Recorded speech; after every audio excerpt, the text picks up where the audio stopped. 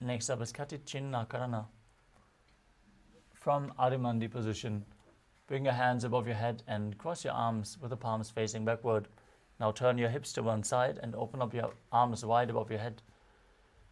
Repeat the movement on both sides again and again.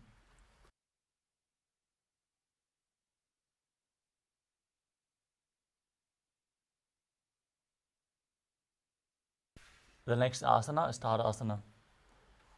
Stand tall on the tips of the toes as you raise your arms up above your head. Keep your elbows straight, engage all three bandhas as you visualize yourself as a palm tree and internally chant the new japa Shivoham. महामुद्राबद्ध कोनो ताड़ासन विभेदकान्.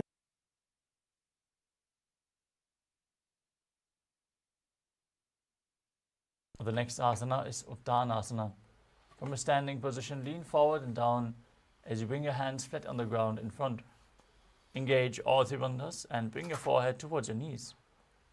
Visualize Swamiji in your inner space. Visualize the japa Shivoham rotating around your throat.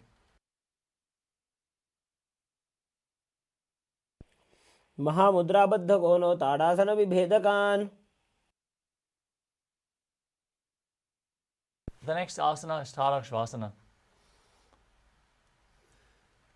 As you keep your hands flat on the ground, shoulder width apart, step your feet back into a plank position. Now engage the perineal region, tuck your chin to the chest and start rotating your head from side to side. Visualize Swamiji in your inner space as you do so. अवस्थित्वा मस्तकं वारं वारं दक्षिणकुक्षिं सव्यकुक्षिं नजेत्.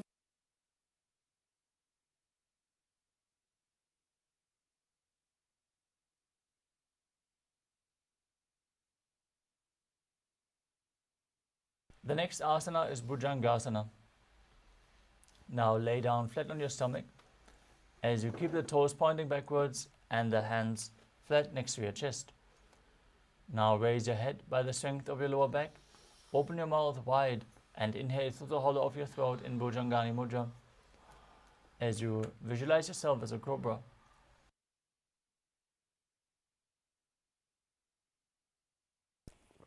अंगुष्ठनाभिपर्यन्तम् अधोभूमौ विनिन्यसेत्. The next asana is Shashasana. Now push your body up into a plank position and alternate bringing one knee in towards your chest back and forth. As you visualize Swamiji in your inner space, breathe calmly through your nose in Sahaja Kumbhaka and perform the Mula Bandha. गजासन संस्थितो जानुद्वयमाकुञ्च वारं वारं कर्तव्यं शशासनं भवति. The next asana is Rathasana. From the plank position, step one foot in between the two hands, jump the foot back as you bring the other foot between the hands again and again. Visualize yourself as a chariot as you perform the Mula Bandha. गजासन संस्थितो एकैकं पादं पुरोमार्गेण भ्रामयित्वा कर्तव्यं रथासनं भवति. Next up is Virabhadrasana. As you keep one foot flat on the ground in front, with a knee bent at a 90-degree angle, toes pointing forward, keep the other leg pointed back, with the toes pointing outward, knees straight. Raise your arms up parallel above your head. Gaze towards your third eye. Visualize yourself as Lord Virabhadra as you perform Uddiyana Bandha and Mula Bandha.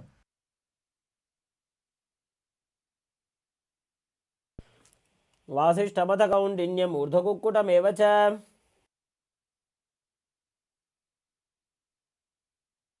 Exchange the position of your feet. Repeat Virabhadrasana on the other side. वासिष्ठमथ कौण्डिन्यम् ऊर्ध्वकुक्कुटमेव च. Next up is Vrikshasana. Now stand tall and bring one foot to the inner thigh. Keep your palms together in Anjali Mudra and raise them up above your head. As you pull your stomach in and up, contract the perineal region and visualize yourself as a tree. वामोरुमूलदेशे च जाम्यं पादं निधायतु. Next up is Garudasana. Now stand tall. Place one foot onto the opposite hip. Join your hands together in Namaskara Mudra in front of your heart center and visualize yourself as Lord Garuda in Garudasana. गरुडासनमावक्षे येन ध्यानं स्थिरं भवेत्. Now repeat Vrikshasana, the tree posture on the other side. साम्यं पादं निधायतु.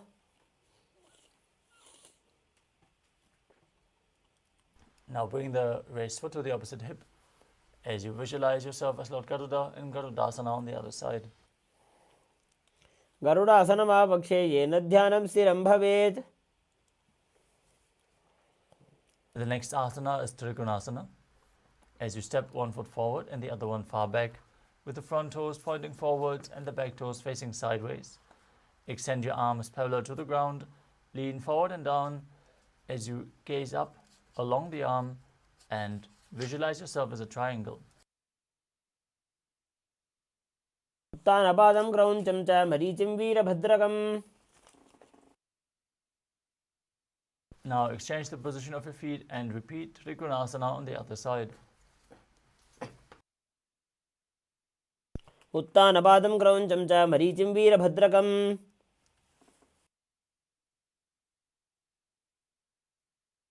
Next up is Nikutakakarana.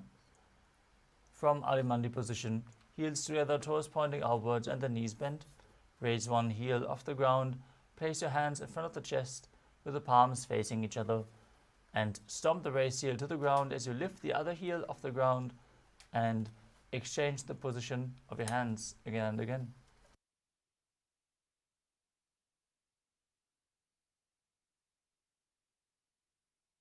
Next up is Angushtasana. Now lower your body down onto the tips of the toes. Sit your perineum down on the raised heels. As you keep the knees together, join your hands in Namaskara Mudra in front of the heart center. Visualize Swamiji in your inner space and start buzzing like a bee on the inhalation and exhalation in Brahmari Kumbhaka. As you perform the Mula Bandha and internally chant the new japa Sadashivoham. कबन्धासनमित्याहुः गोरक्षासनमेव च. From Angushtasana, extend one leg forward, heel down, toes pointing up. Keep your hands at the side, palms facing forward in Vara Mudra, with the fingertips just touching the ground. Visualize Swamiji in your inner space as you perform the Mula Bandha in Saurasana. प्रसार्य एकं पादतलं संस्थाप्य त्वेकपादकम्.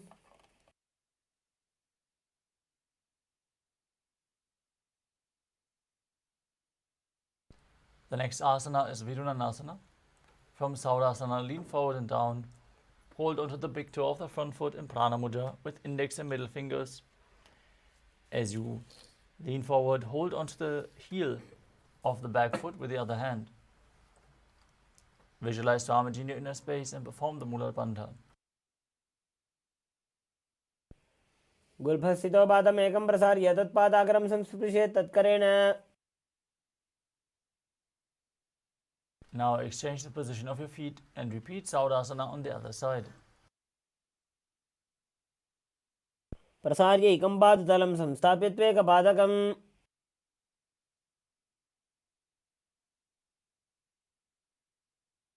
The next asana is Vidunanasana on the other side. Lean forward and down. Hold onto the big toe and the back heel as you visualize Swamiji.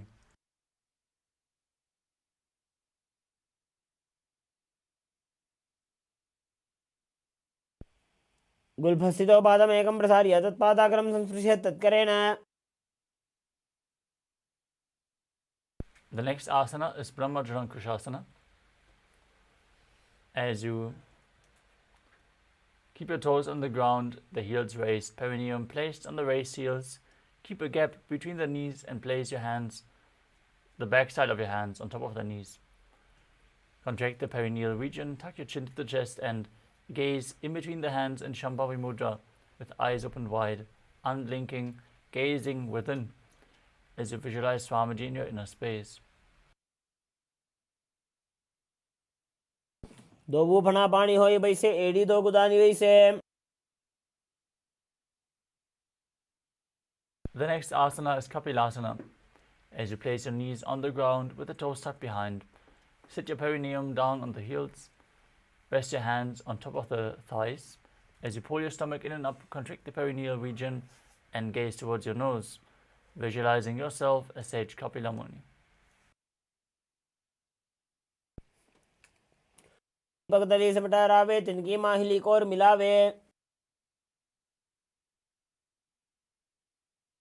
The next asana is Patala Godakasana.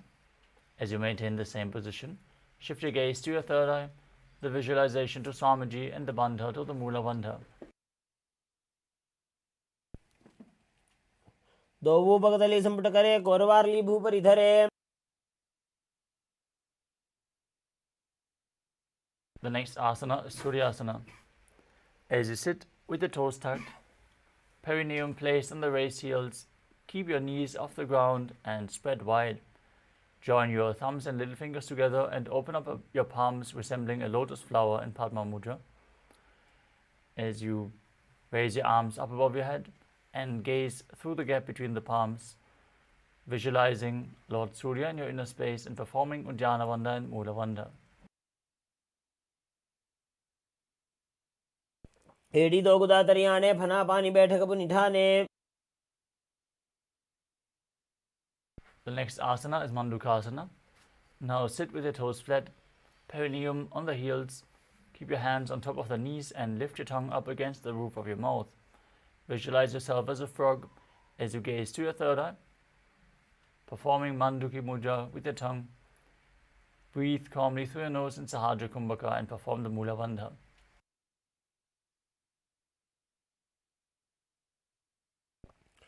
पादतलौ पृष्ठदेशे अंगुष्टे द्वे च संस्पृशेत्.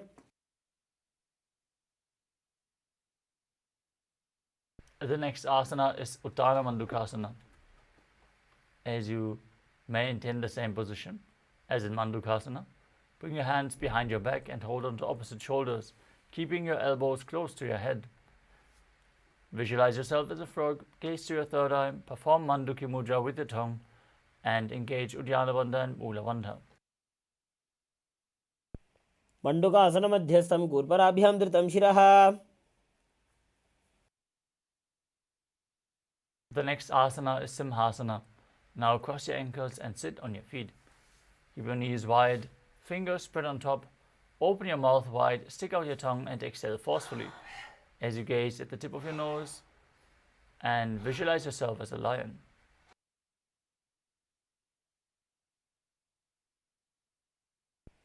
दक्षिणं सव्यगुल्फेन दक्षिणेन ततेतरम्. The next asana is Bhadravasana. As you sit with your heels under the perineum, the knees opened wide, cross your hands behind your back and hold onto the big toes in Prana Mudra.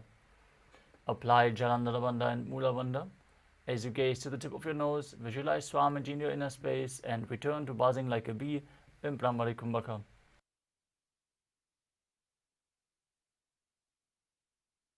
गुल्भौ च वृषणस्याधो व्युत्क्रमेण समाहितः.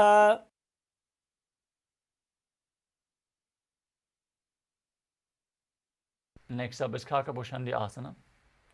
As you squat and keep the feet flat on the ground with the knees opened wide, bring your arms in and around the back as you interlace your fingers behind your back. Gaze towards your nose as you visualize yourself as a crow.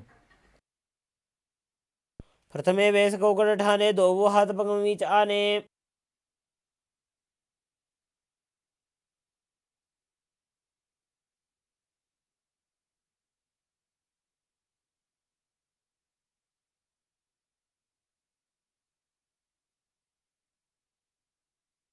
The next asana is Karnivavasana.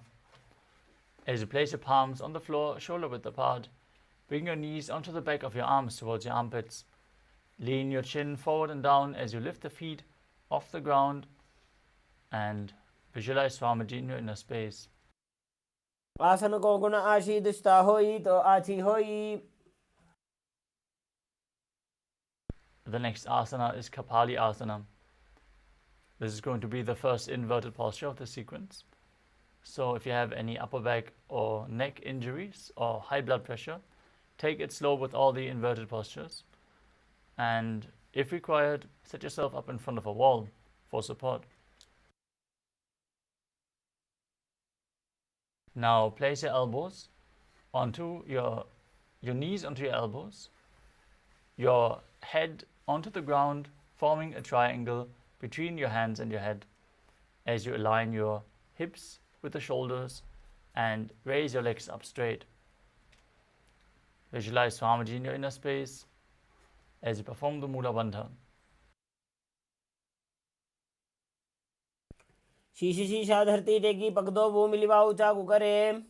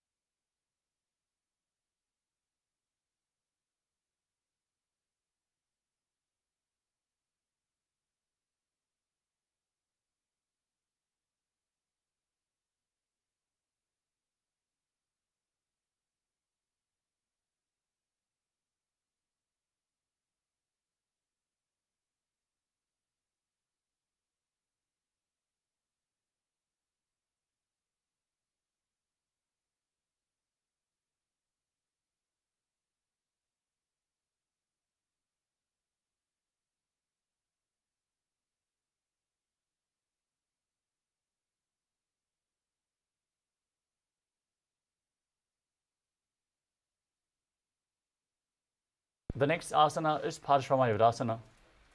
As you squat on your toes with the legs together, twist your body and place both hands to one side. Then lean onto your arms and balance, extending the legs to the side.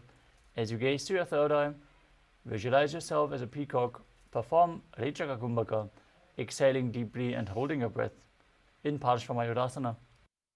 मयूरं दंडवत् कुर्यान् मायूरं दंडनामकम्. Now twist your body in the opposite direction and repeat Paramashivoham.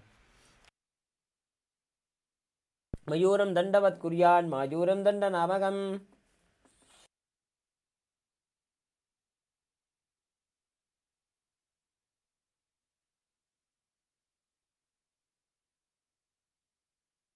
Now place your hands flat on the ground in front as you step your feet back into a plank position. Then step one foot outside the shoulder in between the two hands. As you push your hips forward, contract the perineal region, gaze to your third eye and visualize yourself as Lord Kala Bhairava in Bhairaganathasana. आसन को गुण बीती जाई. Now step the front foot back and bring the other foot outside the shoulder in between the hands. As you visualize yourself as Lord Kala Bhairava in Bhairaganathasana on the other side. आसन को गुण बीती जाई. Step the front foot back and from the plank position, bring your forearms on the ground and slightly walk your feet forward to raise your hips in Unmukha Pitasana as you gaze towards your third eye and visualize Swamiji in your inner space. भून्यस्तो जानुनी हस्तो चतुष्पदम वाङ्मुखम्. Next up is Vashishthasana. From Talakshvasana, rotate your body onto one arm as you extend the other arm up towards the sky. Keep your body straight, the core engaged as you perform the Mula Bandha.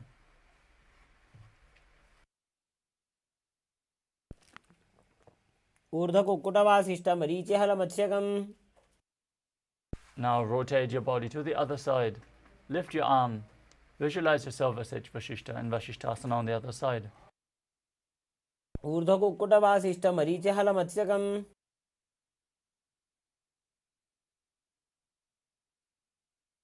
Now come to a seated position with your legs extended forward as you place your hands underneath the buttocks with the palms facing up. Visualize yourself as Lord Hanuman as you gaze towards your nose. Perform Jalandhara Bandha and Mula Bandha and internally chant the new japa Paramashivoham. की उभय हथेली कोरवारली मैले भेली.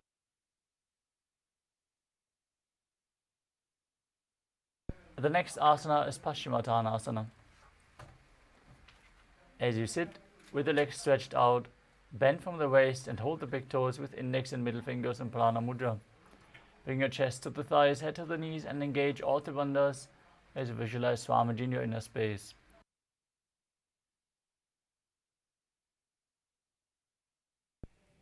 स्वबानिभ्यां दृढं दत्वा जानोपरि शिरोन्यसेत्. The next asana is Ugrasana. From the same position, interlace your fingers behind your head in Parashur Mudra. Lean forward and down. Bring your head towards the knees, in between the knees if you can, as you bring your elbows outside the knees. Engage your core. Perform all three bandhas as you visualize Kali in your inner space. स्वबानिभ्यां दृढं धृत्वा जानोपरि शिरोन्यसेत्. Next up is Marichi Asana. As you sit with your legs extended, bring one heel against the groin with the knee raised. Bring your arm in and around the raised knee. Interlock both hands behind the back. As you lean forward and down, bring your head towards the knee and visualize yourself as Marichi. उत्तानपादं क्रौञ्चं च मरीचिं Virbhadra. From Marichi Asana, drop the raised knee to the ground. Keep the heel against the perineum. Lean forward and down and hold the front foot with both hands. As you engage all three bandhas, Mahamudra Bandha, gaze towards your nose and visualize Swamiji in Mahamudrasana. महामुद्रां प्रवक्ष्यामि तन्त्रेऽस्मिन् मम वल्लभे.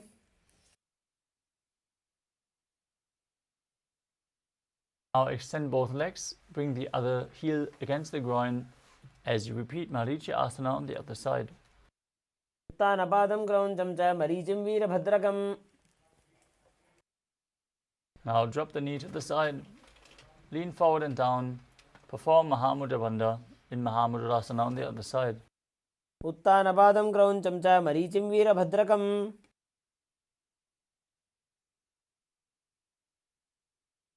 The next asana is Vajrasana 2.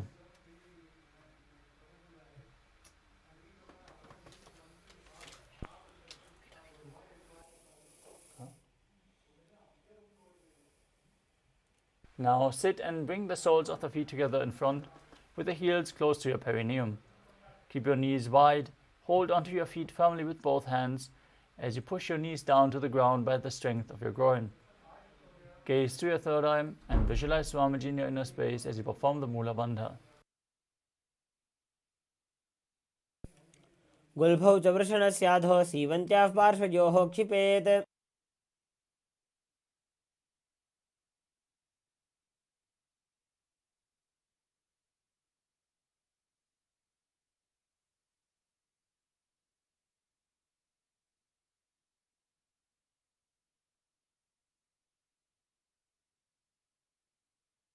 The next asana is Gvali Pavasana. From Vajrasana, extend your feet away from the body slightly. As you keep the toes together and the heels apart, your knees wide open.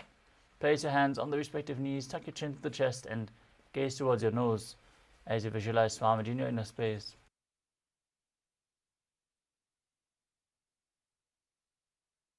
पूर्व चरपुट चौक का ख्यो सोजी वाही विधि जो कीजे sooji. Next up is Joni Asana.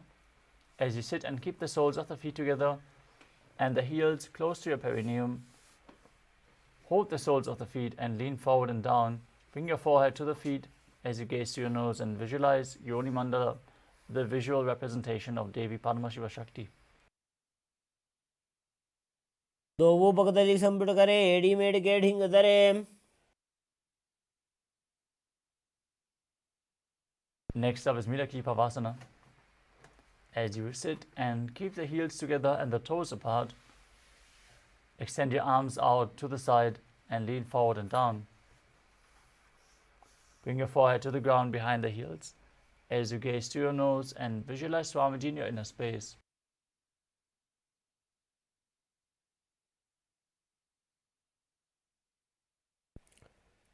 पूर्व विधि परिपकदली संपुट शोर एडी मिली राशे.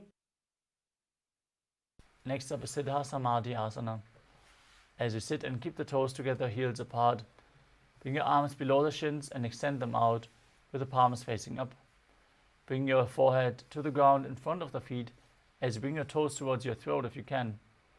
Gaze towards your nose. Visualize Lord Surya in your inner space as you perform the Mula Bandha.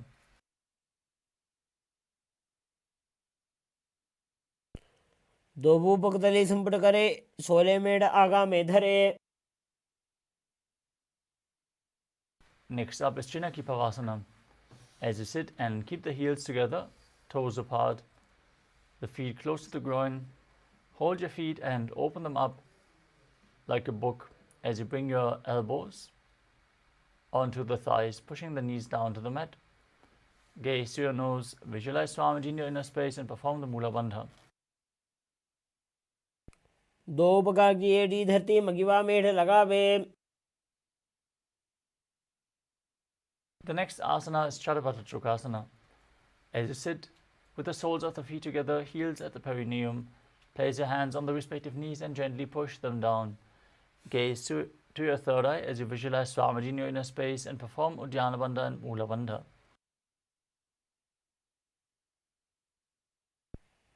दो भूपकतली संपुट धारे आगाने कर जा रे पसारे. Next up is Bhairavasana. As you sit and bring the soles of the feet together with the knees opened wide, lift your heels up off the ground and bring the toes down to the ground. Use the support of your hands if needed in this intense stretch. As you then place your knees on the ground and your hands on top of the knees in Bindu Mudra. Gaze to your third eye, visualize yourself as Lord Kala Bhairava as you perform Uddiyana Bandha and Mula Bandha.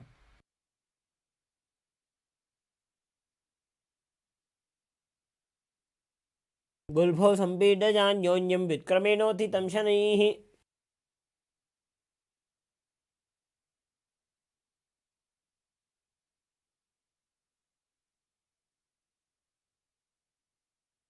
The next asana is Samanasana.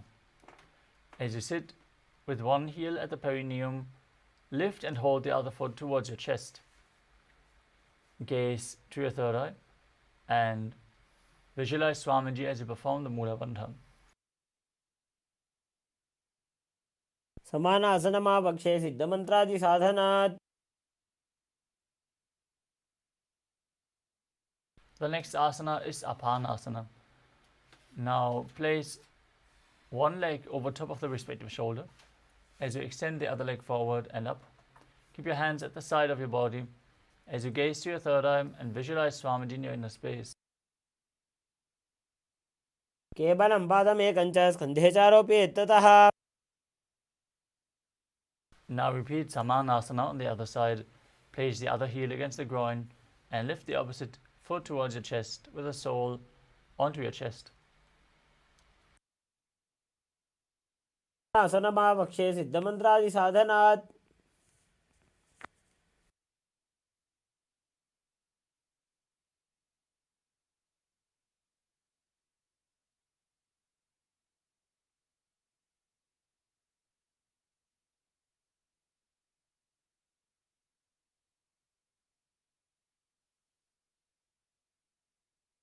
Now repeat Apanasana on the other side as you bring the other foot over top of the respective shoulder and extending the opposite leg forward and up. केवलं पादमेकं च स्कन्धे चारोप्येत्ततः. The next asana is Gomukhasana. As you sit and cross your legs, stacking the knees in front of the body with the heels close to your hips. Interlace your fingers and place them on the top knee. As you gaze to your nose, visualize the face of a cow. Start breathing in Sitkari Kumbhaka as you press your tongue against the top of your mouth and hiss through your teeth without your tongue touching the teeth. As you engage the Mula Bandha and internally chant the new japa Om Nithyanandoham. सव्ये दक्षिणगुल्फं तु पृष्ठपार्श्वे नियोजयेत्.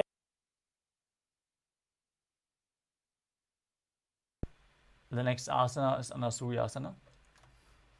From Gomukhasana, hold onto the big toes in Prana Mudra. Gaze towards your nose as you visualize yourself as Rishika Anasuya and perform Uddiyana Bandha and Mula Bandha.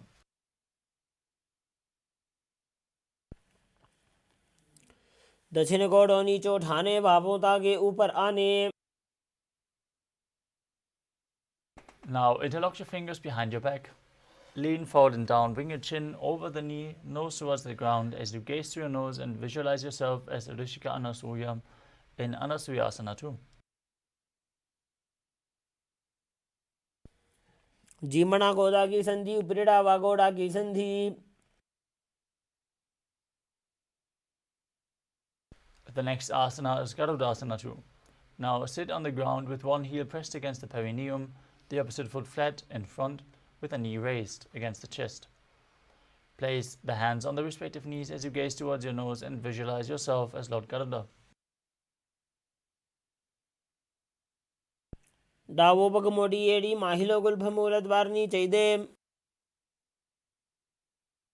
From Garudasana 2, raise your perineum onto the heel. Interlock your fingers behind your neck in Parusha Mudra as you twist your elbows outside the raised knee. Gaze to your third eye and visualize yourself as Narada in Naradasana.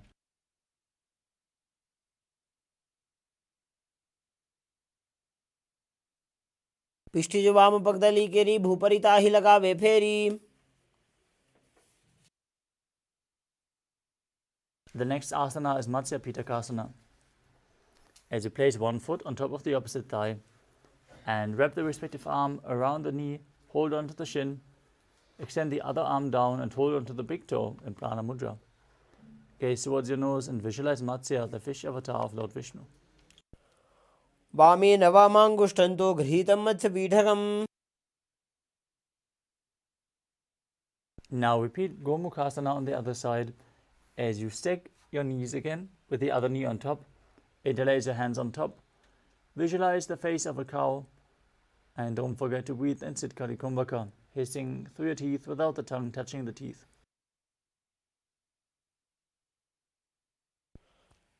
सव्ये दक्षिणगुल्भन्तो पृष्ठपार्श्वे नियोजयेत्. Now hold onto the feet and visualize yourself as Rishika Anasuya in Anasuyasana on the other side. दक्षिण को Downey नीचे उठाने, बाहों तागे ऊपर आने.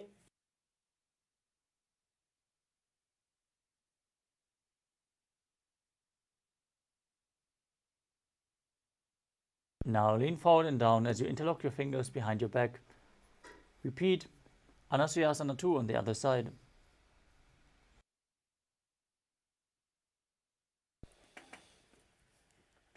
जीमणा गोदा की संधि, उपरिड़ा बागोड़ा की संधि. Now sit flat with the other perineum against the heel, opposite foot flat, hands on the knees, visualizing yourself as Lord Garuda in Garudasana 2 on the other side. Davos पग मोडी AD माहिलो गुल्भमूलद्वारनी चैदे.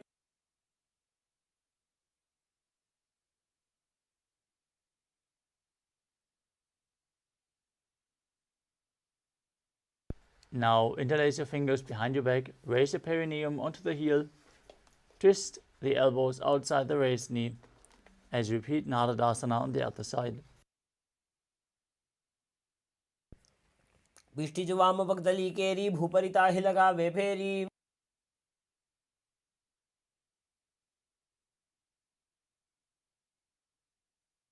Now repeat Matsya Pitakasana on the other side as you place the other foot on top of the opposite thigh, hold onto the big toe and the shin, and visualize Matsya, the fish avatar of Lord Vishnu.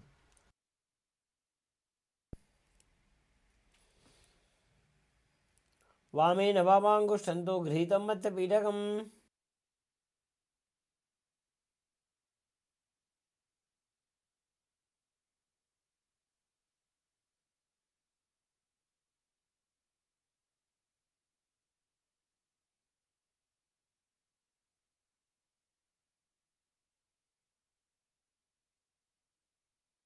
The next asana is Matsyendrasana. Now place one foot on top of the opposite thigh as you raise the opposite knee. Keep your foot flat and twist one elbow outside the raised knee. Place the raised hand at the neck, gaze back and up, as you place the back hand on the ground behind you.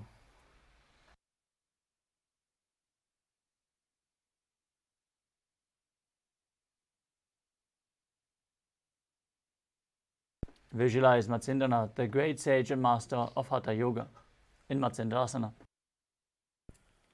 उदरं पश्चिमाभासं कृत्वा तिष्ठति यत्ततः.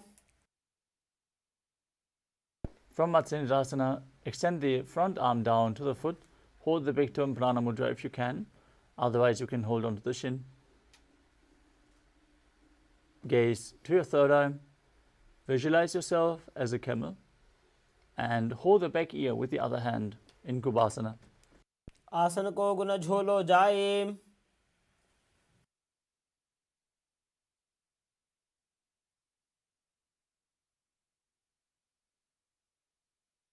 From Kubhasana, drop the hand from your ear to the ground behind you. Gaze to your third eye and visualize Sage Matsendranath in Matsendrasana 2. मत्स्येन्द्रपीठं जलर प्रदीप्तिं प्रचण्डरुक्मण्डलखण्डनास्त्रम्.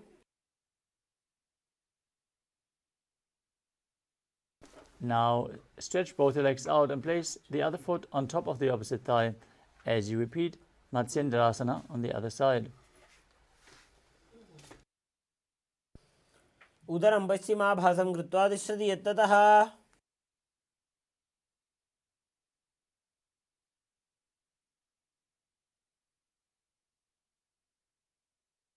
Extend the front arm down to the foot. Place the other hand at your ear. Gaze to your third eye in Kubhasana on the other side. आसन को गुण झोलो जाए.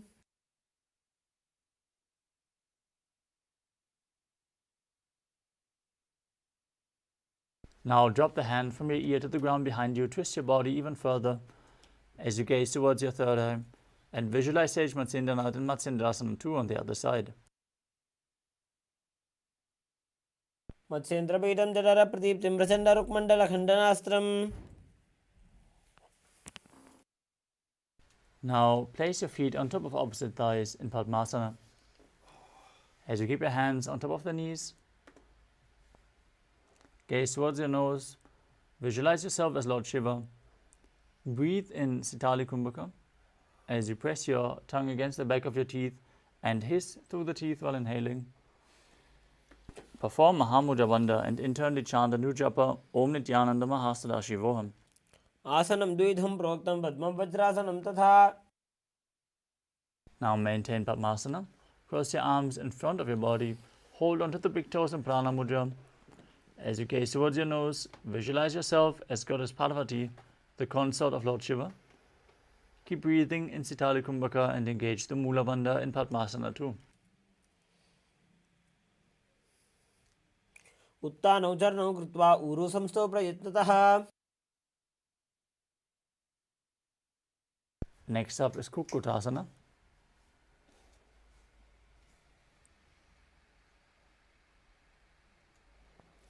As you sit and place your feet on top of opposite thighs, keep your palms on the ground in between the two legs and lift your body up off the mat. Now visualize yourself as a rooster as you breathe calmly through your nose in Sahasrara Kumbhaka and perform the Mula Bandha. पद्मासनं सुसंस्थाप्य नान्वोरुरन्तरे करौ. Next up is Baddha Keki Asana. From Padmasana, rise up onto your knees and place your hands flat on the ground in front with the fingers pointing backwards. Now lean onto your elbows and balance as you lift your knees off the ground and visualize Swamiji in your inner space. नमोष्टभ्यकरद्वयेन तत्कुरुपरिस्थापिता नाभिपार्श्वः. From Baddha Keki Asana, extend your legs back into Mayurasana. From a kneeling position, you can place your hands flat on the mat. Bring your elbows to the navel, lean forward until you find balance, and then extend your legs up straight. Visualize yourself as a peacock as you perform the Mula Bandha in Mayurasana. क्षे महादेव मयूरासनमुत्तमम्.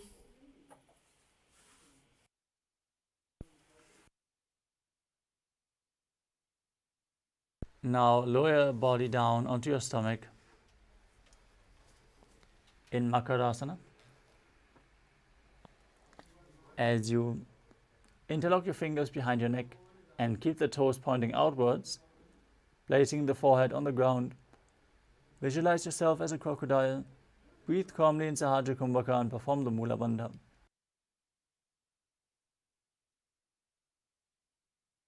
अध्यासचेते हृदयं निधाय भूमौ च पादौ च प्रसार्यमानौ. Next up is Shalabhasana. As you lay on your stomach, keep your hands next to the chest, flat on the ground, and raise your legs up off the mat. Visualize yourself as a locust as you perform the Mula Bandha.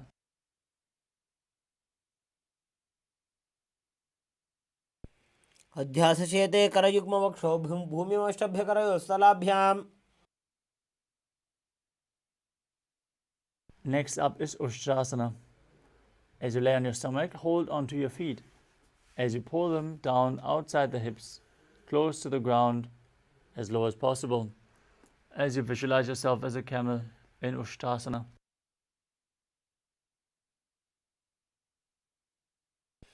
उद्ध्यासचेते पदयुग्मव्यस्तं पृष्ठे निधाय विधृतं कराभ्याम्. The next asana is Dhanurasana. As you hold onto your feet, kick them back and up and lift your chest, visualizing yourself as Pinaka, Lord Shiva's bow, as you gaze to your third eye and perform the Mula Bandha in Dhanurasana.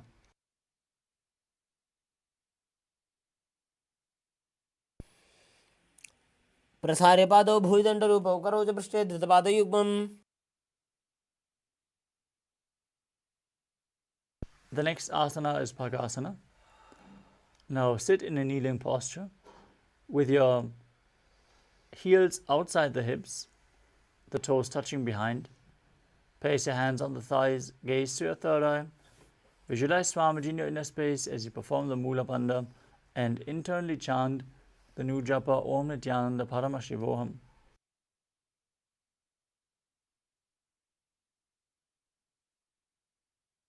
मोड़ी पाव दो वैसे बहुरोज उक्त करे एक ऐसे.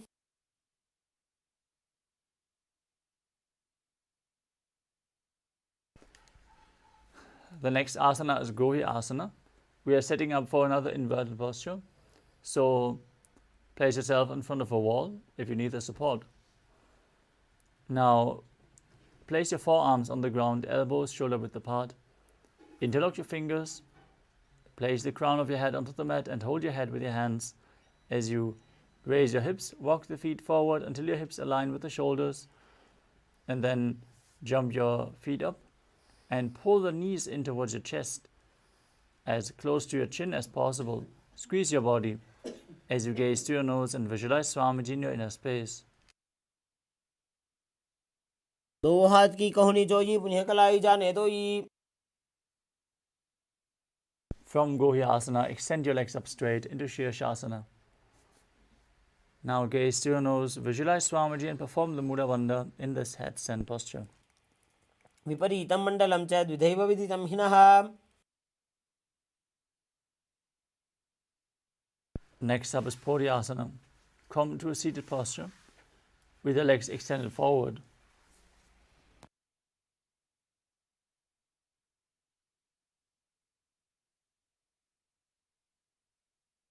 Start breathing in Bhastika Kumbhaka, rapidly exhaling from your diaphragm, pushing the air out again and again like the bellows of a blacksmith.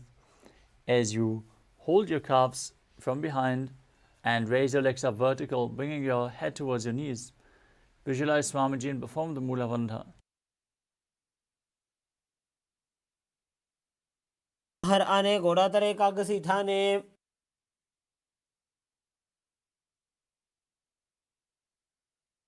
The next asana is Parighasana.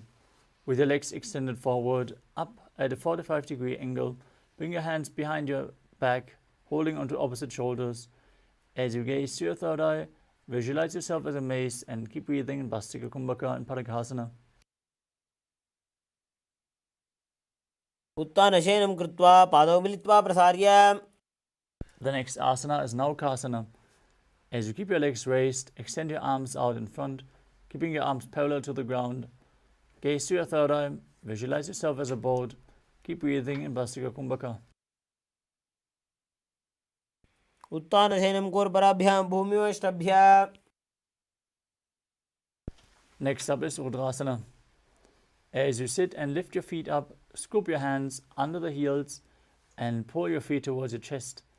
Keep your spine upright, gaze towards your nose, and visualize yourself as Lord Rudra as you keep breathing in Bhastrika Kumbhaka. पगतली संपूटकरी हाथस्य उपग उचाजी. Now breathe calmly through your nose as you lay down on your back with the feet flat, knees raised, hands flat on the ground behind your heels with the palms facing down. Now push your hips up, engage the perineal region, and perform the Jalandhara Bandha as you breathe in Mudra Kumbhaka, exhaling while the throat lock is still engaged. Gaze towards your nose and visualize Swamiji in your inner space in Unmukha Pitasana too. ऊर्ध्वे च जानुनी कृत्वा शवेत्वोर्ध्वमुखं तथा. The next asana is Shivasana. As you lay down on your back, with the hands next to your hip, palms facing up, perform Shakti Chalan Mudra. Pull the Kundalini Shakti up along the spine forcefully. Then relax.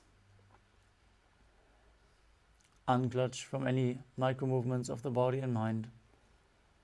As you visualize that your body is dead and Swamiji, the Supreme Pontiff of Hinduism, is liberating you. Internally chant the Mahavakya, Om Nithyananda Paramashivoham. उत्तानं शववद्भूमौ शयनं तु शवासनं. शवासनं श्रान्तिहरं चित्तविश्रान्तिकारणम्.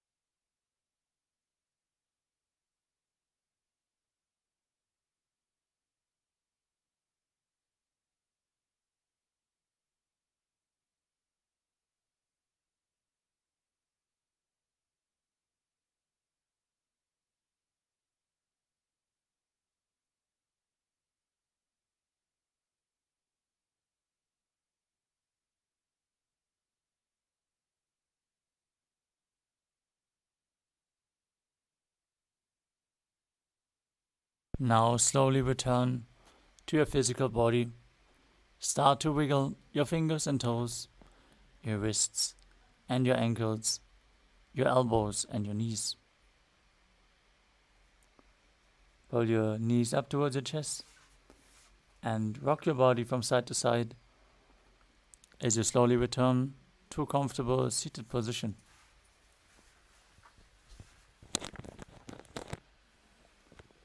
Congratulations, you completed the first 108 asanas of the sequence, which form the Pratama Vinyasa Karma. We are now going to move on to the next asana of the sequence, Yathasana Ishtasana. Now sit in a position that brings ease to your physical and mental space.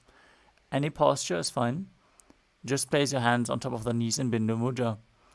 Visualize Swamiji as you perform the Mula Bandha in Yathasana Ishtasana.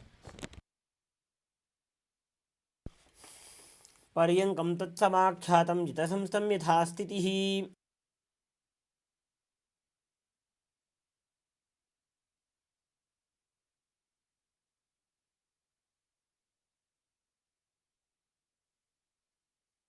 The next asana is Samasana. As you sit in a cross-legged position with your hands on the knees in Bindu Mudra, take a long deep inhalation and hold your breath. After exhaling deeply, keep inhaling and exhaling deeply again and again as you visualize Swamiji in your inner space.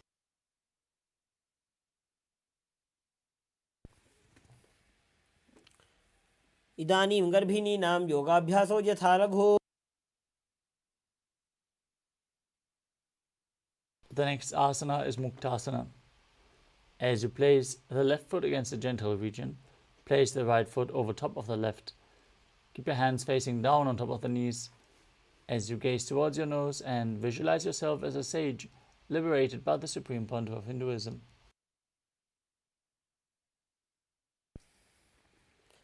निपीड्य सीविनीं सूक्ष्मां दक्षिणेतरगुल्पतः. Next up is Siddhasana. Maintain the same position, shift your gaze to the third eye and visualize Swamiji in your inner space. स्थानसंयमितेन्द्रियोचलदृशा पश्यन् भ्रुवोरन्तरं चैतन्मोक्षकपातभेदजनकं सिद्धासनं प्रोच्यते. Next up is Siddhyasana. Maintain the same position, shift your gaze to the ground in front of you as you visualize Swamiji and engage all three bandhas. वामपादके इडीजानो सीवनिमधितासकोठानो.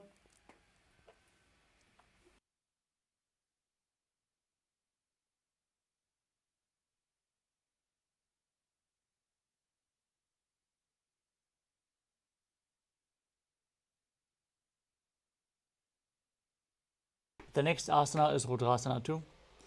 As you keep your legs in the same position, rotate your hands back into Bindu Mudra, shift your gaze to the third eye and visualize yourself as Lord Rudra.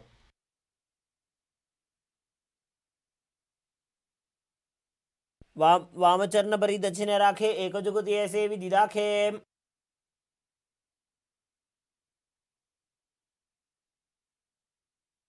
The next asana is Santadunasana. As you maintain the same position, switch your gaze to the nose and embody tranquility and an unshakable nature. आसन की गुण मन की चंचलता meet.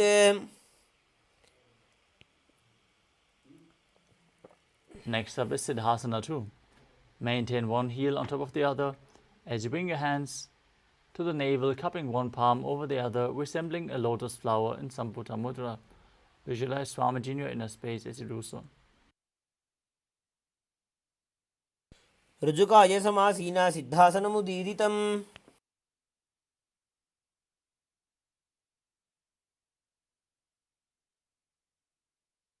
Next up is Bandha Yoni Asana. As you maintain your feet in the same position, set the sankalpa of manifesting through the womb of creation. Prepare yourself to enter Shanmukhi Mudra as we lock all our five senses with our hands. Now place the little fingers beneath the bottom lip, ring fingers above the upper lip, middle fingers closing the nostrils, index fingers closing the eyes, and the thumbs locking the ears. यत्र मध्ये महादेव बन्धयोन्यासने शृणु. The next asana is Virasana. Now place one foot on top of the opposite thigh and the other foot below the opposite thigh. Place your hands on the knees in Bindu Mudra and visualize the state, embody the state and space of bravery.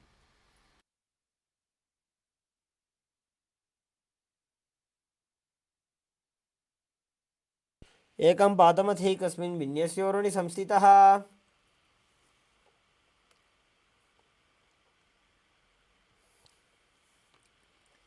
Next up is Valmikasana. As you keep your feet in the same position, hands on the knees in Bindu Mudra, gaze to your third eye and visualize Sage Valmiki, the great poet and author of Ramayana. डाबा पगगी पगथली पुनि AD है जो या.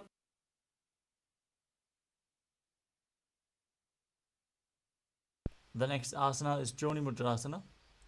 Maintain your feet in the same position, rotate your hands on top of the knees, flat onto the knees. As you gaze to your nose and visualize Yoni Mandala, the visual representation of Devi Paramashiva Shakti. वामपादगी पगदली जाहि माहिली core.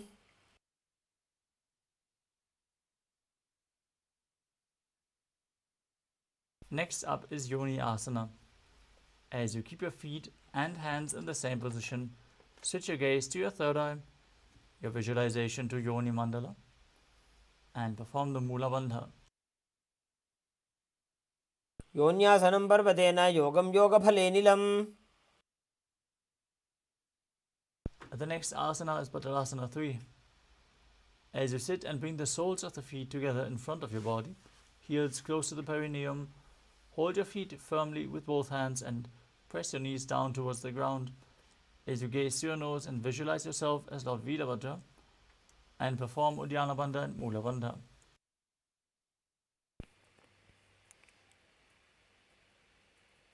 गुल्फौ च वृषणस्यादः सीवन्त्याः पार्श्वयोः क्षिपेत्.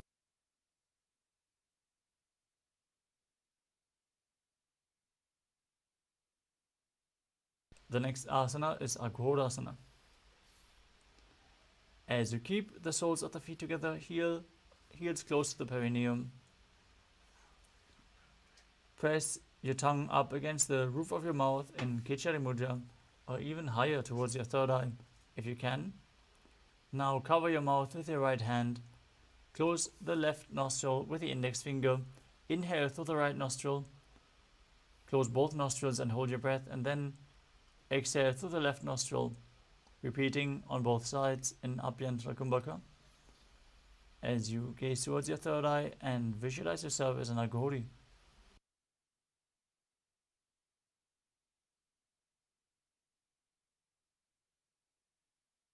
पूर्व कहो भिश्रिका जोई वाही विधि जोगी जैसो जी. Next up is Kanadi Pavasana. As you bring your feet together in front, the toes together and the heels apart, place your elbows on the heels and rest your chin on the palms. Gaze towards your nose, engage Uddiyana Bandha and Mula Bandha. As you breathe in Rechaka Kumbhaka, exhaling and holding your breath while visualizing yourself as a female elephant drinking water. ग्वाली पावा आसन का क्यों है जैसे Yahoo में जाने विधि तैसे. The next asana is Padasana. Sit with your knees raised, arms between the thighs and calves. Interlace your fingers and raise your feet off the mat. As you gaze towards your nose and visualize Swamiji in your inner space. ततोर्ध्वम्रे च येत् वायुं मृदुनिश्वास संयुतम्.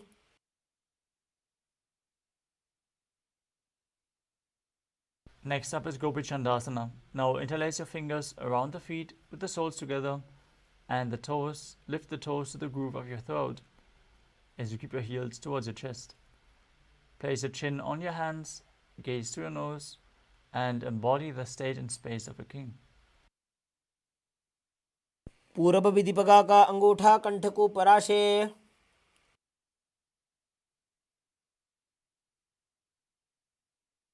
The next asana is Uddarasana.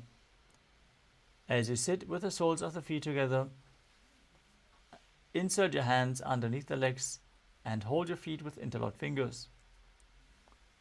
Now bring the feet up towards your chest as you bring your head down, touching your chin to the soles of the feet. Gaze through your nose and visualize your body free from any defects.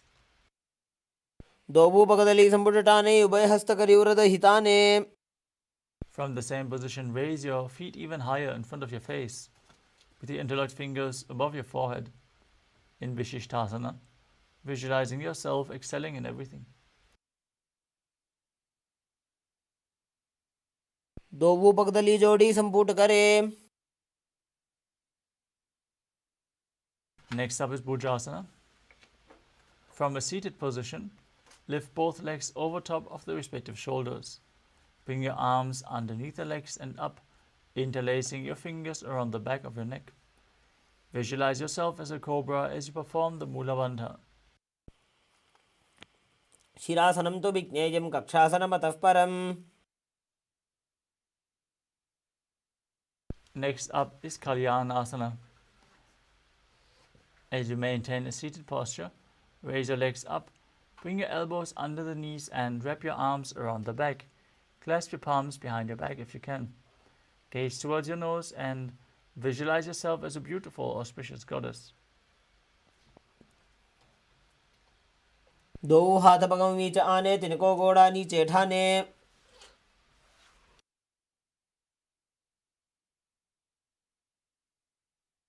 The next asana is Sankatasana.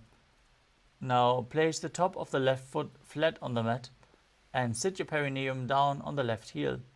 Stack the right knee over top, heel close to the hip.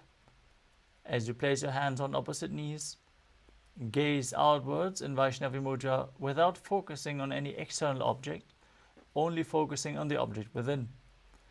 Visualize yourself as an elegant swan as you start breathing in Ujjayi Pranayama, making an ocean-like sound with your mouth. वामपादं चितेर्मूलं सन्यस्य धरणीतले.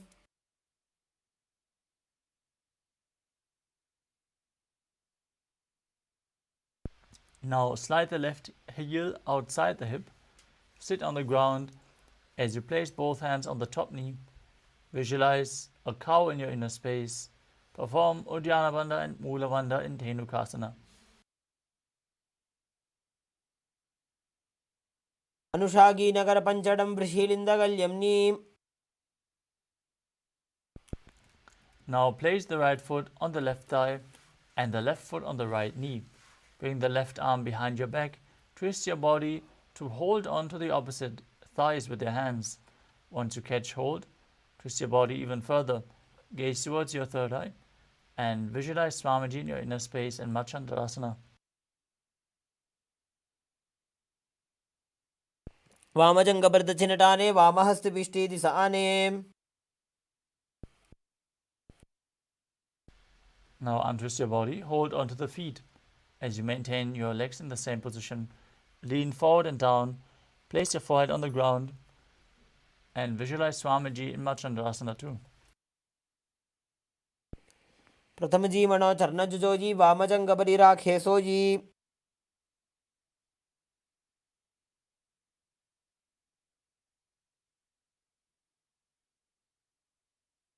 Now raise back up. Interlock your fingers and place them on the top knee. As you engage all three bandhas and visualize Swamiji, your Guru, in your inner space in Guru Asana. ऊर्मूले इतरपादस्य कनिष्ठिका प्रदेशकुल्भं संस्थाप्य.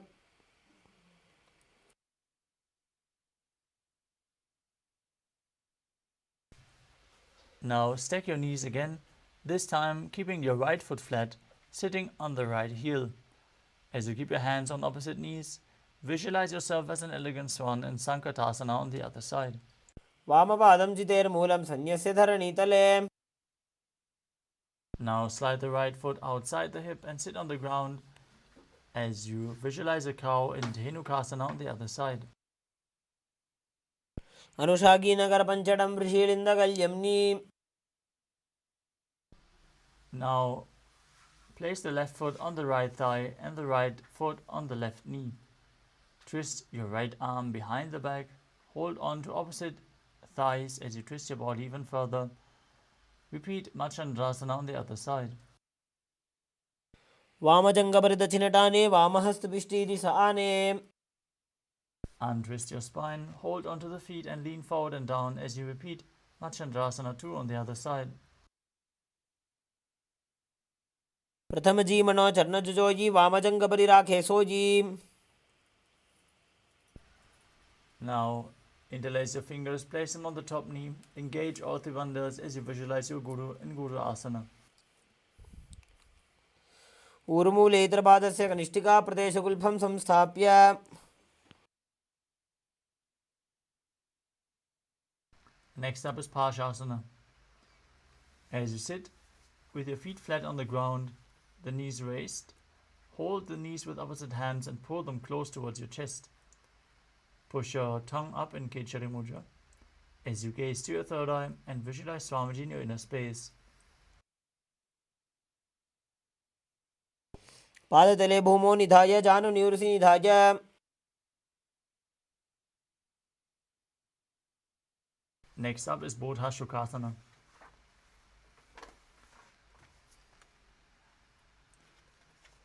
From the same position, hold onto your wrists and place your chin on the knees. Gaze towards your nose and visualize being in an abode of bliss.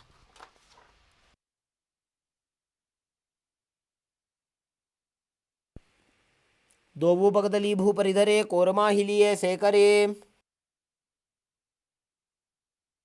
Next up is Kudakatasana. With your knees raised, bring your arms below the knees and hold onto opposite elbows. Gaze towards your nose, visualize Swamiji in your inner space as you perform the Mula Bandha. दो हाथ पग बाहर लियावे गोड़ा नीचे ले टहरावे. The next asana is Sumati Asana. As you maintain the same hold beneath the knees, cross your ankles with the right foot over top, toes pointing up, gaze towards your nose and visualize the great sage and Maharishi Sumati. मूलद्वारी धरती परिठाने डाबा पग परिदच पद आने.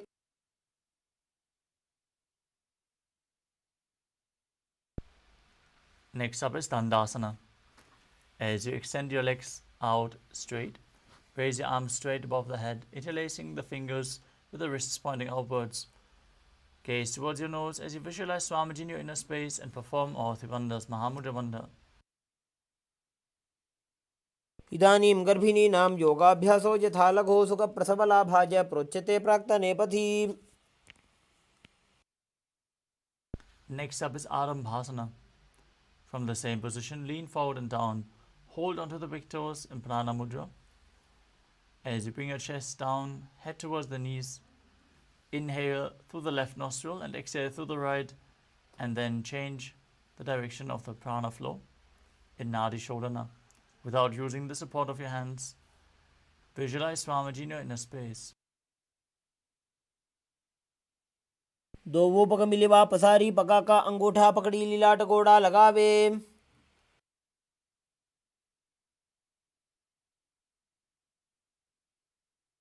Next up is Pirokasana.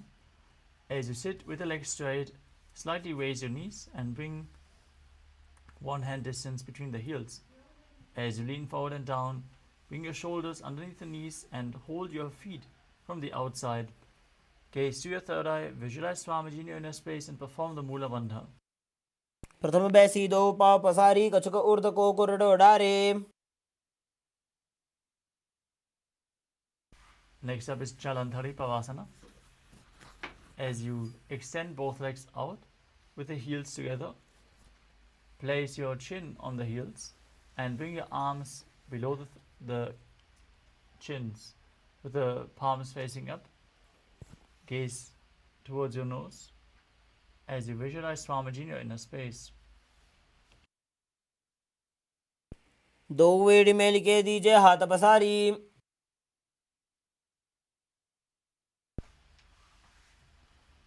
The next asana is Urdhva Paschimottanasana. As you sit and extend both legs out, lift one foot behind the neck Lean forward and down and hold on to the front foot with both hands as in Paschimottanasana. Now visualize Swamiji in your inner space as you perform Pratyahara Pranayama, focusing on the prana flowing up through the 9 points within the body as revealed by Mahadeva himself. Those 9 points are the soles of the feet, the regenerative organs, the navel, the heart, the throat, the uvula, the center of the eyebrows, the top of the forehead, and the crown of the head, the Brahmaranda. Perform the Mula Bandha and internally chant the Mahavakya, Om Nithyananda Paramashivoham. पश्चिमतानवत्संस्थितिं कृत्वा एकं पादं ग्रीवायां धृत्वा तिष्ठेत्. From Urdhva Paschimottanasana, lean back, straighten your spine, hold onto the foot which is still behind your neck with the opposite hand. Gaze to your nose and visualize yourself as infinite, endless, eternal, Ananta. उत्तानशयनी एकैकं Pai ग्रीवायां विन्यस्य. Next up is Ankushasana. From Anantasana, rest onto the elbow of the hand holding the foot. Concentrate on the prana flowing upwards as you gaze to your nose and feel in complete control. उत्तानशयित एकैकं पादं ग्रीवायां कुर्वन्. The next asana is Durushasana. As you lay on your back, hold your knees with opposite hands and pull them close as you rock your body from side to side. Visualize Swamiji in your inner space. उत्तानशयनं जानुनी हृदये वष्टम्भ जङ्घासहितो उरोनि करद्वये बद्ध्वा.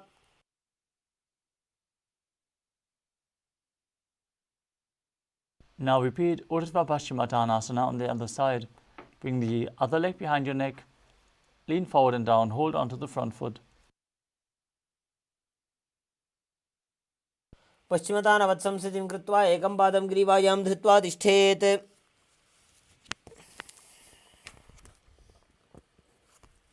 Now lean back into Anantasana. As you keep the leg behind your neck, hold onto the foot with the opposite hand.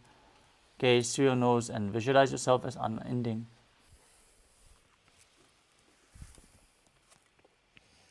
उत्तानशयनी एकैकं Pai ग्रीवायां विन्यस्य. Now roll onto the side of the hand holding onto the foot as you gaze to your nose and feel in complete control in Ankushasana. उत्तानशयित एकैकं पादं ग्रीवायां कुर्वन्.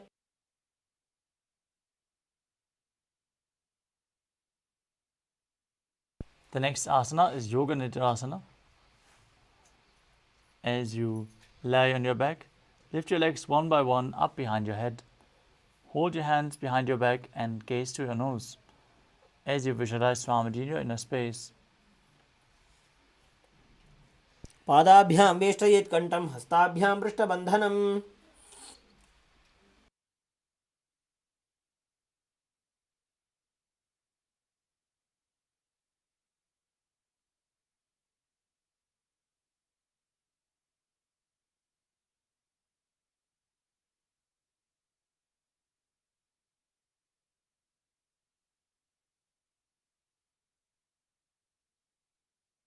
The next asana is Atmaramasana.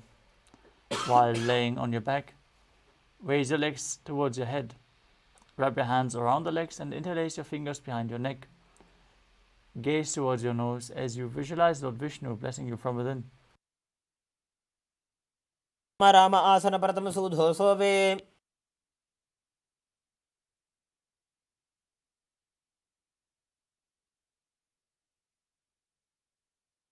Next up is Kutrikasana. As you lay on your back, with the knees towards the chest, the soles facing up, extend your arms sideways, gaze to your third eye, and visualize Swamiji in your inner space. तो वो हाथ सीधा सा करे तिन सौ ube Sapa करे. Next up is Jatara Parivritti. This asana consists of 3 steps. We're going to perform all 3 steps and then repeat them on the other side. Let us first enter a neutral position where you pull your knees in towards your chest and extend your arms out to the side at shoulder level. Visualize Swamiji and perform the Mula Bandha as you drop one knee to the side and extend the other leg down. This is the first step. Now bend both knees to the same side. Second step. And extend both legs to the side, hold onto the feet and gaze in the opposite direction. Third step. Now return to the center, the neutral position, and then drop the other knee down to the side, extending the opposite leg. Bring both knees bent to the side and extend both legs to the side as you gaze away from the feet. परिवृत्ते कुक्षिभागे त्रिदाहि परिकीर्तितः. Next up is the Dviparapitam. As you lay on your back, place your feet flat on the mat with the knees raised. Hold on to your ankles and lift your hips up as you gaze through your nose and visualize yourself as sturdy as a bridge, breathing in Mudra Kumbhaka with Jalandhara Bandha and Mula Bandha engaged. प्रतिक्रियायुतं द्वन्द्वपीठः सर्वबलप्रदं गर्भिणीनां दुर्बलानाम् इति Gargi जगादनु.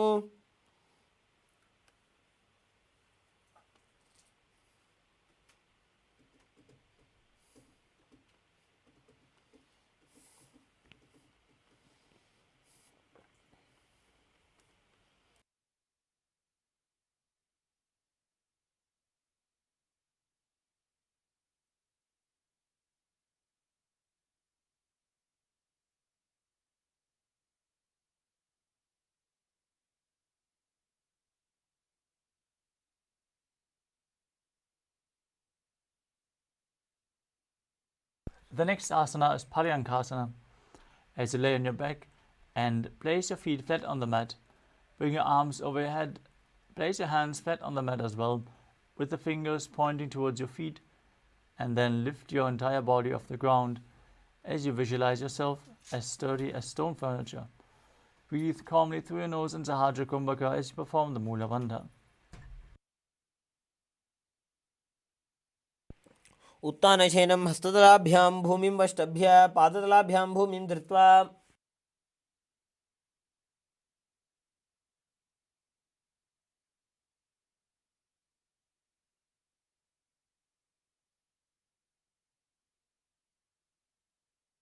Next up is Shvotanasana.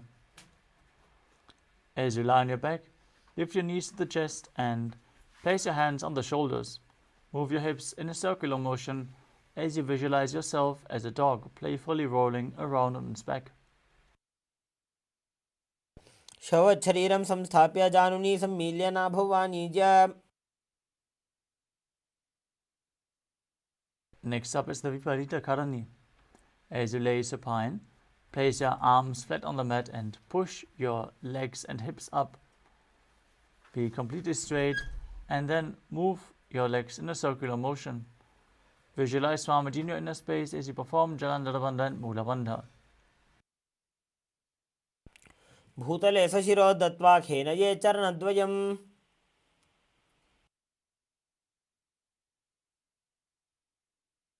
Next up is the Viparita Karani too. From the same position, stop the movement of your legs.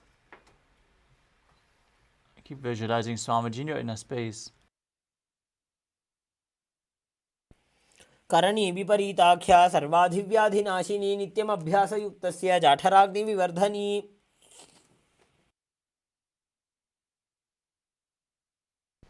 Next up is Langalasana. Now lay on your back and then lift your hips as you take your feet over your head, toes on the floor. Place your hands stretched on the ground behind your back, interlaced in Padasha Mudra. As you rest on your neck and shoulders, visualize yourself as a plow.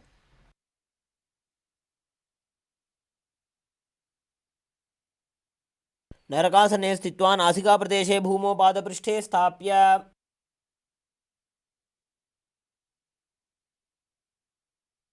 Next up is Shaita Paschimottanasana. As you lay on your back, lift your legs over your head with the toes pointing to the ground. Hold onto the feet with both hands as you keep your arms and legs straight. This is one of the 84 asanas revealed directly by Lord Paramashiva himself. Perform Jala Nirabandha and Mula Bandha as you do so. शयित्वात् कुर्वीत शयितपश्चिमतानकम्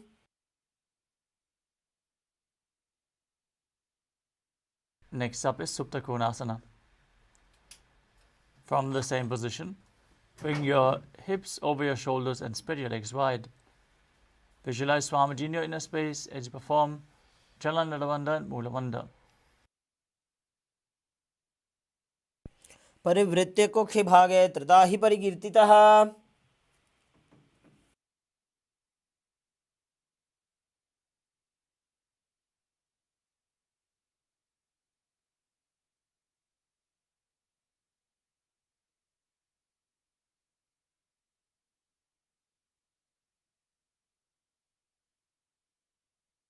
The next asana is Chakrasana.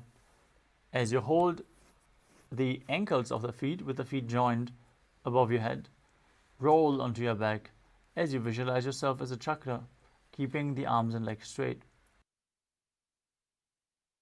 शवासनस्थद्वौ पादौ कुर्यान्मस्तकतः परो व्युत्क्रमेण ततः शीघ्रमेतत्सर्वस्य साधनम्. The next asana is Supta Prasarita Parangushtasana. As you lay on your back with your legs vertical, hold onto the big toes in Prana Mudra, and then open your legs wide to the side as you visualize Swamiji and perform Ujjayi Pranayama. उत्तानपादं क्रौञ्चं च मरीचिं वीरभद्रकं नटराजं त्रिकोणं च सुप्ताङ्गुष्ठप्रसारणे.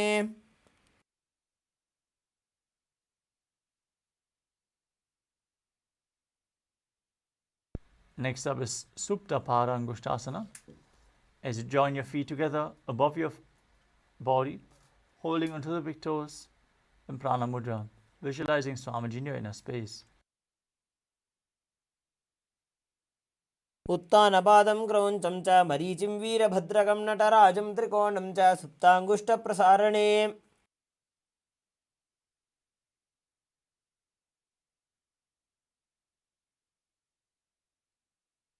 The next asana is Matsyasana. From Supta Parangushtasana, cross your legs into Padmasana. Lay on your back and hold opposite elbows over your head. As you gaze to your nose, visualize Matsya, the fish avatar of Lord Vishnu in Matsyasana. उत्तपद्मासनं कृत्वा उत्तानशयनं चरेत् कूर्पराभ्यां शिरो वेष्ट्या मत्स्यासनं तु रोगः.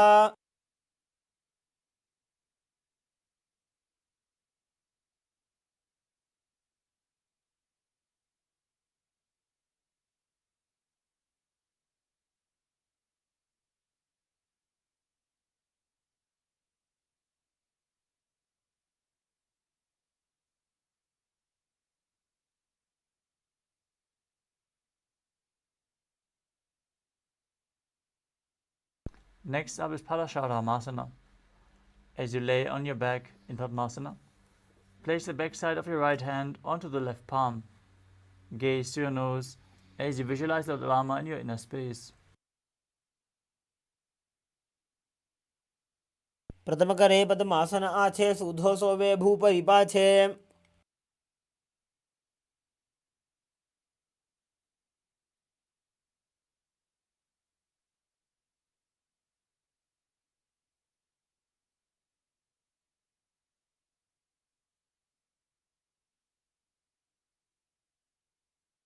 Next up is Sarvangasana.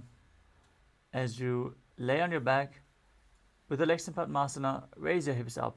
Support your hips with your hands and place the elbows on the ground. As you gaze to your nose, visualize Swamiji in your inner space, perform Jalandhara and Mula Bandha. अथवा क्षेत्रसंक्षेपात् सर्वाङ्गासनमुत्तमम्. Next up is Vrishchikasana. As you lay on your back, place one foot on top of the opposite thigh and pull the opposite knee towards your chest as you extend your arms up above your head, hooking the fingers forward, gazing to your third eye and visualizing yourself as a scorpion.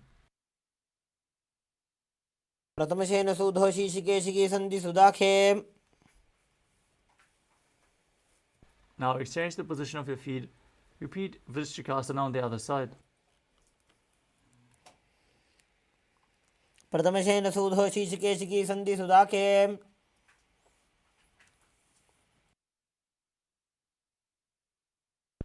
Next up is Vrishaparakshipasana. As you lay on your back, interlace your fingers around the neck. Lift both legs off the mat and alternate pulling one knee in towards your chest back and forth.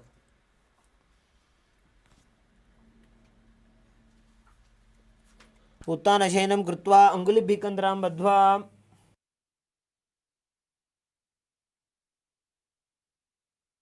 Next up is Maruttanasana.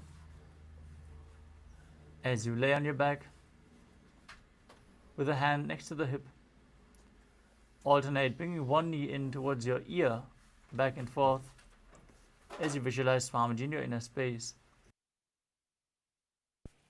श्रोतानवत् संस्थिति कृत्वा जानुद्वयं पर्यायेन कर्णयोः संस्पृशेत्.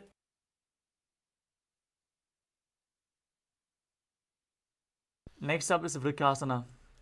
While laying on your back, place the soles of the feet flat on the ground, stand up and then sit back down as you visualize yourself as a wolf, breathing calmly in Sahadra Kumbhaka. उत्तानशयनं कृत्वा पादतलाभ्यां भूमिं धृत्वा. Next up is Luthasana. As you lay on your back, quickly throw your legs above your head and completely roll over. Repeat this movement again and again as you visualize Swamiji in your inner space. उत्तानशयनं पादौ शिर उल्लङ्घ्य भूमौ स्थापयित्वा निब्जं भूयाति निब्जं शयनम्.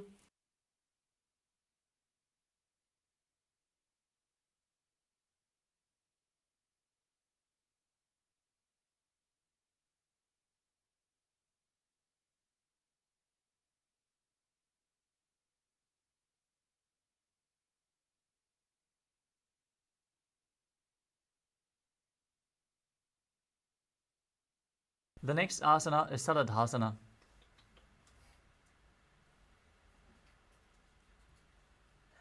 As you lay on your stomach, keep your hands at shoulder level.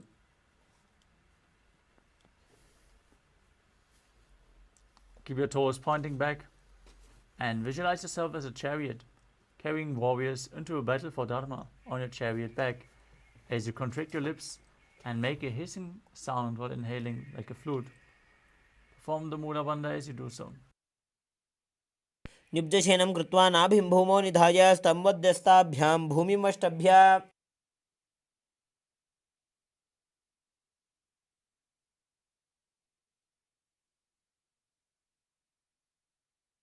Next up is Dehalyulanganasana. Now place your palms on the ground, push your body up into a plank position and jump your feet back and forth in between your arms as you visualize yourself transcend body and mind in Dehalyulanganasana. हस्तद्वयं बद्ध्वा तन्मध्यचरणद्वयम् उड्डानैव बहिरानीय.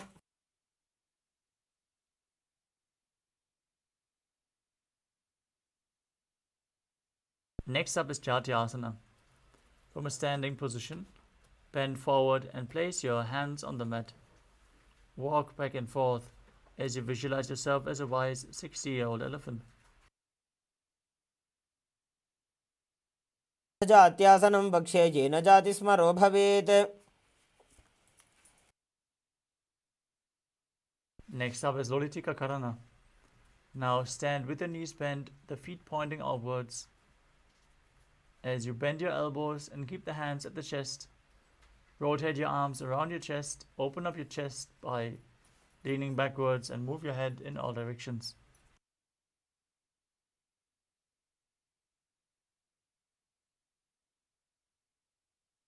The next asana is Sarpasana. Now tie your feet with a rope if you have one available, and then stand erect on the mat like a rod. Keep your arms at the side of your body with the elbows close to the body, hands on the respective thighs. Visualize your Kundalini Devi is raising, curling upwards around your body. अथ सर्पासनं वक्षे वायुपाणाय केवलं शरीरं दण्डवत् तिष्ठेत् रज्जुबन्धस्तु पादयोः. The next asana is Ushtra Sadhanasana. While standing, place all fingers on the mat and then stand on your hands. Hold the toes from the front as you start walking around on the mat, visualizing yourself as a camel. मुष्टिकनिष्ठिकाप्रदेशेन भूमौ निधाय उपरि पादतले संस्थाप्य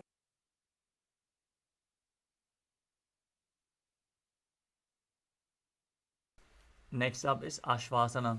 From the same position, hold the feet from the outside and walk around on the mat, visualizing yourself as a horse.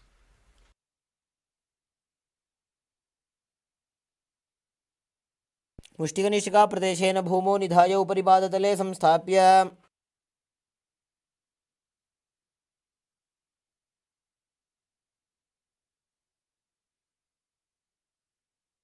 The next asana is Kapota Nitakasana.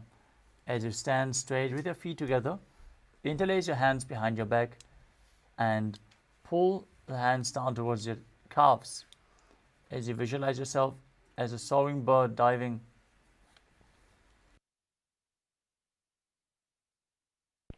पादतले भूमौ निधाय पृष्ठभागेन हस्तौ जङ्घापर्यन्तं नीत्वा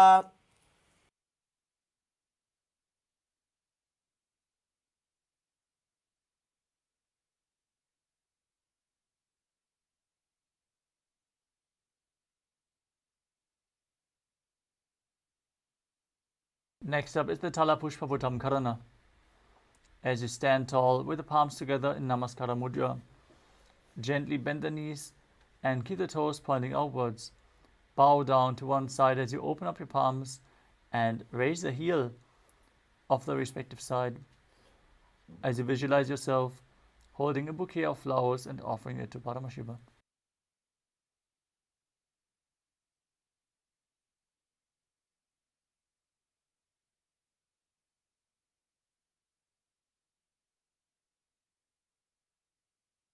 Next up is Khadgasana.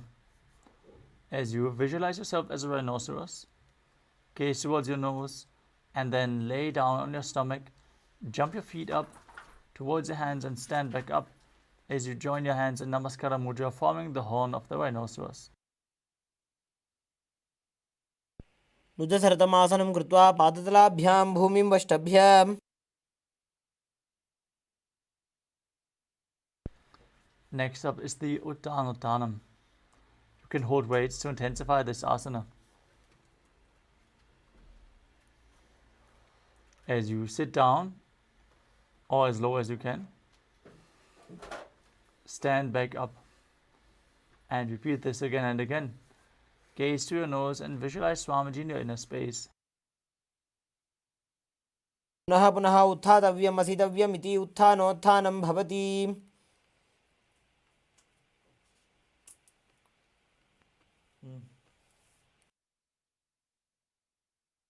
Next up is Musalasana. As you stand up straight, raise your arms above your head and jump repeatedly as you visualize yourself as a mace. सरलं स्थित्वा ऊर्ध्वं बाहु नजेत् वारं वारम् उड्डानं कृत्वा Next up is Utsheshakasana. From a standing position, pull one sole of one foot towards your chest.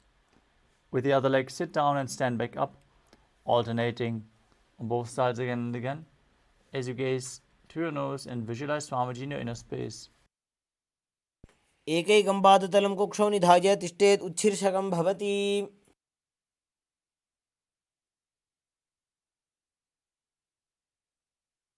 Next up is the Parshvajanukarana. Now stand and keep one leg slightly bent with the toes pointing downwards. Lift one knee and pull it up towards your chest, holding it with a hand and a fist. Opposite hand on the thigh, fingers pointing inwards.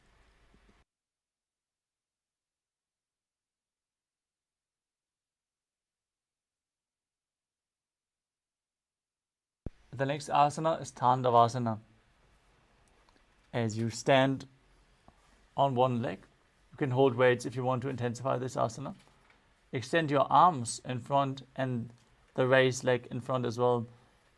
As you visualize yourself fiercely dancing as Lord Shiva, sit down and stand back up on one leg.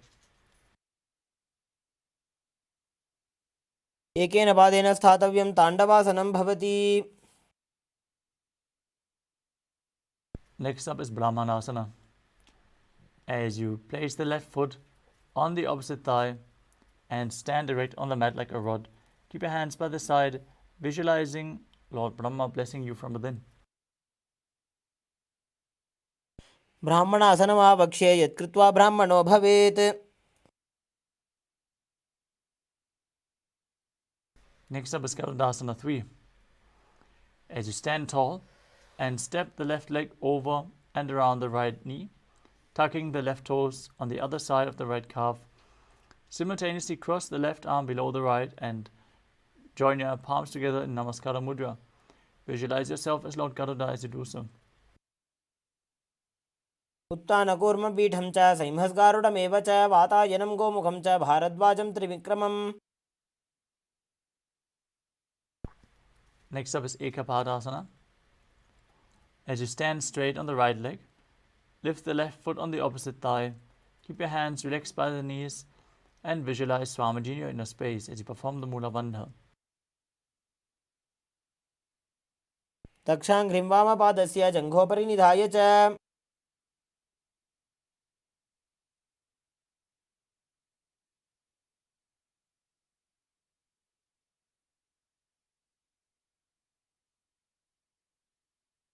The next asana is Dhuruvasana, the post up posture.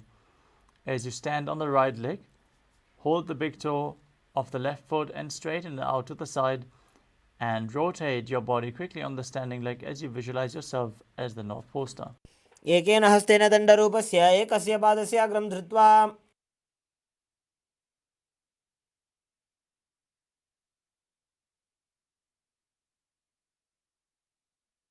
Next up is Trivikramasana. As you stand erect on the mat, bring one leg behind your neck. Stand tall as you perform the 3 steps of Lord Vishnu, standing, sitting down and standing back up in Trivikramasana. ग्रीवायां पादं संस्थाप्य स्थातव्यम् उत्थातव्यं त्रिविक्रमासनं भवति.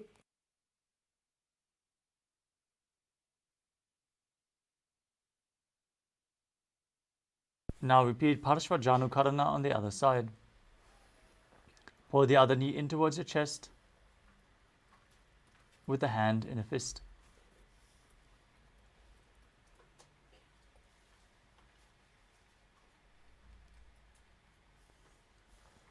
The next asana is Tandavasana on the other side. Now visualize yourself fiercely dancing as Lord Shiva as you stand up and sit back down on one leg. एकेन पादेन स्थातव्यं ताण्डवासनं भवति. Now repeat Brahmanasana on the other side as you place the other foot towards the inner thigh, hands hanging down at the side, visualizing Lord Brahma blessing you from within. ब्राह्मणासनमावक्ष्ये यत्कृत्वा ब्राह्मणो भवेत्. Now repeat Garudasana 3 as you intertwine your legs and your arms, visualizing yourself as Lord Garuda. उत्तानकूर्मपीठं च संहस्गारुडमेव च. Now repeat Ekapadasana on the other side as you place the raised foot to the opposite hip, hands by the knees, visualizing Swamiji in your inner space. दक्षाङ्घ्रिं वामपादस्य जङ्घोपरि निधाय च.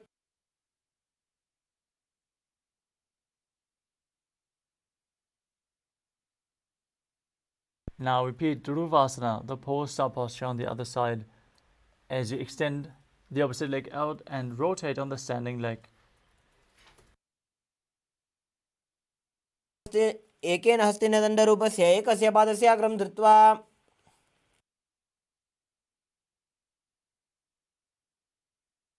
Now repeat Trivikramasana on the other side As you bring the other leg behind your neck, sit down and stand back up, visualizing Lord Vishnu in your inner space.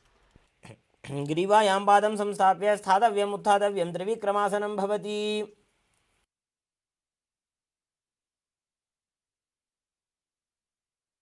Next up is Samanaka Karana. As you stand with the feet together, toes pointed slightly outwards, keep both hands to the side of the body with the fingers pointing one by one in this natural position. Calm down after this intense sequence of asanas.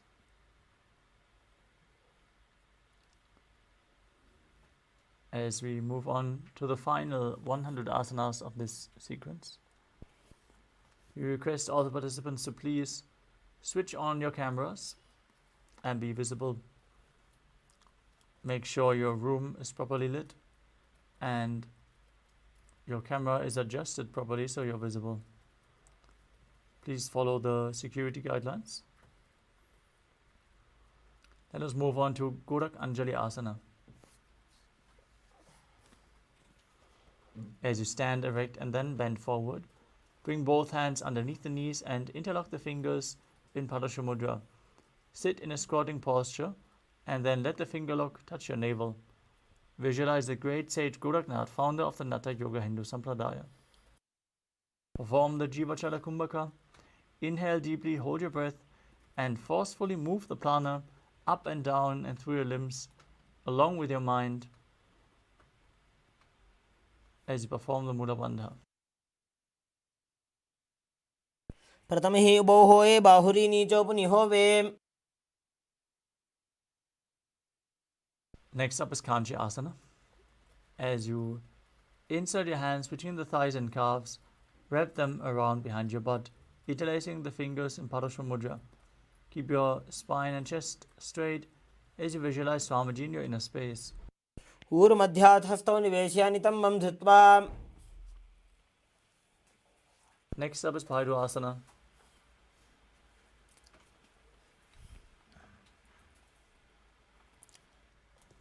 As you bring the feet together and sit in a squatting posture with the heels touching the perineum, hold your hands at the back and sit upright. Gaze towards your navel as you visualize Bhagavan Kala Bhairava, the Lord of Time.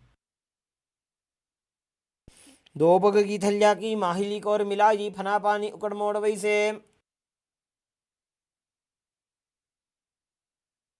Next up is Varahasana. As you squat all the way down to the ground, keep your feet together, toes apart. Bring your elbows up close to your head, with the palms joined in Anjali Mudra, fingers pointing down. Gaze towards your nose.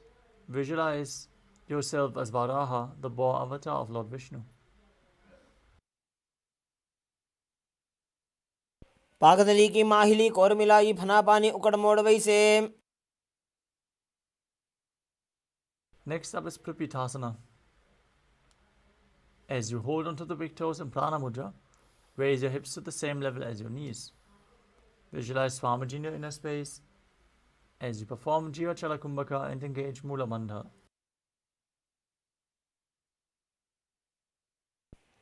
पार्श्वद्वय सम्मील्य स्थित्वा नितम्बं जानुप्रदेश आनीय.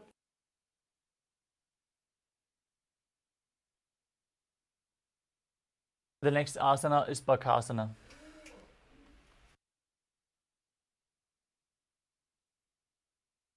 As you place both hands on the mat, shoulder width apart, with the fingers wide, place your knees onto the back of your arms and lift your feet off the ground, balancing on your arms as you visualize yourself as a crow. हस्ताभ्याम अवनिमवष्टभ्याम.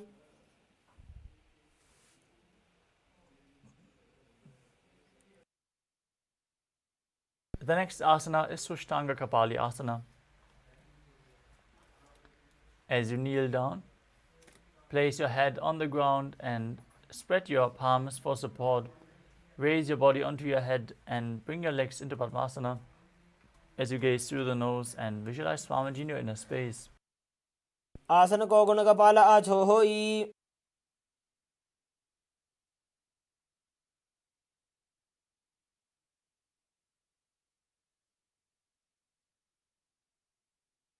The next asana is Guptasana.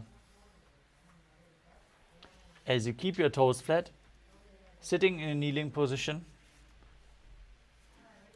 sit in between the heels with the toes touching behind. Place your hands on the thighs, gaze towards your nose, and visualize you are sitting in the secret seat with Paramashiva and Guru as you perform the Mula Bandha.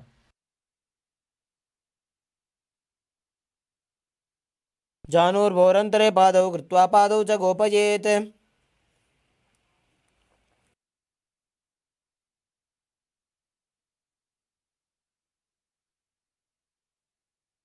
The next asana is Vrikshasana too.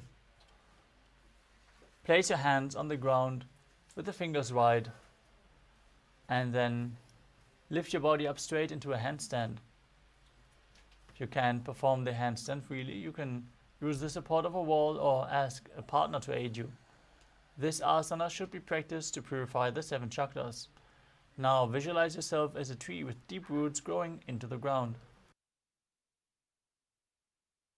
सप्तचक्रक्षालनाय वृक्षासनविशेषकान् Next up is Shibu Asana. In the handstand position, move your hands and feet close together and gaze to your third eye. Visualize Tejas energy is flowing to your third eye and rejuvenating your body.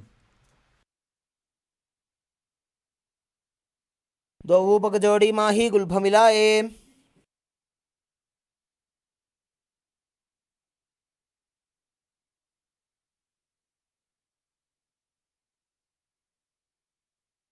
Next up is Matsyasana too.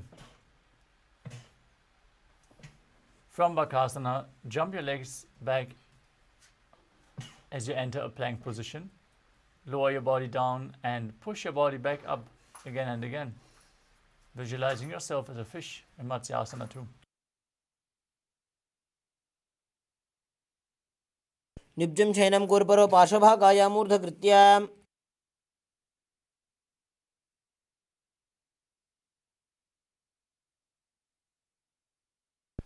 Next up is Salapasana too. As you lay prone on your belly, with the hands on the hips, lift your chest to the left and right and visualize and move your body like a snake. निब्जशयनं कृत्वा हस्तौ नितम्बं संस्थाप्य The next asana is Nidalambanasana. As you lay prone on your belly, with your hands in Padma Mudra, the lotus mudra, holding onto your chin. Place your elbows on the ground, stretch your toes back, and feel self-supported and completely independent in Nidalambanasana. कराभ्यां पङ्कजं कृत्वा तिष्ठेत् कूर्परया सुधीः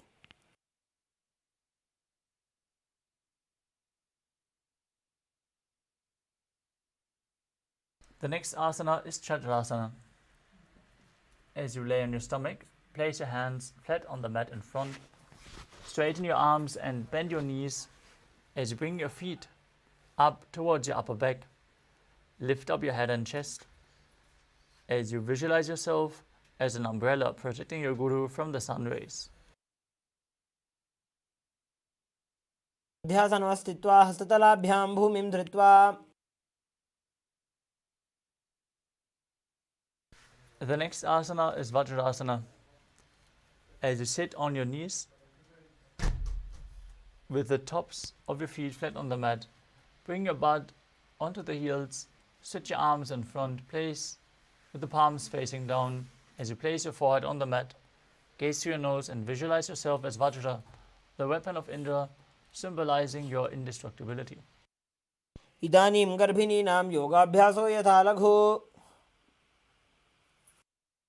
The next asana is Meshasana. Now place your hands on the ground, shoulder width apart, and lift your body up into Gajasana as you alternate striking the ground with one hand. Visualize yourself as powerful as a ram. गजासनसंस्थितो एकैकं बाहुं भूमौ ताडयेत्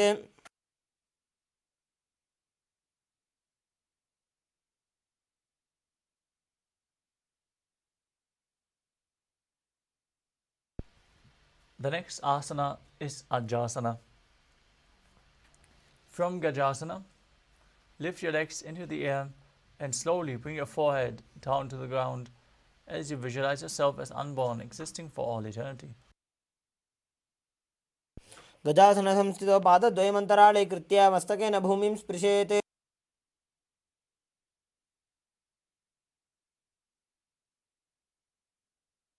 Next up is Dhanantarasana.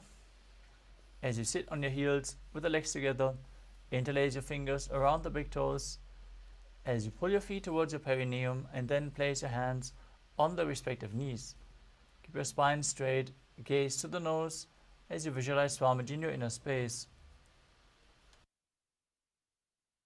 पूर्व विधि परिहाता की काकसीथ्यो फणा शरा मोड़ी.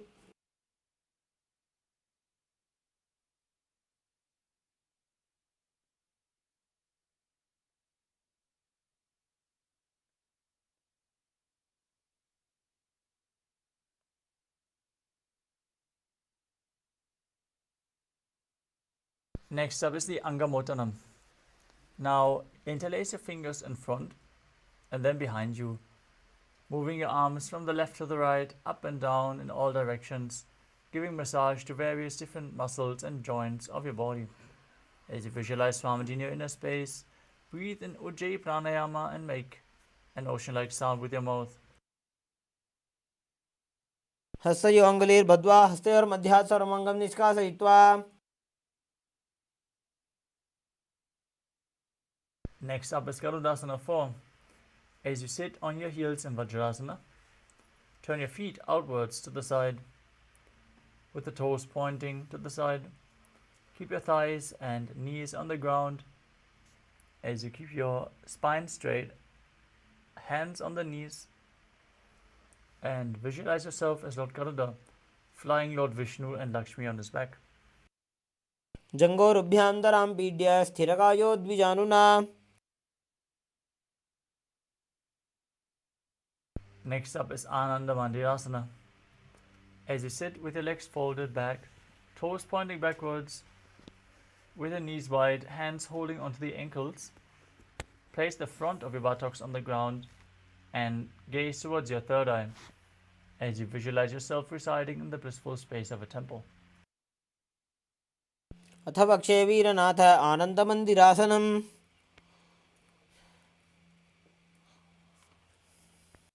Next up is Mandukasana 2. Now sit with your knees wide, feet overlapping on your ankles as you place your hands underneath the knees. Gaze towards your nose as you visualize yourself as a frog and push your tongue up against the roof of your mouth in Mandukya Mudra. Engage Uddiyana Bandha and Mula Bandha as you do so. पृष्ठं सम्पीड्य गुल्फाभ्यां जान्वङ्गे सबलयाकृतिः.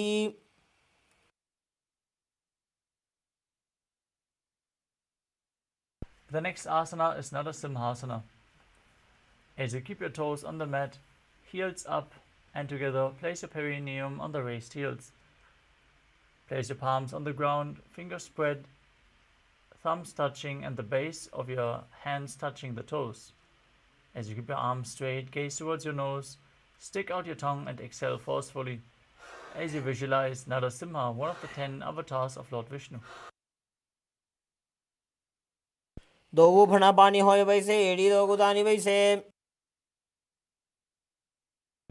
Next up is Pishlakasana.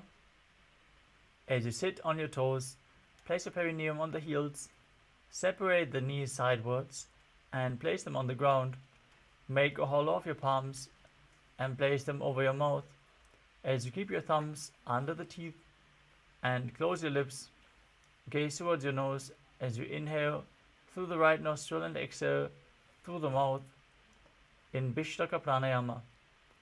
Visualize yourself as Devi, victorious over any fears you might have. दो पका की AD Joji गोड़ा फनोबान अपनी होई.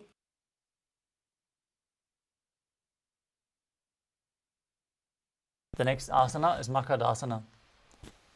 As you keep the soles of the feet together, the top of the feet on the ground, sit on your heels and bend your elbows, bringing the fingers towards your armpits. Imitate as if you are a monkey scratching yourself. As you visualize yourself as a playful monkey, gaze to your third eye and perform the Mula Bandha. दोवुपगदली संपुटाने तिनिकी पिष्टि Bhumi परिठाने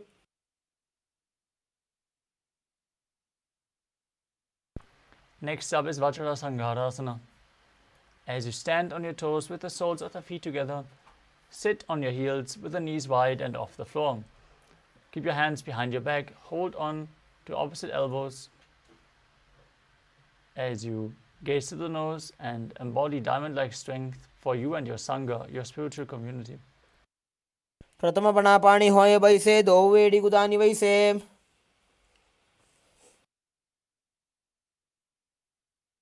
Next up is Kanjanasana. As you keep your toes down, ankles crossed behind, and sit on your heels, place your palms on the mat to the sides, gaze to the nose and visualize perfect health beyond any and all physical or mental ailments while performing Uddiyana Bandha and Mula Bandha. खञ्जनासनमावक्ष्ये यत्कृत्वा सुस्थिरो भवेत्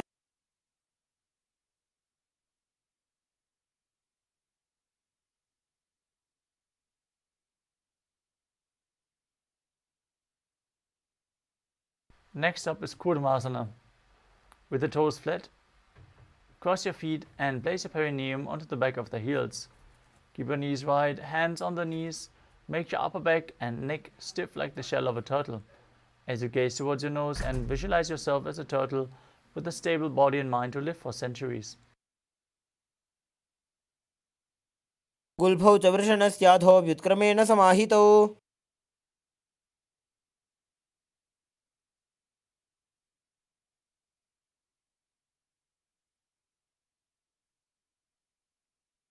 The next asana is Yogasana. From the same position, relax your upper back, gaze to the nose and visualize Swamiji in your inner space.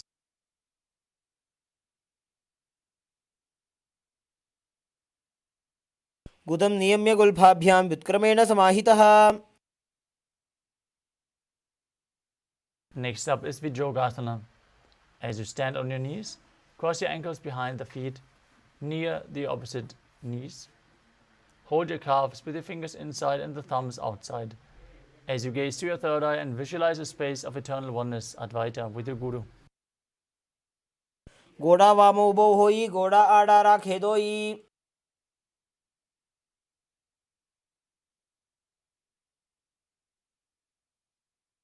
Next up is Ushtrasana 2. In a kneeling position, bend backwards and hold your ankles with your hands. Keep your arms straight, push your hips forward and lean your head back as you visualize yourself as a camel. मेरुदण्डग्रन्थिदाढ्य संविपादयिषु पुमान्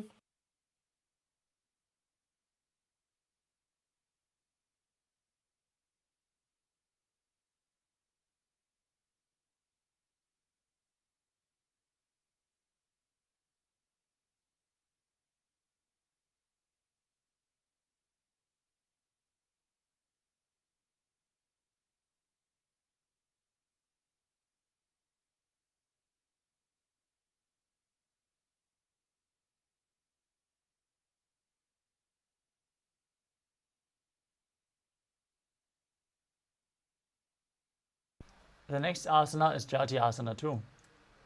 With your heels together and the hands on the soles of the feet, slowly lean back. Bring your elbows down to the mat and place the back of your head onto the mat as well. As you gaze through your nose, experience yourself as a lotus blooming. दो वेड़ी संपुट करे 16 मूलद्वार इधर इधरे Next up is Viratasana.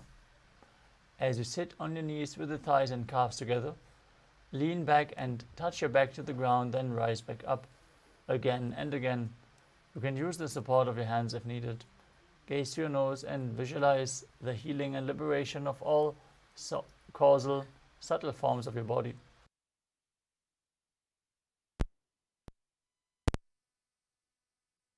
जंगा पृष्ठभूमो निधाय जंगोत्रयोः ऊरुनी संस्थाप्य Next up is Kapotasana. From Vidatasana, raise your hips higher. Bring your forearms to the mat and hold the back of your heels. Bring your head in between the feet as you visualize yourself as a beautiful dove.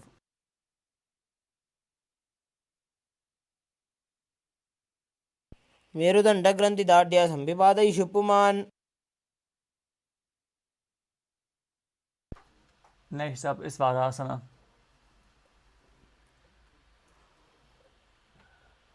As you stand upright on the knees with the toes tucked, hold your arms and sit with opposite hands.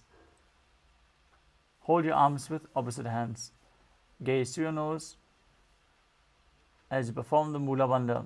This is the boon fulfilling posture. Receive your boon from Paramashiva. जानुनि भूमौ संस्थाप्य हस्ताभ्यां बाहु परस्परं धृत्वा. The next asana is Varahasana too. As you keep your knees together with the toes tucked, lean forward and bring your elbows to the mat with your hands holding your head. Rest your head on your hands and your butt on the heels as you visualize yourself as Varaha, the boar avatar of Lord Vishnu. सूर्यं चन्द्रं भेदनानि आसनानि निकथ्यते.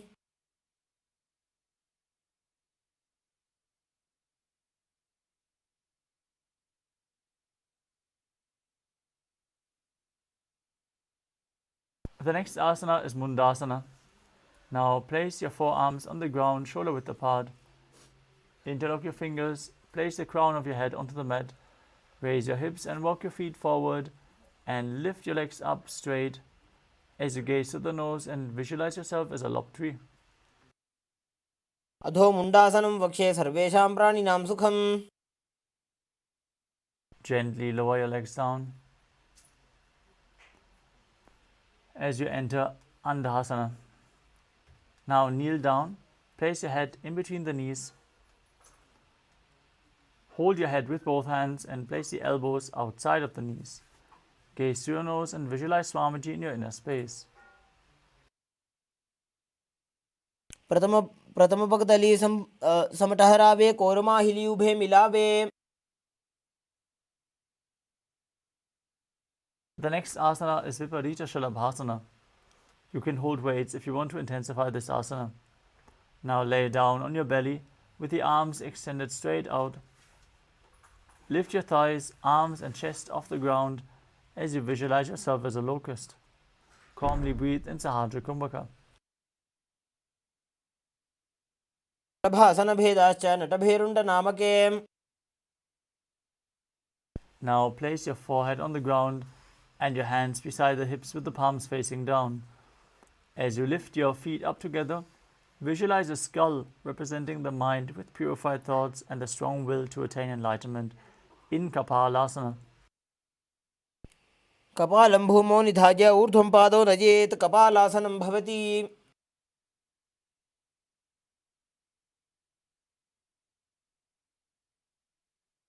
The next asana is Akasha Kapotasana. As you lay down on your stomach, bring your hands to the back and lift your legs up over your head, slowly placing the feet in front of the head as you keep the palms flat on the mat behind. Visualize yourself as a free and open dove. उष्ट्रासने स्थित्वा चरणौ भूमेरुत्थाप्य.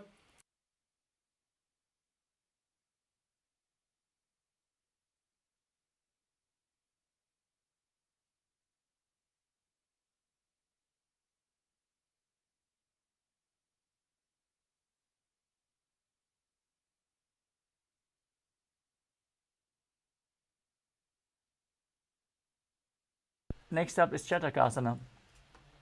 As you sit on the knees, bring your chest down so your navel touches the knees. Keep your hands flat on the mat, forearms on the ground. As you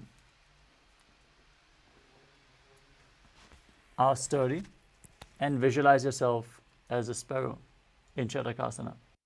कूर्परपर्यन्तौ हस्तौ धरामवष्टभ्य. Next up is Vrishikasana too.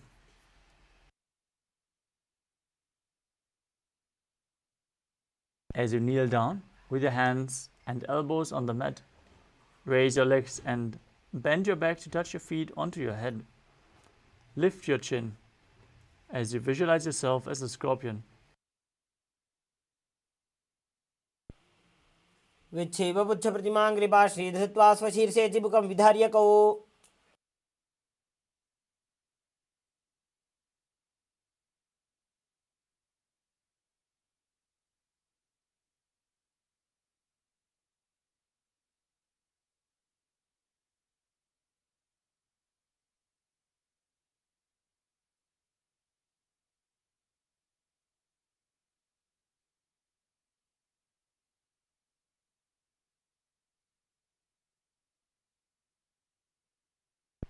The next asana is Vrishasana. As you place your perineum down on the right heel, keep the left foot outside the hip with the ankle to the side. Place your hands on the mat in front. Visualize yourself as a bull as you perform the Mula Bandha and start breathing in Antaranga Kumbhaka. Forcefully inhale through your nose. Hold the breath for a short while and then exhale slowly, again through the nose. याम्य गुल्फे पादमूले वामभागे पदेतरम्. Next up is Lolasana. With your hands in front on the mat, lift your knees off the mat and cross the toes of the left foot over the right. Now visualize Swamiji in your inner space and perform the Mula Bandha. लोलासनं सदा कुर्यात् वायुलोलापघातनात्. Now place your perineum straight on the opposite heel as you repeat Vrishasana on the other side. याम्य गुल्फे पादमूले वामभागे पदेतरम्. Next up is Bala Gunasana. As you place the toes of the left foot to the ground, sit down on the left heel. Place the other foot flat on the ground with the knee raised towards your chest. Place your hands on the respective knees. Visualize Bala Gunahai, one of the 84 siddhas, in your inner space as you perform the Mula Bandha. आसन Kogan जल विकार जाई. Next up is Grahasana. As you squat with your feet flat on the mat, bring your elbows under the thighs and wrap the hands around the shins. Hold onto your ankles from the outside as you visualize yourself as the entire planet. आदतले भूमौ संस्थाप्य जानुमध्ये कुर्परौ स्थाप्य.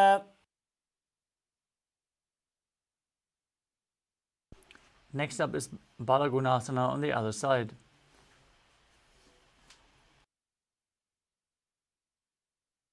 आसन Kogan जल विकार जाई. The next asana is Utkatasana. As you hold weights, if you want to intensify this asana, squat on your toes with the heels up, knees off the mat. Place your perineum on the heels and the hands on the respective knees. Keep your spine straight. Visualize Swamiji in your inner space as you perform the Mula Bandha. युजास्पिजोऽस्ति यत ऊर्वजानो यत्रासने पादतलद्वयोपरि.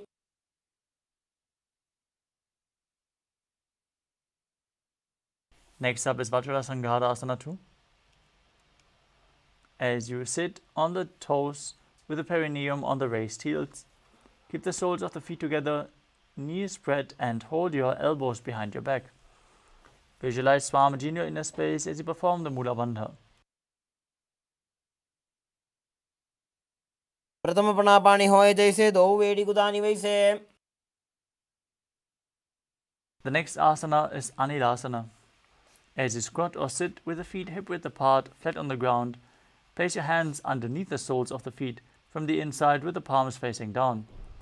Keep your arms straight, elbows close to the navel as you gaze to your nose and visualize you're able to live off of air alone. दो हाथ भूमि पर ठाने कहुनी जाड़ी नाभि लगाने. Next up is Palukasana. As you place the back of your hands onto the mat with the fingers facing towards your body, step your feet on top and wrap your hands around the feet like a shoe. Now visualize yourself wearing padukas walking across India as you walk around on the mat. हस्ततलयोः पादतले कृत्वा तिष्ठेत् गच्छेत् पादुकासनं भवति.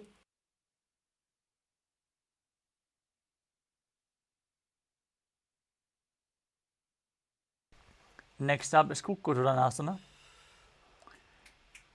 As you place your palms on the mat and raise both feet upwards into the air, let them fall back down again and again, visualizing yourself as a rooster. हस्ततले भूमौ कृत्वा पादतले च ऊर्ध्वमुड्डानं कृत्वा. The next asana is Viparita Nrityasana. As you place your hands on the mat shoulder width apart, raise your legs upwards into a handstand and move around on two hands dancing. As you feel yourself become free of all inhibitions. हस्ततलाभ्यां भूमिं वष्टभ्य ऊर्ध्वपादाग्रे कुर्वन्.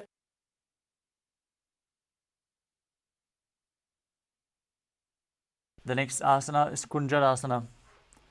As you separate your feet and place one palm down,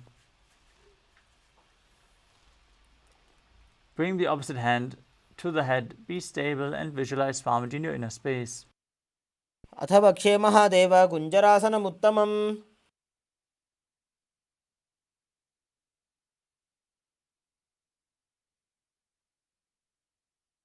Now exchange the position of your hands and repeat Kunjarasana on the other side. अथ वक्षे Mahadev कुञ्जरासनमुत्तमम्. The next asana is Kadambasana. As you sit on the ground with your feet flat and the heels close to your body, hold the respective ankles with your hands and lift your feet off the mat. As you visualize yourself as a Kadamba tree, a pious tree that promotes a long life. पार्श्वभ्यां भूमिं वष्टभ्य हस्तद्वयेन गुल्फौ धृत्वा.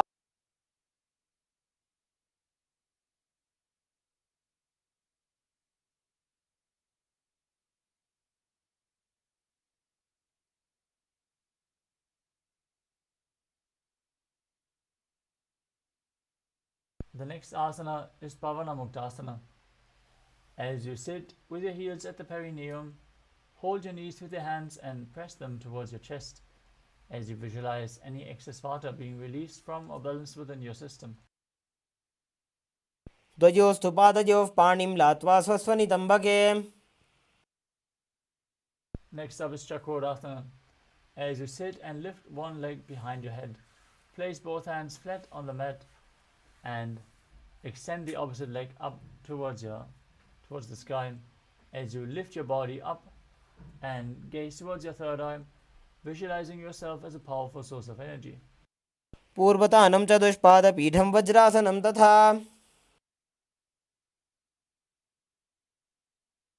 Next up is Dhanurasana 2. As you hold onto the big toes of the respective feet in Prana Mudra, extend one leg and pull the other foot towards your ear. Now visualize yourself as a bow as you perform Mula Bandha in Dhanurasana 2. पादाङ्गुष्ठोदपाणिभ्यां गृहीत्वा श्रवणावधि. Next up is Ashtavakrasana. As you sit and lift the left leg over top of the left shoulder, bring the right foot across and hook it on top of the left foot. Lean forward and down while extending the legs to the side. Balance on your arm as you visualize yourself as a flying crane. वासिष्ठमथ कौण्डिन्यमूर्धकुक्कुटमेव च. The next asana is Pranasana. As you place the right foot onto the left thigh and bring the left foot flat on the ground, bring the left shoulder underneath the raised knee and push the other knee down to the mat. As you gaze to your third eye and visualize you're immortal and able to exist solely from prana. एतत् प्रभेदं वक्ष्यामि करोति यस्य चामरः. Next up is Parshvamatsendrasana. As you place the right foot at the roof of the left thigh and then step the left foot over top of the right knee, bring your arm underneath the raised leg and interlock your fingers behind your back. Twist your body as you gaze to your third eye and visualize Sage Matsyendranath, the master of Hatha Yoga. वामोरुमूलार्पितदक्षपादो जान्वो बहिर्वेष्टितदक्षदोष्णा. Now repeat Chakrasana on the other side as you lift your entire body off the mat with one leg behind your neck the opposite leg extended, visualizing yourself as a powerful source of energy. पूर्वतानं चतुष्पादपीठं वज्रासनं तथा. Now repeat Dhanurasana 2 on the other side as you pull the other foot towards your ear, holding onto the big toes and prana mudra, visualizing yourself as a bow. पादाङ्गुष्ठौ तु पाणिभ्यां गृहीत्वा श्रवणावधि.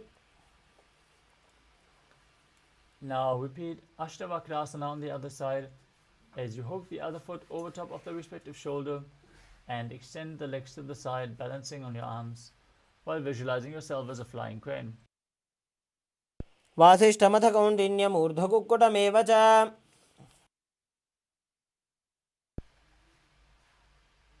Now repeat Pranasana on the other side as you place the left foot on the right thigh and raise the right knee. Bring the right shoulder underneath the raised knee.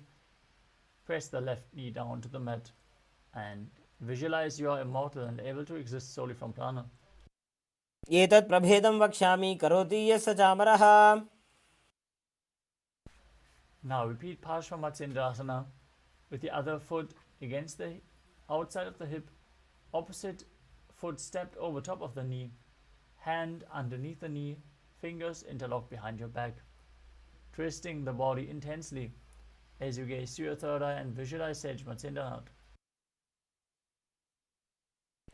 वामोरुमूलार्पितदक्षपादो जान्वो बहिर्वेष्टितदक्षदोष्णा.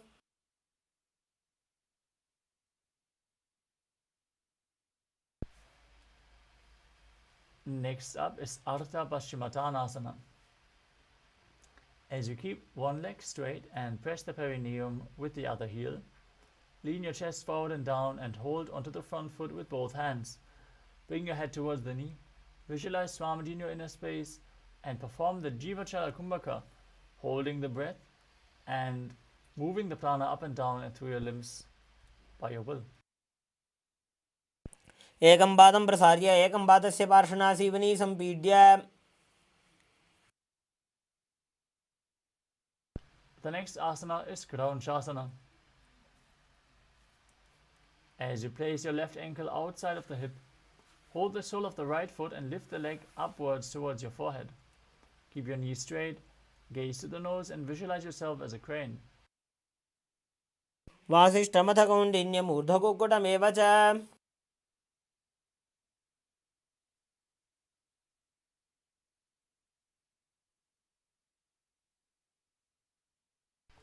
Now repeat Ardha Paschimottanasana on the other side. As you bring the other heel towards the perineum, lean forward and down. एकं पादं प्रसार्य एकं पादस्य पार्श्वनासीवनी सम्पीड्य. Now repeat Kraunchasana on the other side. Bring the other foot outside the hip as you hold onto the opposite leg, the opposite foot, and extend it up towards your forehead. वासिष्ठमथ कौण्डिन्यम् ऊर्ध्वकुक्कुटमेव च.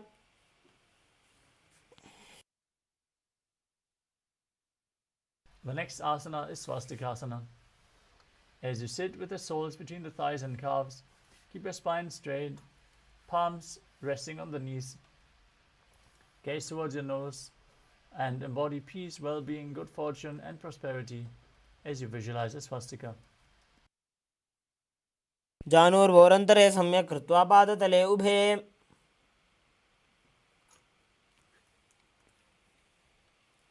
Next up is Gorakshasana. Keep your feet in the same position and cover your heels with the respective hands. Perform Jalandhara Bandha and Mula Bandha. Tuck your chin to the chest and contract your perineal region as you gaze to your nose and visualize the great sage Goraknath, founder of the Natha Yoga Hindu Sampradaya. जानुर्वोरन्तरे पादौ उत्तानौ व्यक्तसंस्थितौ. Next up is Bhagasana 2. As you bring the left heel to the perineum and the right foot on top of the left thigh,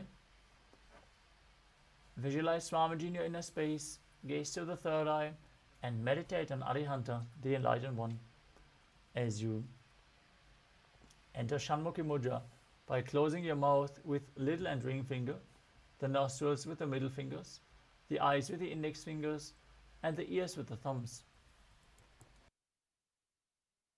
वामपार्श्वकृतं संस्थाप्य दक्षाङ्घ्रिवामजगने.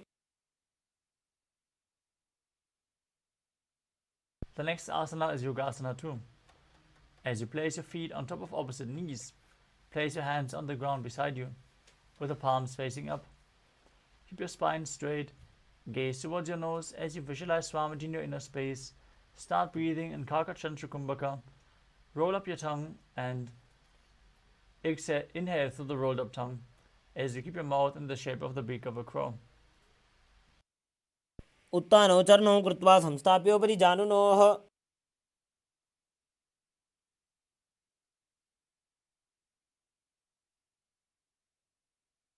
Next up is Urdhva Kukutasana. Rotate your hands at the side of your body and lift your entire body off the mat as you visualize yourself as a rooster. वासिष्ठमथ कौण्डिन्यम् ऊर्ध्वकुक्कुटमेव च.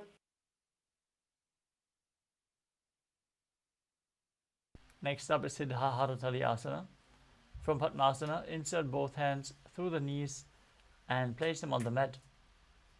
Avoid lifting your body up.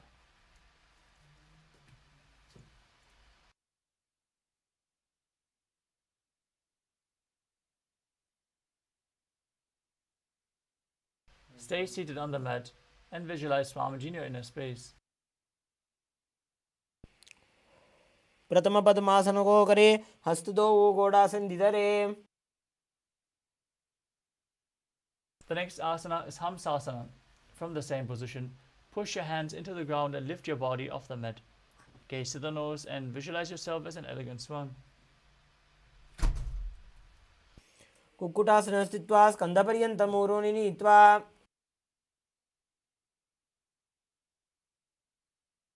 The next asana is Kadamukasana. From Padmasana, place your hands between the thighs and calves. While sitting, reach your hands behind the body, lean forward and down. As you interlock your fingers behind your back, place your forehead on the ground in front of you. Visualize yourself as Lord Shiva's bow as you perform the Mula Bandha. प्रथम पद्मासन को करे, घोड़ासन दिमाही कर इधरे. Next up is Kurmasana 2.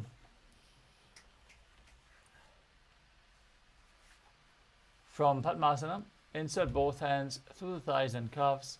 Bend your elbows and hold the respective shoulders with your hands. Visualize yourself as a turtle having a stable body and mind to live for hundreds of years. दाई जंग पर दक्षिण बामा, दाई जंग पर by ल्यावा.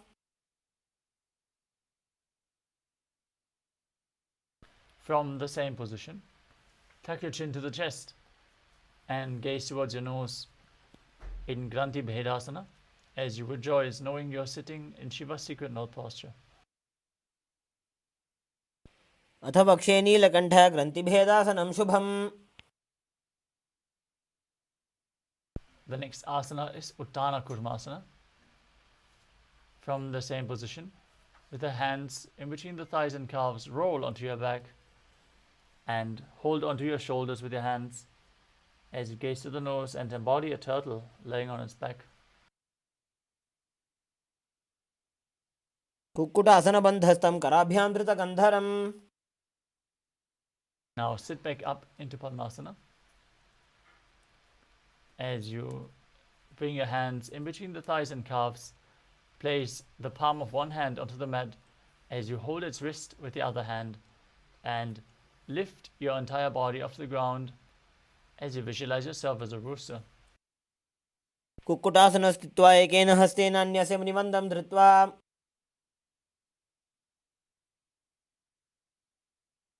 Now place the other hand flat on the mat as you lift your body up, repeating Pangu Kukutasana on the other side. Kukkutasana स्थित्वा एकेन हस्तेन अन्यस्य मणिबन्धं धृत्वा. Next up is Gridrasana. From Padmasana, place your elbows on the toes and interlace your fingers as you rest your chin on the knuckles. Press your thumbs to the throat and visualize you have gone beyond all greed and covetous. जानुर्भोरन्तरे पादौ उत्तानो व्यक्तसंस्थितौ. Next up is Padmasana 3. From Padmasana, hold one hand over the other with the palms facing upwards. Keep your spine straight, engage all three bandhas as you gaze to your nose and visualize Swamiji. उत्तानौ चरणौ विधाय विधिवच्छक्तिस्थितौ योगिरात्. Next up is Padmasana 4. From Padmasana, place your palms flat on top of the knees. Keep your spine straight, gaze to the nose and visualize Paramashiva in your inner space as you perform the Mula Bandha. एतत् पद्मासनं कुर्यात् प्राणवायुप्रसिद्धये.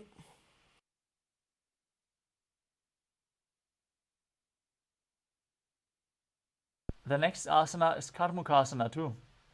From Padmasana, hook the right hand, index and middle fingers around the big toe. Pull the elbow back as if you're pulling a bowstring. Move the big toe round and round as you keep the other hand on the respective knee.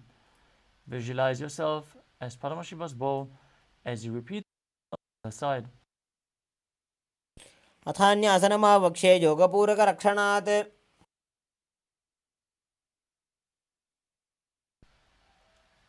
The next asana is Karmukasana 3. From Padmasana, cross your arms behind your back and hold onto the big toes in Prana Mudra. Inhale through the tongue, straight in like an arrow in Kakachantra Kumbhaka. As you engage all the bandhas, gaze to your nose and visualize yourself as Pinaka, Lord Shiva's bow. कार्मुकासनमाक्षित्य उदरे पूरयेत् सुखम्. Next up is Riddhasana. From the same position, lift your chest, shift your gaze to the third eye, and visualize yourself as the action of Paramashiva's third eye, destroying anything you come across. ऊरुभ्यामुपरि स्थाप्य पादयुग्मं प्रयत्नतः. Next up is Nagarasana. From the same position, lay down onto your back as you lay on crossed arms behind your back. Gaze to the nose and visualize yourself as a snake. Breathe calmly in Sahaja Kumbhaka. प्रथम पद्मासन को ठाने दो वो हाथ पाछाने आने. Now free your arms and legs. Pull your knees up towards your chest. Interlock your fingers and pull the knees close as you tuck your chin to the chest and squeeze your body into a ball.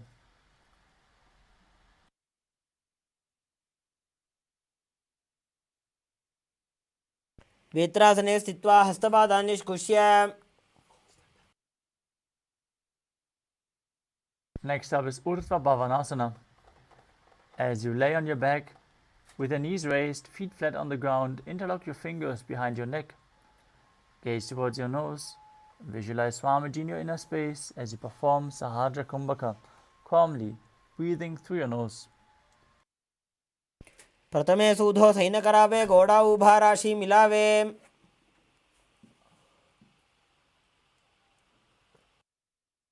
Next up is Madhukata Pitasana. As you lay on your back with the knees raised, place the upturned palms underneath your heels and push your hips up high as you engage Jalandhara Bandha and Mula Bandha, breathing in Mudra Kumbhaka. Visualize yourself as a powerful alpha ape. उत्तानशयनं पादतले उत्तानहस्तयोः स्थापयेत्. Next up is Uttana Shikhi Pitakasana. As you lay supine, raise your hips and support your hips with your hands placed at the waist. Keep your elbows on the ground, bearing the weight of your body. As you tuck your chin to the chest, engage the Mula Bandha, gaze through your nose and visualize Swamiji in your inner space. जङ्घोरुबलहीनश्चेत् उत्तानशिखिपीठकम्.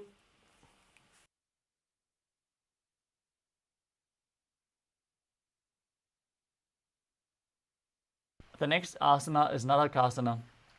As you lie supine, raise your hips and legs up and keep your arms flat on the mat. As you visualize blissfully traversing Naraka Loka unscathed, perform Jalandhara Bandha and Mula Bandha. ग्रीवाकण्ठेन भूमिं विष्टम्भ पादाग्रद्वयमूर्धमुत्रजेत्. Next up is Tiryan Naukasana. From Narakasana, bring your hands to the lower back. Keep your elbows on the mat and raise your legs up straight. Then slowly angle and lower your legs as you keep your core engaged. Visualize yourself as a boat crossing the ocean of samsara. नौकावत् स्थित्वात् ऊर्ध्वं पादाग्रद्वयं नयेत्. Now bring your arms back on the mat flat. As you keep the legs straight, visualize yourself as the KAILASA flag, respected across all nations, in Dvajasana. तिर्यन् नौकावत् ग्रीवापृष्ठगूर्परैः भूमिं वष्टभ्य. Now lower your body down into the final asana of the sequence, Mritasana. Lie supine, completely relaxed. Keep your hands at the side of your hip, palms facing up. Perform Shakti Chalan Mudra as you pull the Kundalini Shakti up from the Mooladhara to the Sahasrara. Visualize your body as dead, and Swamiji, the Supreme Pontiff of Hinduism, is liberating you. Internally chant the Mahavakya, Om Nithyananda Paramashivoham. उत्तानं शववद्भूमौ शयनं तु शवासनं. शवासनं श्रमहरं चित्तविश्रान्तिकारणम्.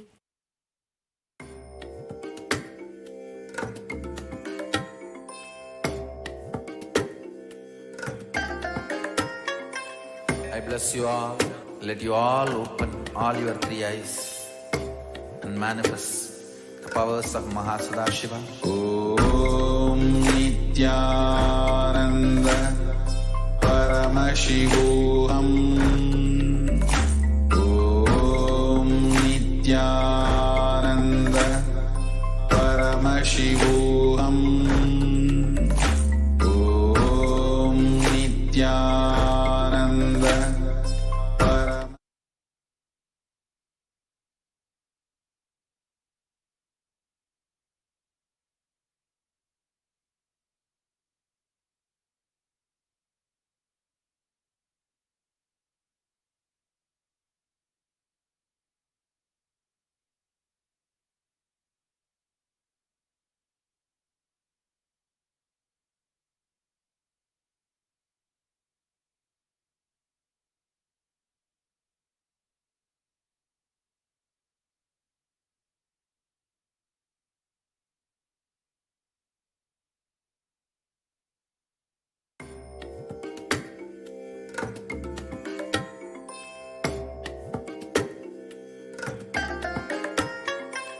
I bless you all.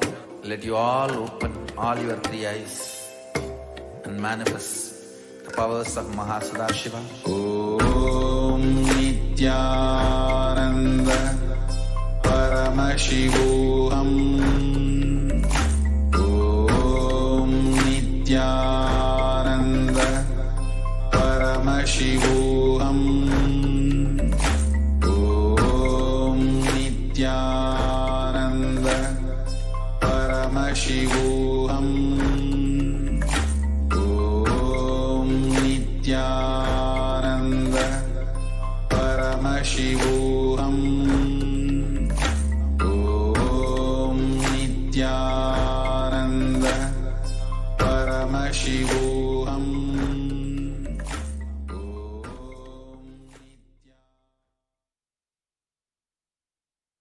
Now slowly return to your physical body. Start to wiggle your fingers and toes, your wrists and your ankles, your elbows and your knees.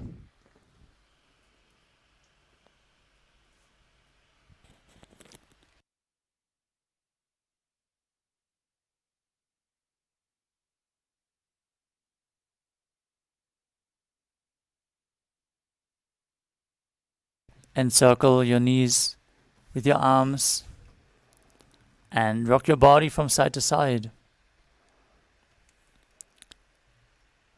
As you get ready, to return to a comfortable seated position.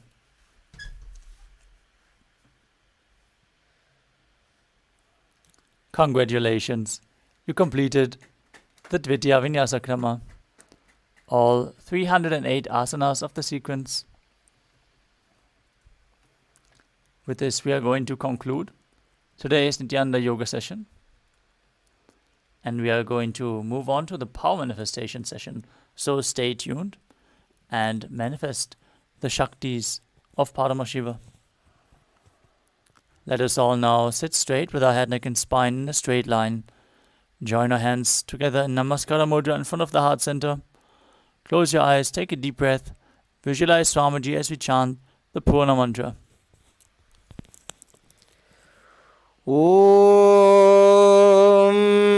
Purnamadah Purnamidam Purnat Purnamudachyate Purnasya Purnamadaya Purnamevavashishyate Om Shanti Shanti Shanti Harihi Om Tatsat Sarvam Bhagavat Shri Nithyananda Paramashiva Padukarpanamastu Om Nithyanandam.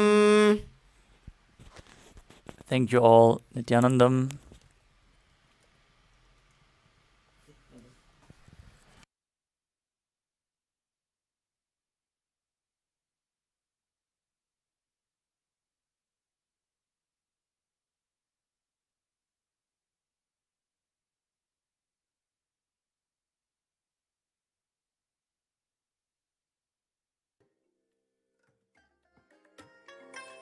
I bless you all.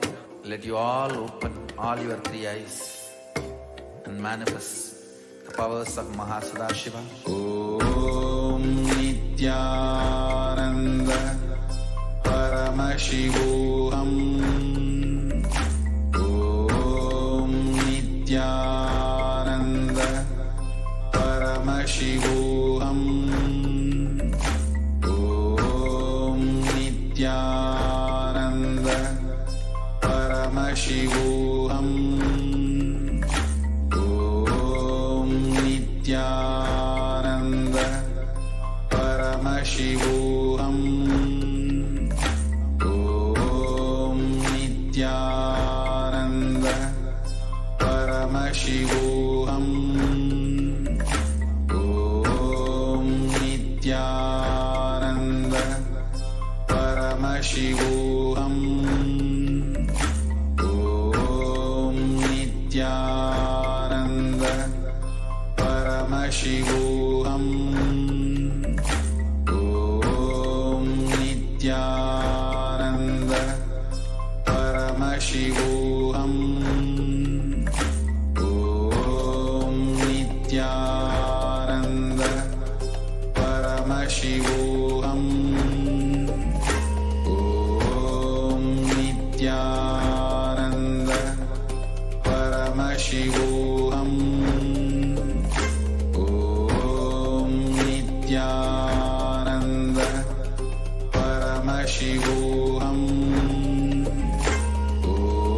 Om Nithyananda Paramashivoham. Om Nithyananda Paramashivoham. Om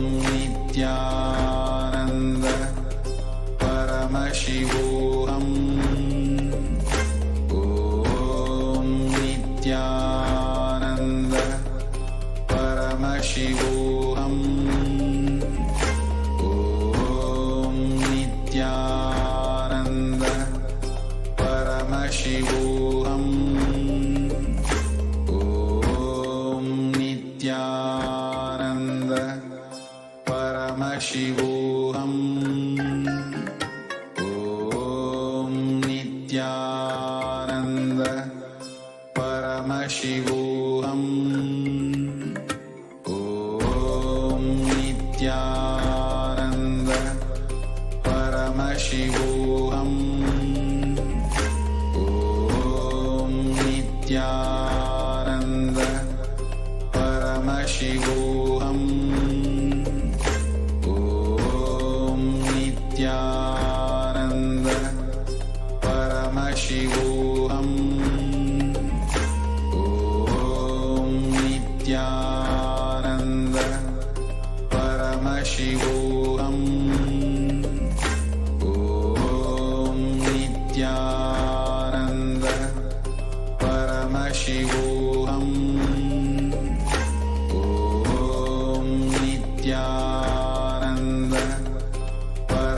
Paramashivoham Om Nithyananda Paramashivoham Om Nithyananda Paramashivoham Om Nithyananda Paramashivoham Om Nithyananda Paramashivoham Om Nithyananda Paramashivoham Om Nithyananda Paramashivoham Om Nithyananda Paramashivoham Om Nithyananda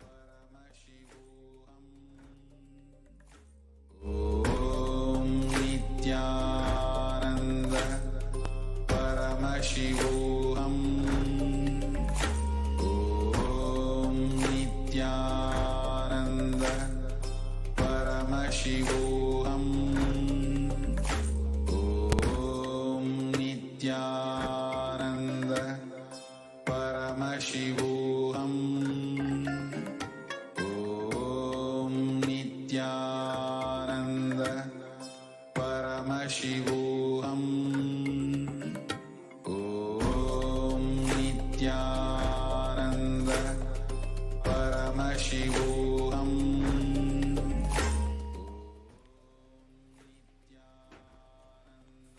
Nithyanam everybody, welcome back. So now it's time that we enter into the next session, which is going to be the power manifestation.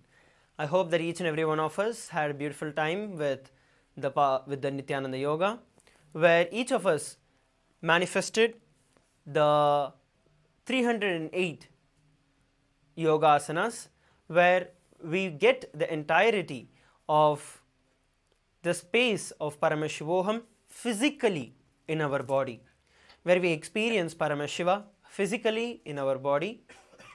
So now let's enter into the power manifestation. We're going to be having 21 minutes of power manifestation. So the first round of power manifestation, we're going to be beginning with the power of third eye.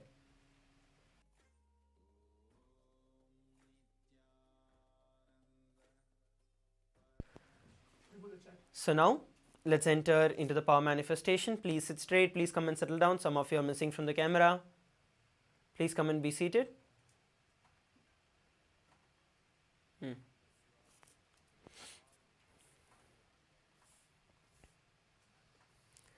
Please come and be seated. Let's begin. So the first round of power manifestation is going to be the power of third eye, where we are able to identify the various different colors with our eyes blindfolded. So let's begin.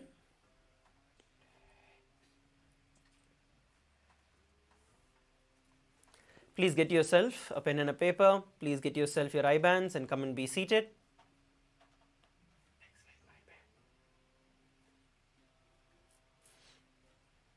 Get yourself a pen and paper. Get yourself a blindfold. If you do not have a blindfold, get yourself an opaque cloth. Please get it and come and be seated.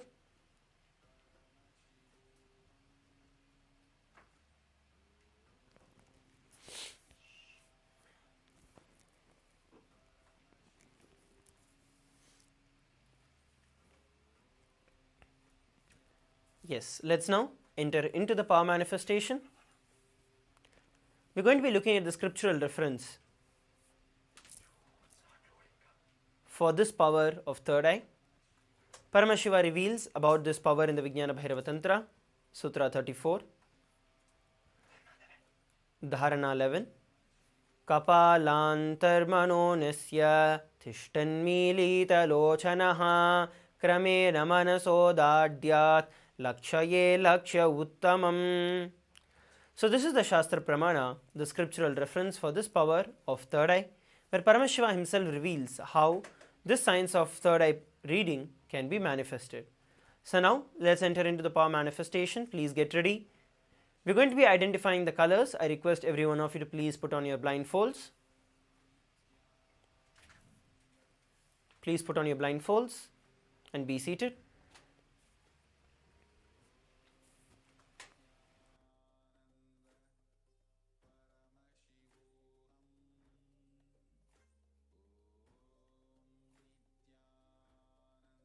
Yes. Please put on your blindfold.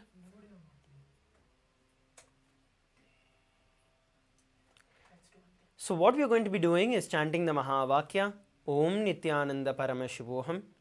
By chanting the Mahavakya, we are going to be establishing ourselves in the space of oneness with Swamiji. And from that space, we are going to ask Swamiji to show us whatever is being revealed in the third eye. And you're going to pen down whatever Swamiji revealed in just a few moments. So please sit straight, close your eyes, let's begin. Please start chanting the Mahavakya, Om Nithyananda Paramashivoham. And let's start. Please start verbalizing whatever Swamiji is showing you. Please begin.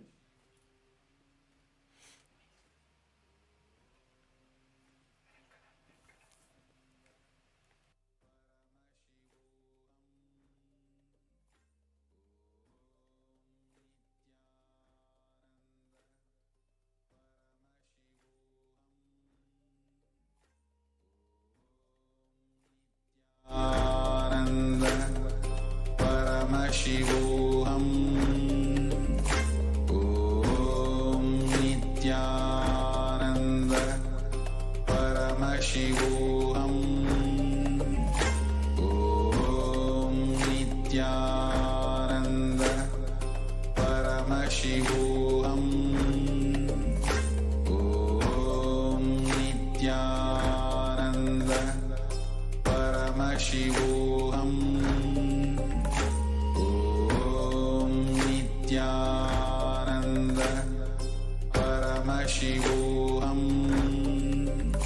Om Nithyananda Paramashivoham Om Nithyananda Paramashivoham Om Nithyananda Paramashivoham Om Nithyananda Chant the Mahavakya intensely Paramashivoham and verbalize whatever color you're able to see. We have a few more moments. Just ask Swamiji to show you, and whatever Swamiji is showing you, don't worry whether it is, you feel you're guessing it or you're not, you're having some doubts. Don't worry about that. Just verbalize whatever you're able to see. We have a few more moments before we verify the answer.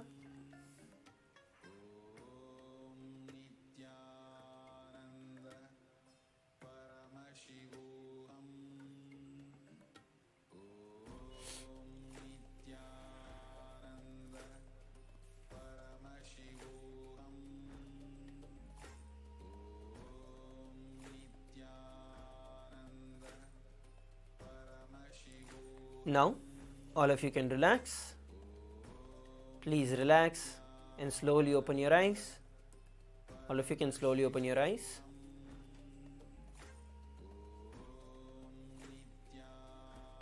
So now what you're going to be doing is you're going to be putting in the chat the answers that were revealed to you by Swamiji.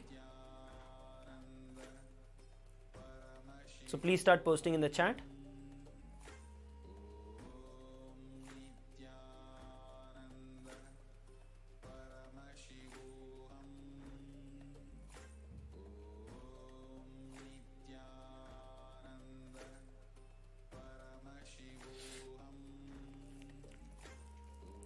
Then start posting. Please start posting. It can be multiple different things that Swamiji showed you. You do not have to restrict yourself to just one or two things. Whatever Swamiji showed you, just pen down as it is and post it. We're going to be verifying the answer in just a few moments from now. Yes, we have Daniel sharing purple. Let's keep going on. Rest of you can also share. Singaravelu is sharing blue color. Okay. Rest of you can also put. We're going to be verifying the answer shortly.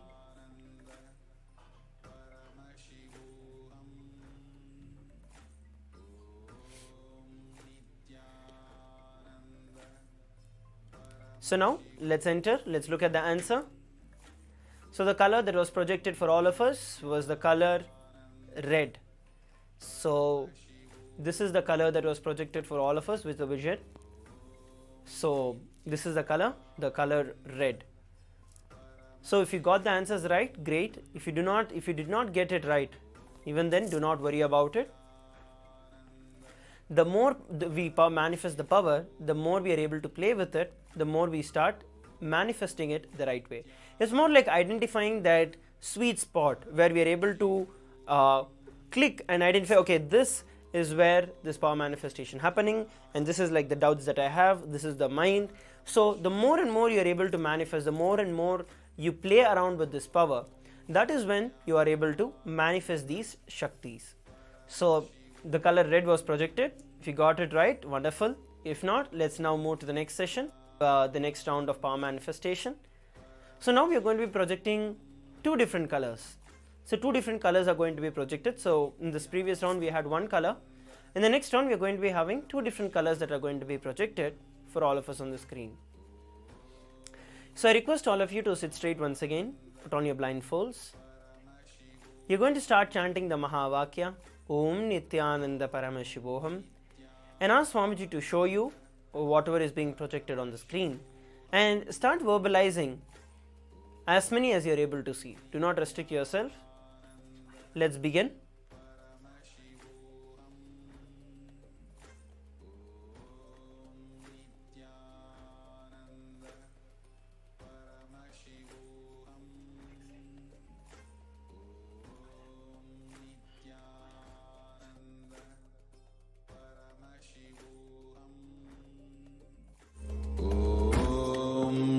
Nithyananda Paramashivoham.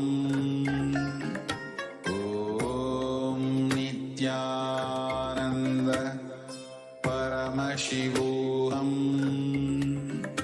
Om Nithyananda Paramashivoham. Om Nithyananda Paramashivoham. Om Nithyananda Paramashivoham. Om Nithyananda Paramashivoham.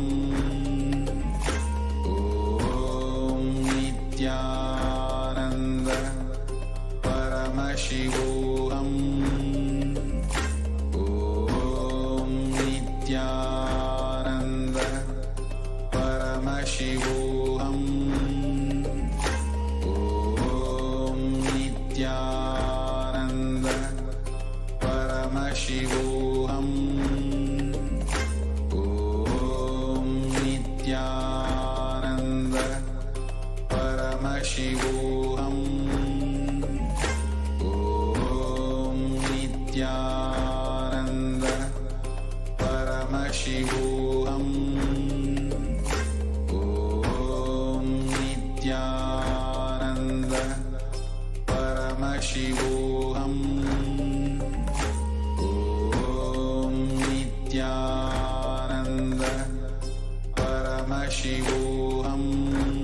Paramashivoham.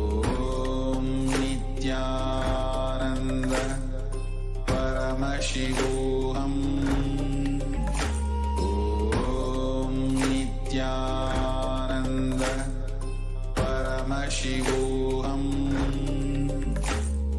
Om Nithyananda Paramashivoham. Om Nithyananda Paramashivoham. Om Nithyananda Paramashivoham. Slowly, every one of you can open your eyes and start posting in the Zoom chat. Whatever were the colors that Swamiji showed you, please start posting it in the Zoom chat.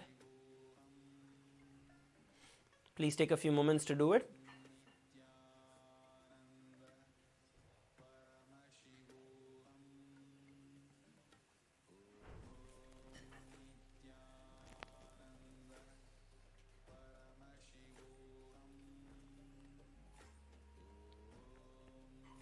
Please post whatever were the colors that were shown, or if you saw some other word, if you saw anything, any object, or even if you just saw darkness, just post it.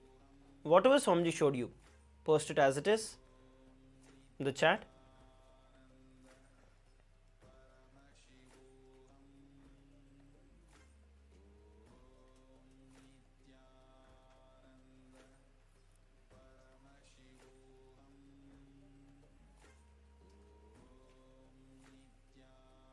In just a few moments, we're going to be looking at the answer. So please take a few moments to post it. Daniel is sharing that he saw the word blue. Okay. Yes, how about others? Singaruvelu is sharing white. Okay. Anyone else? Please go ahead, you can post it.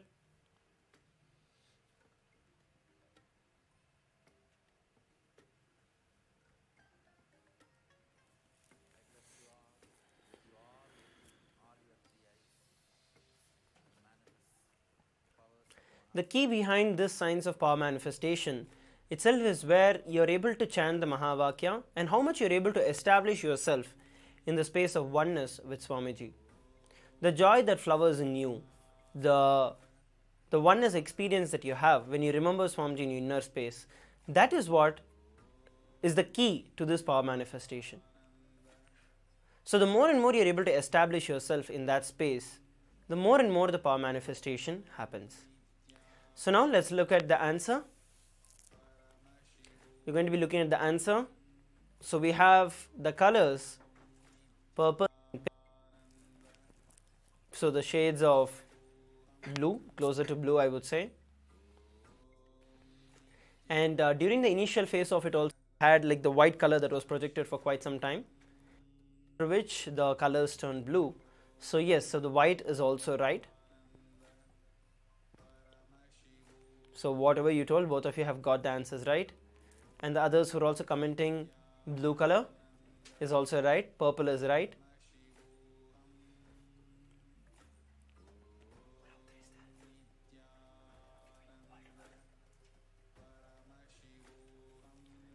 Yes. So now please take a few moments, go ahead, share your experience of this power manifestation on the Facebook, on other social media platforms. We are going to be having multiple rounds of power manifestation.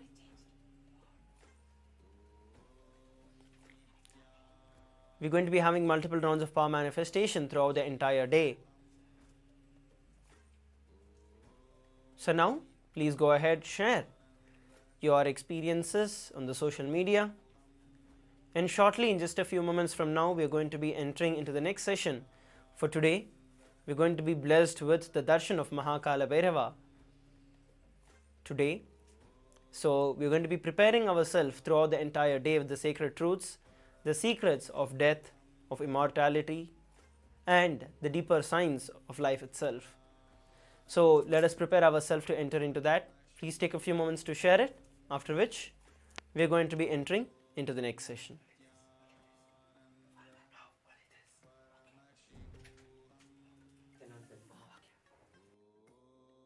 Nithyananda Paramashivoham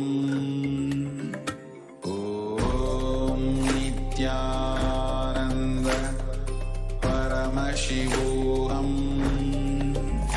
Om Nithyananda Paramashivoham Om Nithyananda Paramashivoham Om Nithyananda Paramashivoham. Om Nithyananda Paramashivoham. Om Nithyananda Paramashivoham.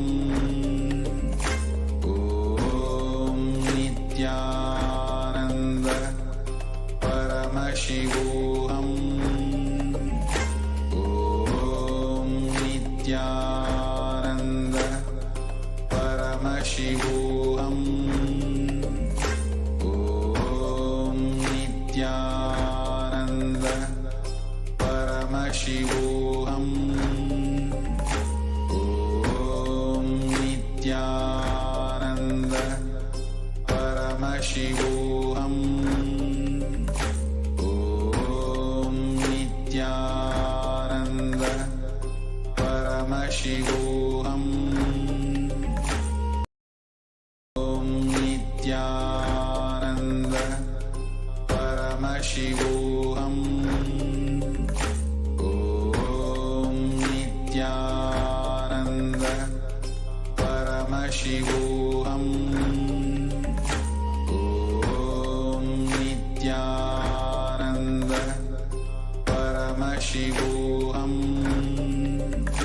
Om Nithyananda Paramashivoham. Om Nithyananda Paramashivoham. Om Nithyananda Paramashivoham. Om Nithyananda Paramashivoham. Om Nithyananda Paramashivoham. Om Nithyananda Paramashivoham. Om Nithyananda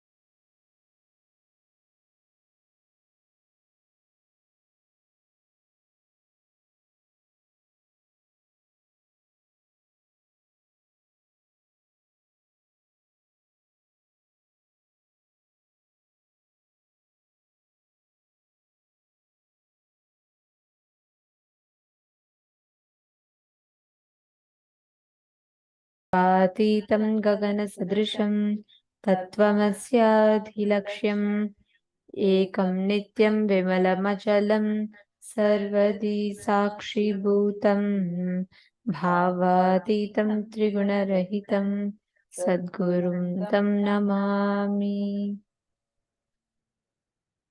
Nithyanandam, everyone.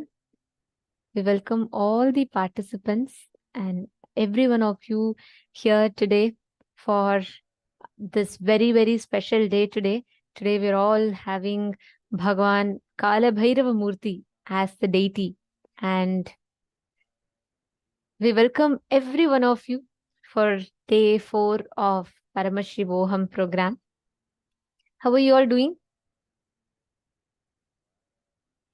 Nithyanandam, Ma Donna, Ma Sandy, Ma Zanga, Ma Shangshui, Nithyanandam, there are so many of you, Maple Low and Malino Mayer, Hunui Wong, Andreas, Andreas, Huinu Wong, Devika Rani, Nithyanandam, Hedi Shlak. Okay, welcome to your day 4 of Paramashivoham.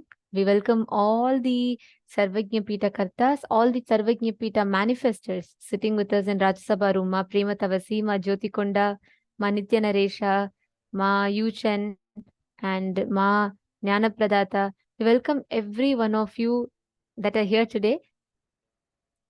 I think today is the day which, no matter how many times you attend, you never get bored of it. You can never get bored of it. The science itself is like that. Nithyanandam, ma fenchi wrong, ma jnana rupini. Nithyanandam, I can see you in Chitsabha, the Sarvajñapita Karta Manifestors room. Nithyanandam, ma, how are you doing? Are you enjoying the program so far? And I can also see Sarvajñapita Yajaman, ma Nitya Kamakala Rupananda. Nithyanandam.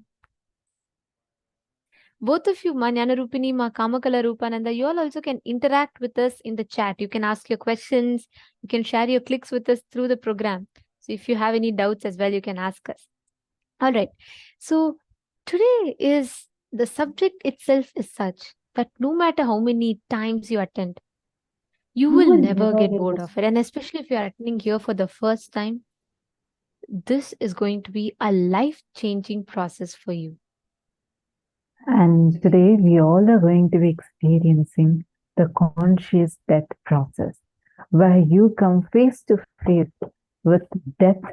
I know the word, especially if you have not done any programs and you're totally new, the word itself would frighten you, right? I mean, almost all of us have been through this phase. Literally, this word, death itself, frightens us. Today, Swamiji is going to be taking us all out of that fear, the fear of death that we carry inside us.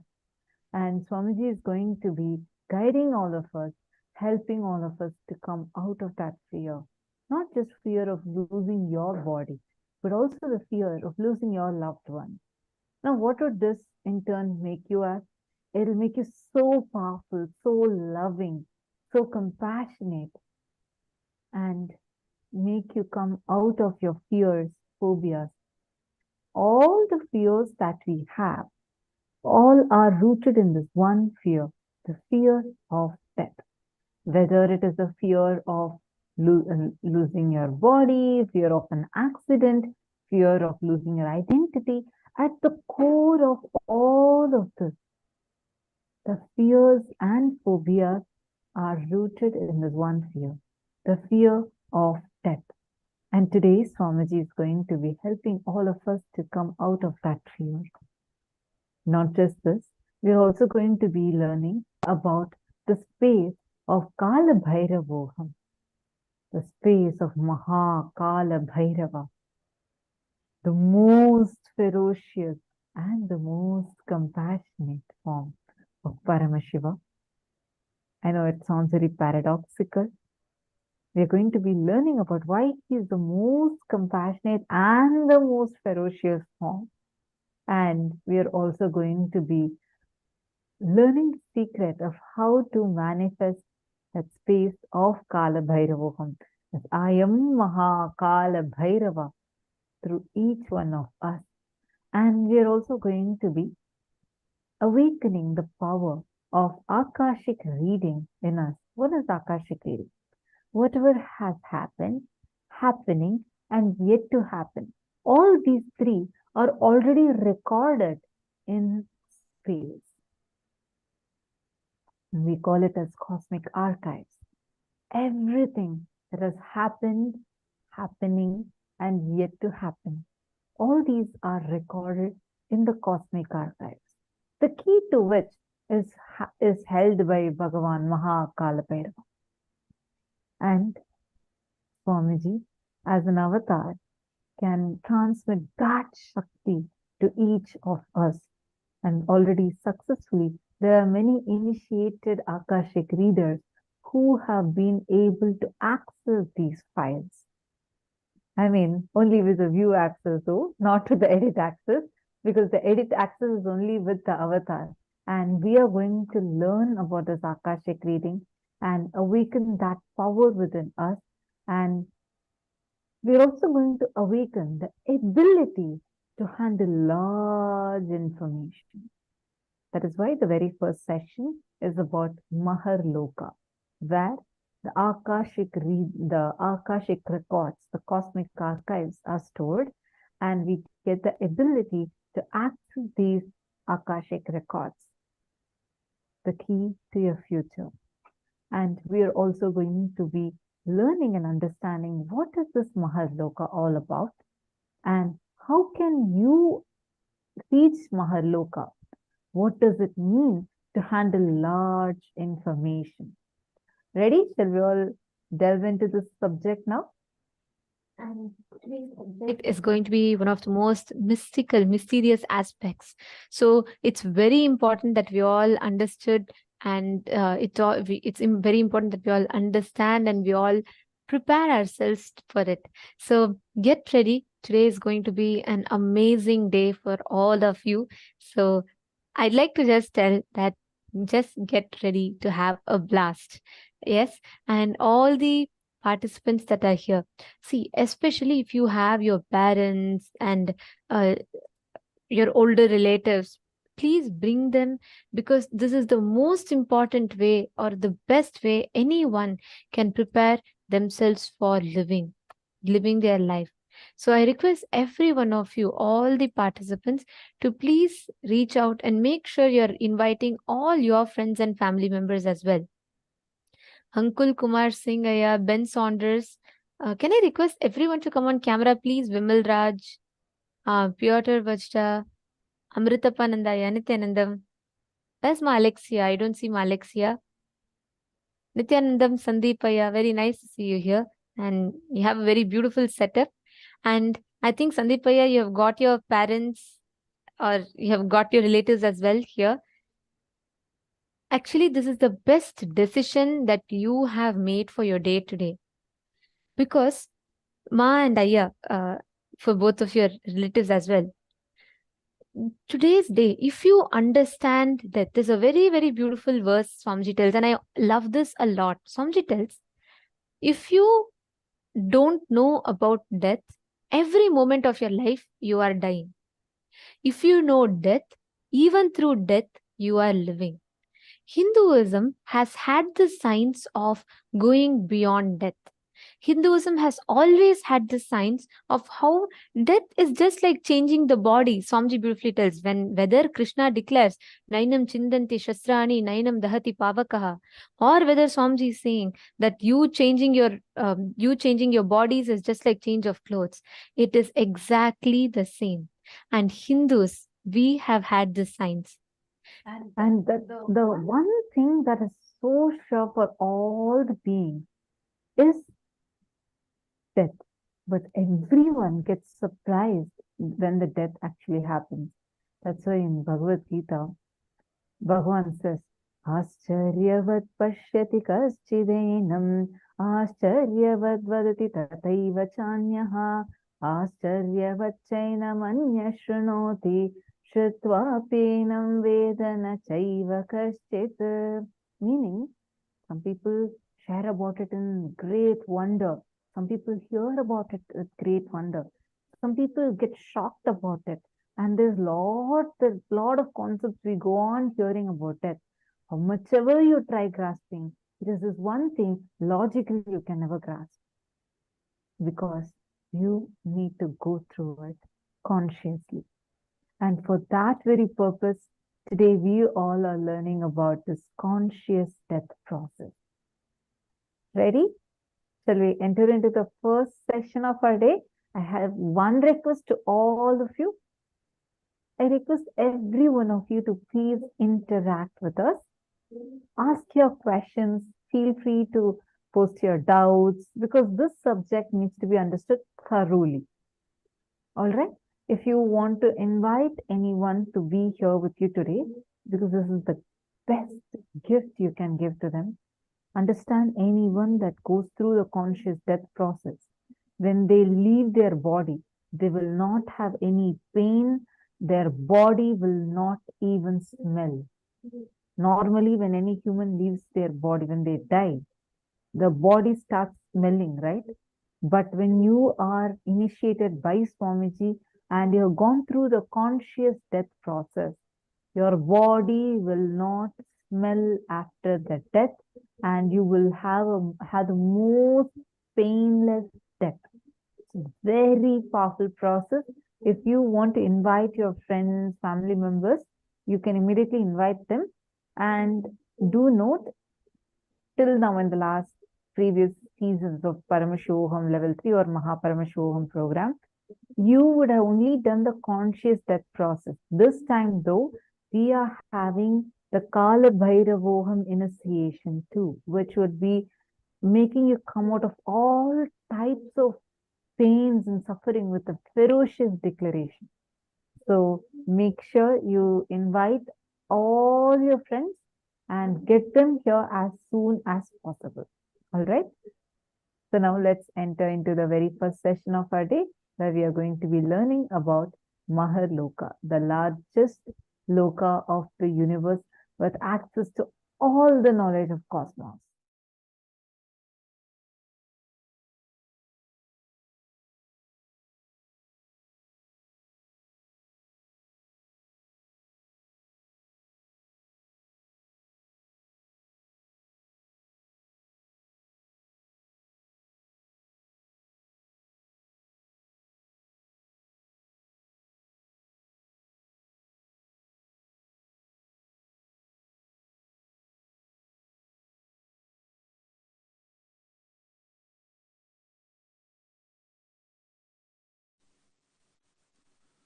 Suvarloka is like absolute peace and joy and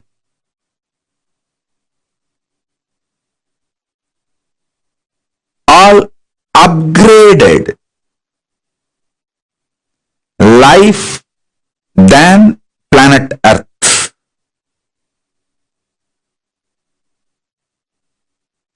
Maharloka is much higher than Suvarloka.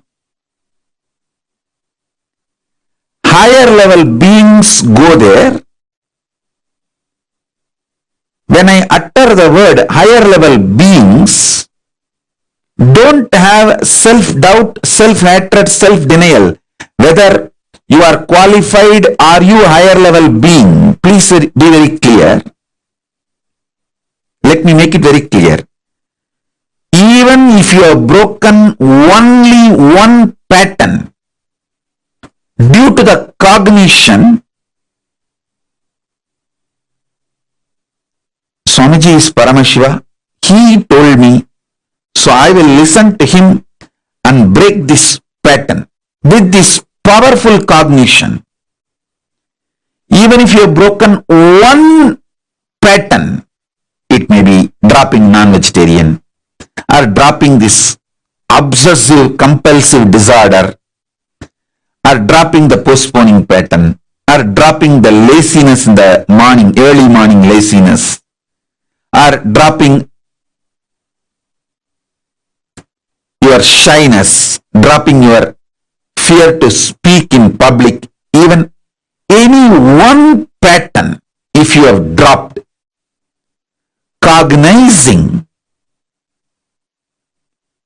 my Paramashivatva, because Swamiji is Paramashiva, I should listen to him than to my patterns. With this cognition, even if you broke only one pattern, you are qualified for the initiation. You are qualified to be airlifted, conscious lifted to higher lokas.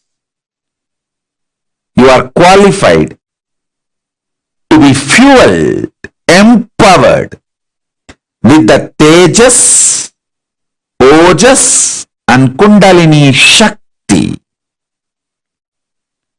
get into the Swargaloka, Maharloka, Janaloka, Tapaloka, Brahmaloka, Kailasa itself, Mahakailasa itself. Above the Brahmaloka is Parandama, Vaikunta.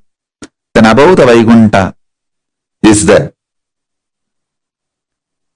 space where the Kailasa, and above the Kailasa, Mahakailasa exists. So even if you have broken one pattern, you are already initiated. You have qualification to be fueled, empowered, awakened with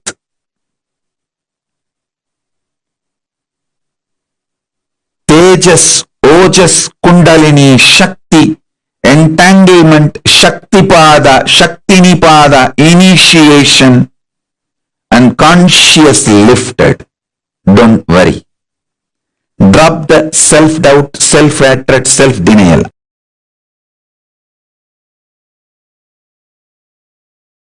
Oh, listen.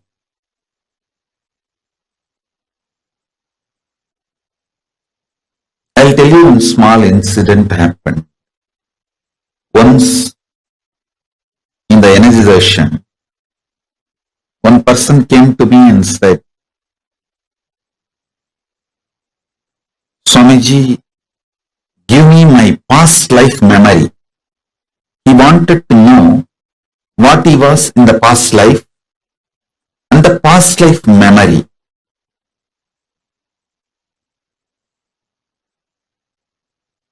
He has attended a meditation class, so end of the class, those days the physical energy session. So it was a physical hug. He asked me, he wants to know his past life and he wants me to reveal his past life memories to him. I just asked him, today you did completion. He actually attended a program, so he was going through the completion session.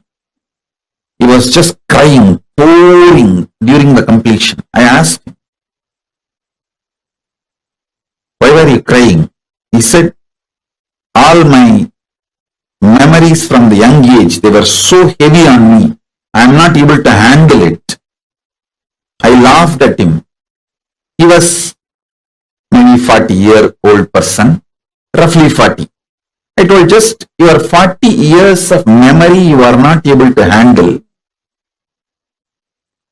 If I give you the past life memory, how will you handle? Don't you see you will go mad? He said, yes, Swamiji. And he just left saying, yes, yes, I don't want past life memory and all, you are right. And he left. I want all of you to know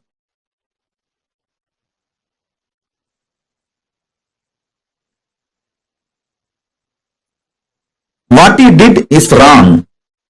Listen carefully. When he asked me, he wants to know about his past life, he was not wrong. But when I told him, will you be able to handle that memory? And he gave up, is wrong. He should have asked me, Swamiji, tell me how I can handle the large memory. Listen. The ability to handle large information without getting personally attached to it is Chitta Suddhi. Means purity of mind, memory. Purity of the mind takes you to Maharloka and opens up the Akashic records immediately. Listen. Listen carefully.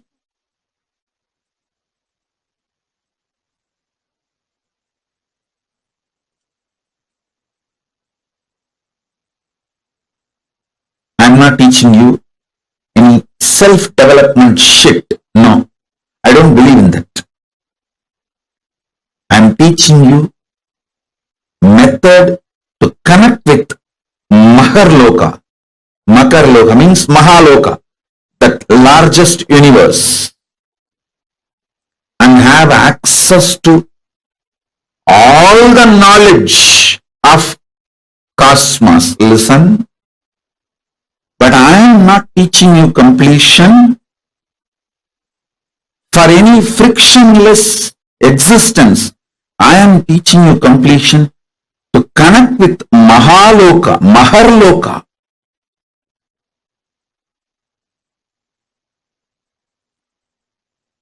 To have access to Akashic records. Listen carefully.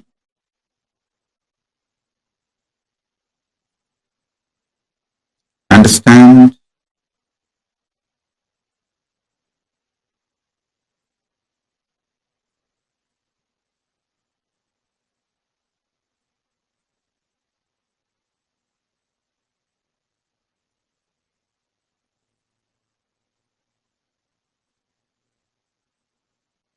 Listen carefully.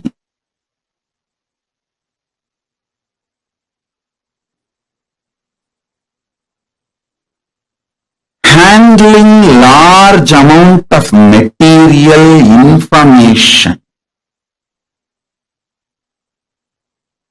without personal attachment to the information is Chitta Suddhi. So much of abuse and attack goes on me, but I never get hurt by any of those words uttered.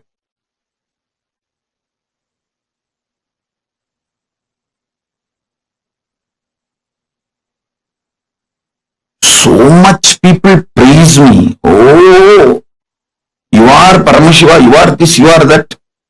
I never get attached or get elated by the words they utter. I simply see how each person can be helped from the level they are. Understand? How each person can be helped. My mission is very clear. Make your vision for life clear. Do not allow cheap people's strong words, good or bad. Listen carefully. Cheap people's strong words, whether good words towards you or bad words towards you, do not give respect for it. From right person, even if it's a good word or bad word, give complete attention to it.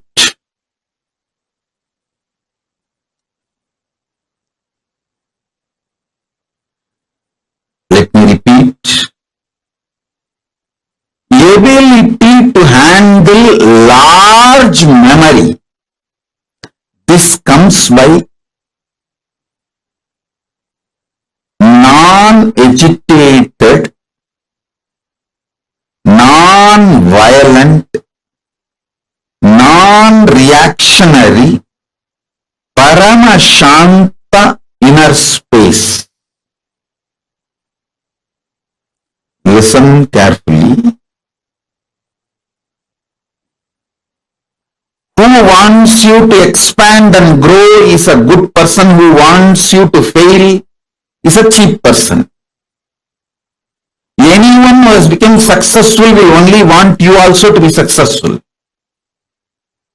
Anyone who has wasted their life will not know how to become successful, and they will not expect you to be successful, and they do not know how to be successful.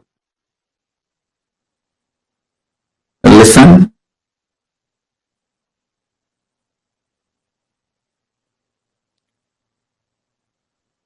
More and more peace inside you, more and more past memories will be awakened. More and more peace inside you, more and more Akashic records will be opened. More and more peace inside you, more and more Maharloka will open. All of you take only one decision. Every day your sleeping time should be the time for deep completion. You see, before falling asleep, if you develop the habit of doing completion for 20 minutes, 30 minutes, till you fall asleep. Even if you are tossing on the bed, just practice completion, do completion. Your breathing will be aligned towards deep sleep and you will fall asleep. If you do completion and fall asleep, the peace inside you will become like a, how the ice becomes intense spatika. Same way the peace inside you will become paramashanta. Listen. Ice. For long time, if it was not disturbed, if it did not melt down, it will get solidified and that becomes spatika. Ice added with a quality of carbon becomes spatika linga, spatika stone. If you received Atma Linga, you will know that is spatika actually. Spatika is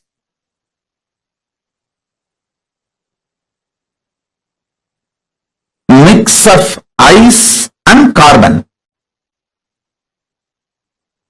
The right proportion of ice and carbon is spatika. Listen.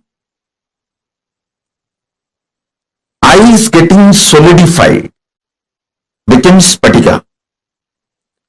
The peace getting solidified will become paramashanta.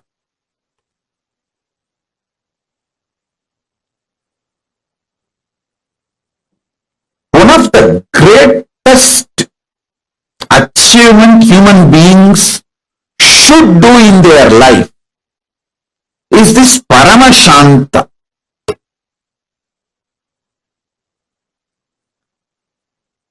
Nothing in this world can be equated to paramashanta.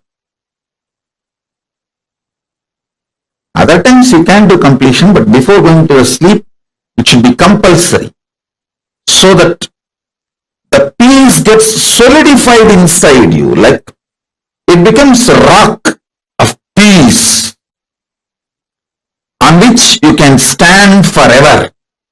Your being becomes like a spatika linga.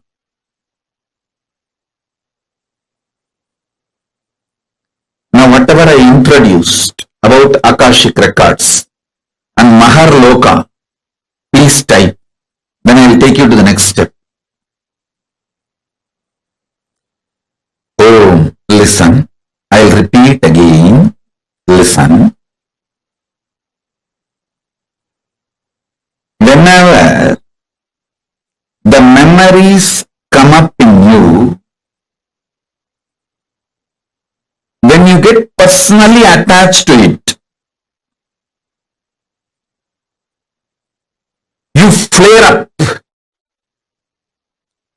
One bad word uttered by your father or mother or uncle 10 years before, still you flare up and suffer for it. Listen carefully.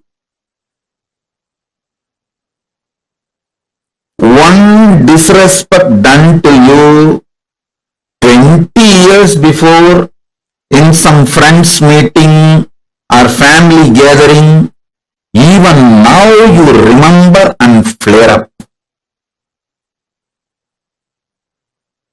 This is what I call getting personally attached to memories. I'll tell you one story. When you hear somebody else got disrespected, you don't flare up. But when you feel people who are your own or you are disrespected, you just flare up. This flaring up due to personal attachment reduces your ability to live. Listen carefully. Your freedom is not your ability to physically travel where you want. Your freedom is your ability to mentally travel freely without getting agitated by your inner violence and personal attachment with memories. Listen. This is the right definition of freedom. Freedom means your ability to travel freely, mentally, without getting agitated, suffocated.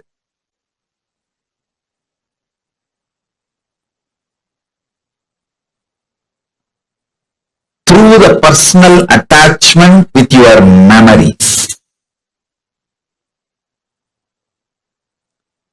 Many of you cannot travel peacefully mentally more than 60 seconds. 60 seconds only is your freedom. Not more than that.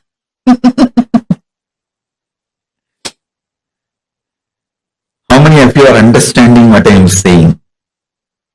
60 seconds is your maximum freedom. Actually, the freedom should not be calculated in the length, but it should be calculated in the time. Freedom should not be calculated in meter, kilometer, unit. It should be calculated in the second, millisecond, minute unit.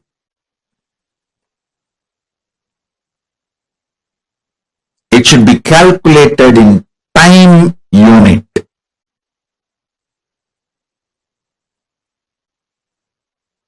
How many of you understand this? Every second minute, third minute, you get agitated, irritated, reaction starts inside you. Whether you get triggered from outside or in your own memories trigger due to your personal attachment to your memories. Past informations triggers. How many of you understand that?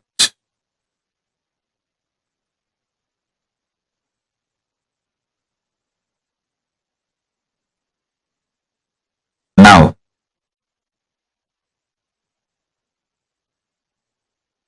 all of you take a few minutes and type what I explained now. Your freedom should be measured on time, not on meter. It is not your ability to move around. It should not be measured by the ability to move around, number of meters, kilometers, all that. Your ability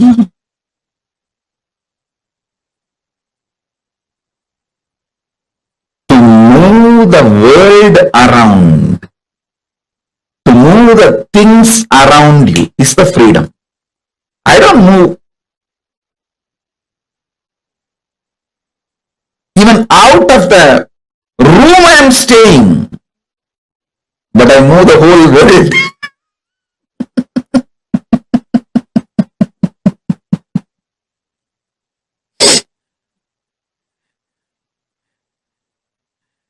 So, freedom should be measured not on meters but on minutes.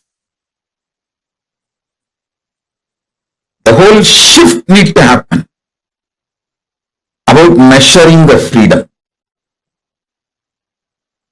The number of seconds you are able to freely handle your memories in the inner space without getting triggered, agitated, irritated, frustrated, suffocated, pained. That many seconds you are free. Freedom should be measured on seconds, not on meters. Not on meters, but on minutes. You are all measuring the freedom based on the meter. How many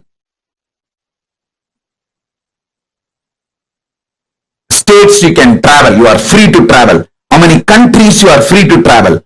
How you call that as a freedom.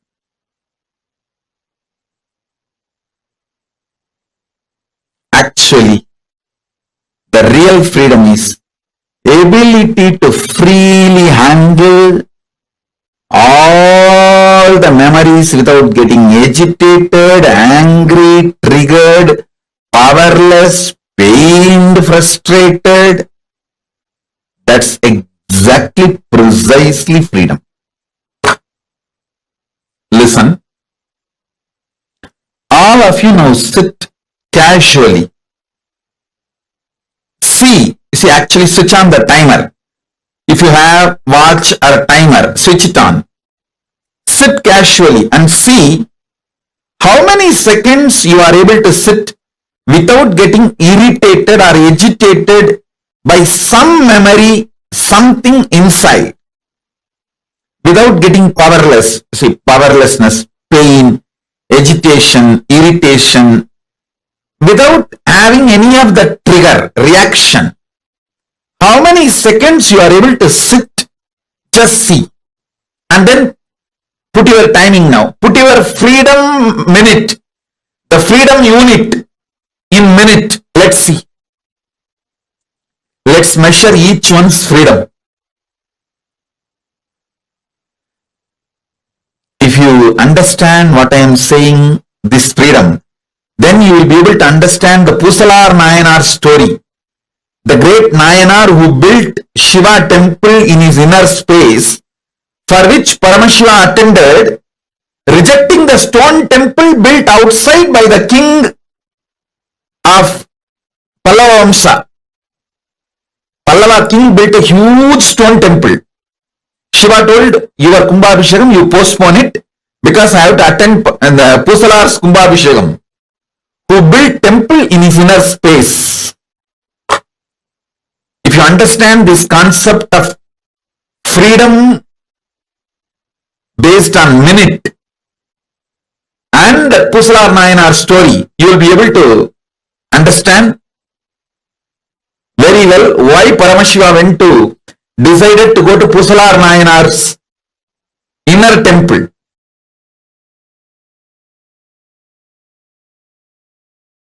See, sometimes when you hear me talking about Arunagiri Yogeshwara, my relationship with Arunagiri Yogeshwara, how I had the initiation into Paramadvaita, even if you don't agree with all my lifestyle, theories, principles, you feel, I think this is possible. This is possible. Maybe this possibility is available even for me. Not only for him, even for me it is available. It is possible. That clicks. Anything which clicks with you as possible,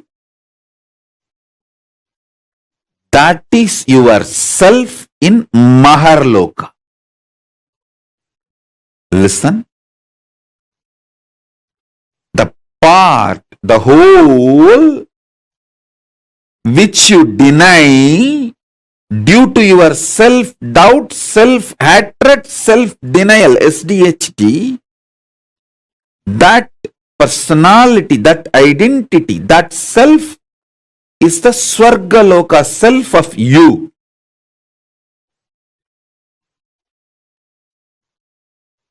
When I describe my higher possibilities,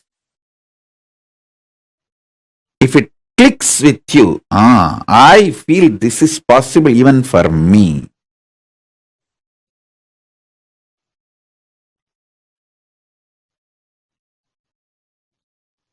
When I narrate about Arunagiri Yogeshwara or my death experience in Varanasi or my enlightenment experience in Arunachala or my experience of feeding Ganapati, how many of you feel, this is possible even for me? I don't think he is lying there. He may be doing many things which I may understand, may not understand, but he is not lying there and he is not telling lies. This possibility exists. Even I feel it is possible for me. How many of you click with those possibilities? Raise your hand. If it clicks with you, that personality, that self of you, which clicks with the higher possibility, is your identity, your self in Maharloka, Mahaloka.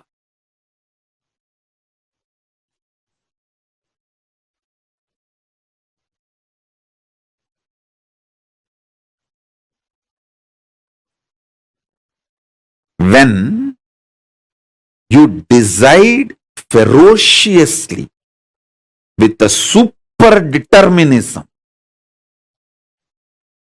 will persistence to face your highest possibility which is clicking with you, you manifest yourself, you face yourself spontaneously in Maharloka. I tell you, when I heard the story of Nambiyandar Nambi feeding Ganapati, I had the glimpse of my possibility of same.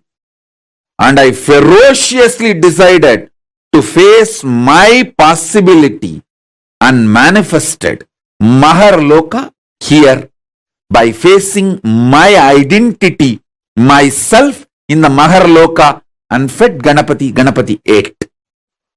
Ganapati ate from Nithyananda of Maharloka, not from Nithyananda of Bhuloka as you think. Finally, all 14 Loka Nithyananda merged into this Nithyananda as Paramashiva. But when Ganapati was eating, he was eating from the Nithyananda of Maharloka. Nithyananda, address, Makarloka, Maharloka.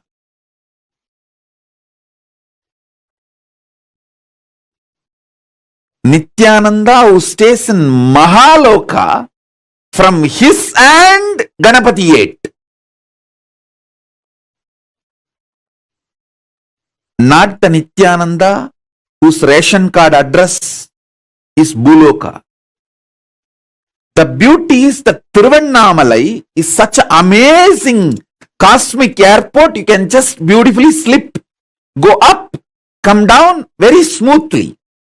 The whole ecosystem's chemistry is that. Nithyananda staying camped at Mahaloka fed Mahaganapati. So understand that.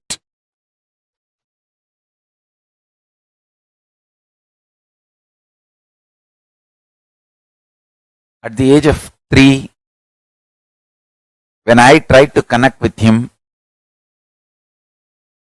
I did not have a formal initiation. I heard the story of Ganapati eating food of Nambiyandar Nambi from one great Saiva Siddhanta preacher, Sri Selvakanapati. And one word which he uttered just got stuck in my inner space. That Nambiyandar Nambi calls Ganapati, Mahaganapati Paramburule.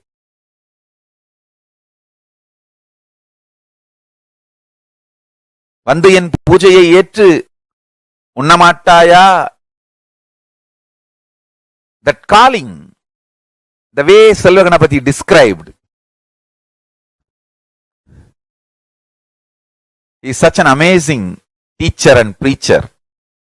The way he described, Mahaganapati Paramburule, that word just stuck in my heart. I came home and started doing the same. Of course, I did all my drama with Ganapati. I had many days playing with him, and it is not that day one he immediately ate. All that is different. All that I have described detailed 3-4 times in earlier satsangs. Please watch those satsangs to know the whole story.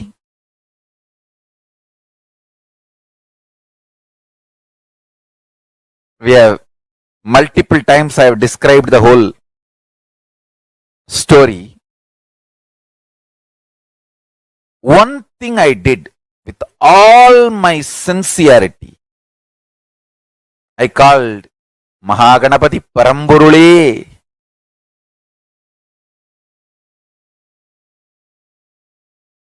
To come and have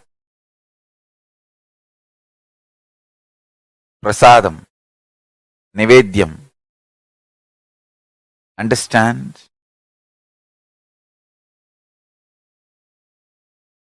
As I described in the earlier satsangs, when he ate, not only he gave me the Savikalpa Samadhi experience, he gave me such powerful experience of Nityatva. He opened the doors of Nityatva for me.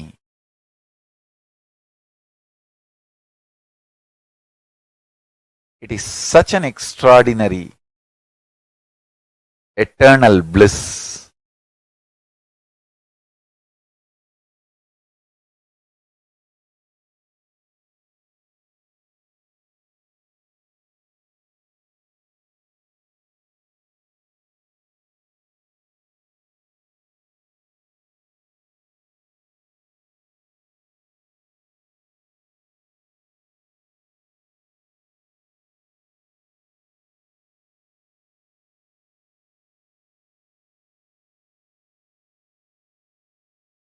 Listen.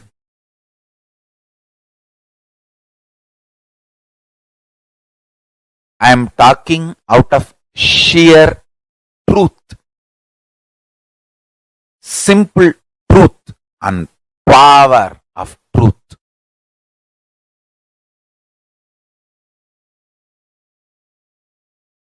Nityatva dimension exists. Mahaganapati will open the dimension for all of us.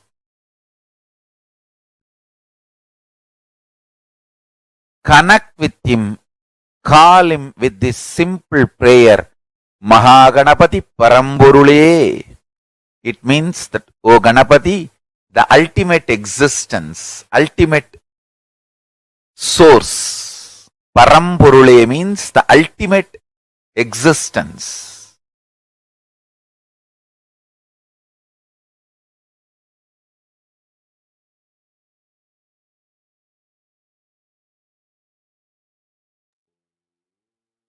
So beautifully Swamiji explained about how with will persistence, when you decide the strong decision in your inner space, your decision to expand your inner space accommodates a large amount of information in you. Your resistance to expand your inner space, your resistance to store large amount of memory in you is nothing but your resistance to expand your own consciousness, expand your inner space. What did you all understand from this session? What did you all understand as Maharloka? Can I request everyone to please share? What did you understand as Maharloka? Come on, all the participants that are here sitting with us now, I request every single one of you to take a few minutes and post. What did you understand when Swamiji is saying Maharloka? What did you understand by that? Did you all understand the explanations Swamiji gave about how a participant, and he asked Swamiji what his past life was, and the revelation Swamiji gave to us from that? How him saying that, okay, you know what, if I don't know, then maybe I can't handle large information. Can I request all the participants, come on, please type and post it here in the chat. Vigyan Chapainaya and Nitya Bhaktaya, Sunitikanandaya and Sandeepaya. Can I request all of you take a few minutes and post in the chat, what have you understood so far?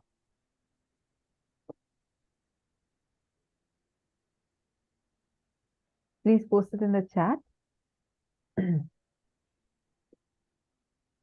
Ben Shenfongson. Come on, all of you post whatever you understood.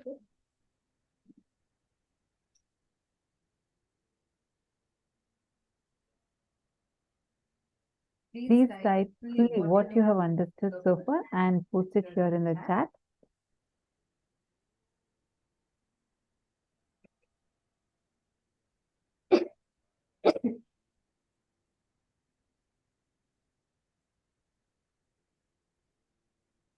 Very nice. Come on, Ma Joyce, Ma Yi Hanshen, Ma Pinzu Hua. I request all of you to share. What did you understand as Maharloka? Okay, Ma Sangita has posted. When you decide ferociously with will, persistence, and super determinism, you will face yourself in Maharloka. Eleanor Mayer has asked, when we face her highest possibility, we are already in Maharloka. Very nice. Maharloka is information of Akashic records and our possibilities. All the powers of us, when you manifest powers, the Maharloka dimension of you is manifesting. Ma Joyce, you have posted your experience, right? You manifesting that experience is the Maharloka dimension of you manifesting that experience. All the breakthroughs and the power manifestation, everything happens from the Maharloka dimension of us.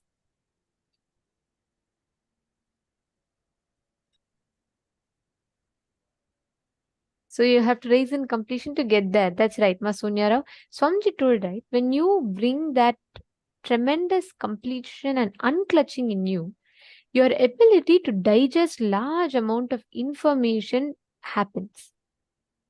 Just when you decide with will, persistence, and determinism that yes, I am not going to give up, I'm not going to struggle with handling large amount of information.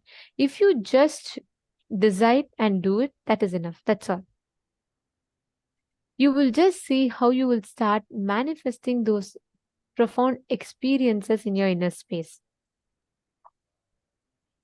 Okay, so now let us understand what is this Maharloka and how you can live, cognize, internalize this truth and apply it in your daily life. Okay, so we're going to be doing a very quick internalization exercise.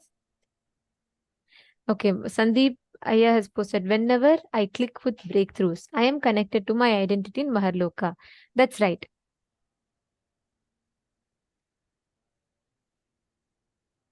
Begin Champagne has posted, in Maharloka, you are free from STHD. That's right. And also Maharloka is where the large amount of information is stored inside of you without any resistance.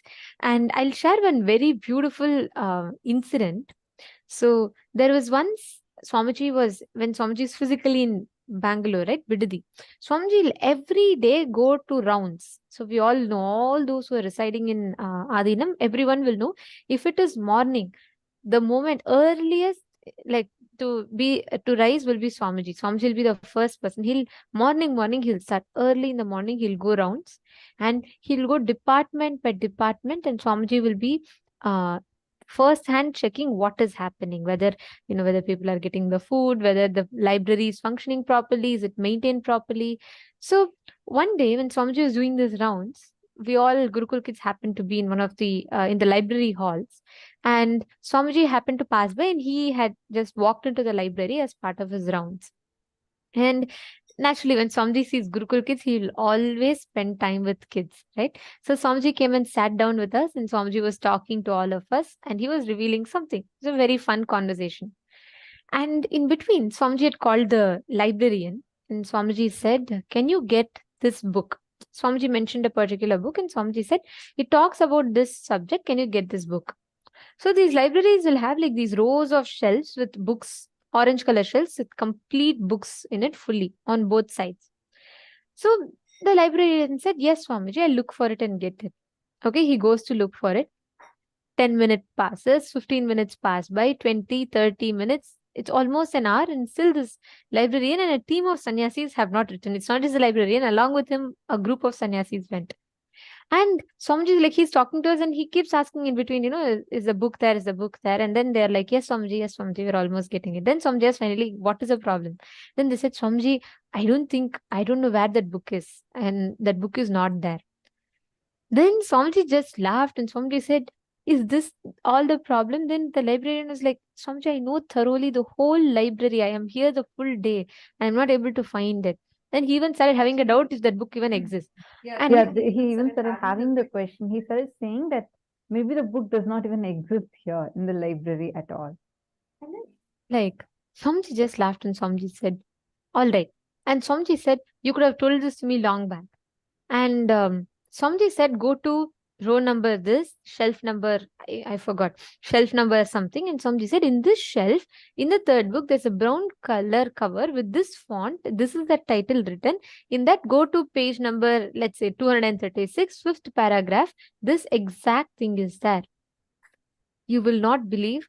1 hour of finding of a huge group of sannyasis could not find. The moment Swamiji told, the librarian had to just walk up to that place, go open that shelf, pull up that book, open the page number, and exactly it was there. Swamiji taught us a very, very beautiful lesson through that. The moment Swamiji said, it is like librarian who spends his full time in the library, who is supposed to be knowing end to end of what is happening in the library fully. He did not know where the book is. Swamiji, with all the things that Swamiji does, he was able to remember precisely what is in the book, where it is kept. Swamiji told all of us Gurukul kids there.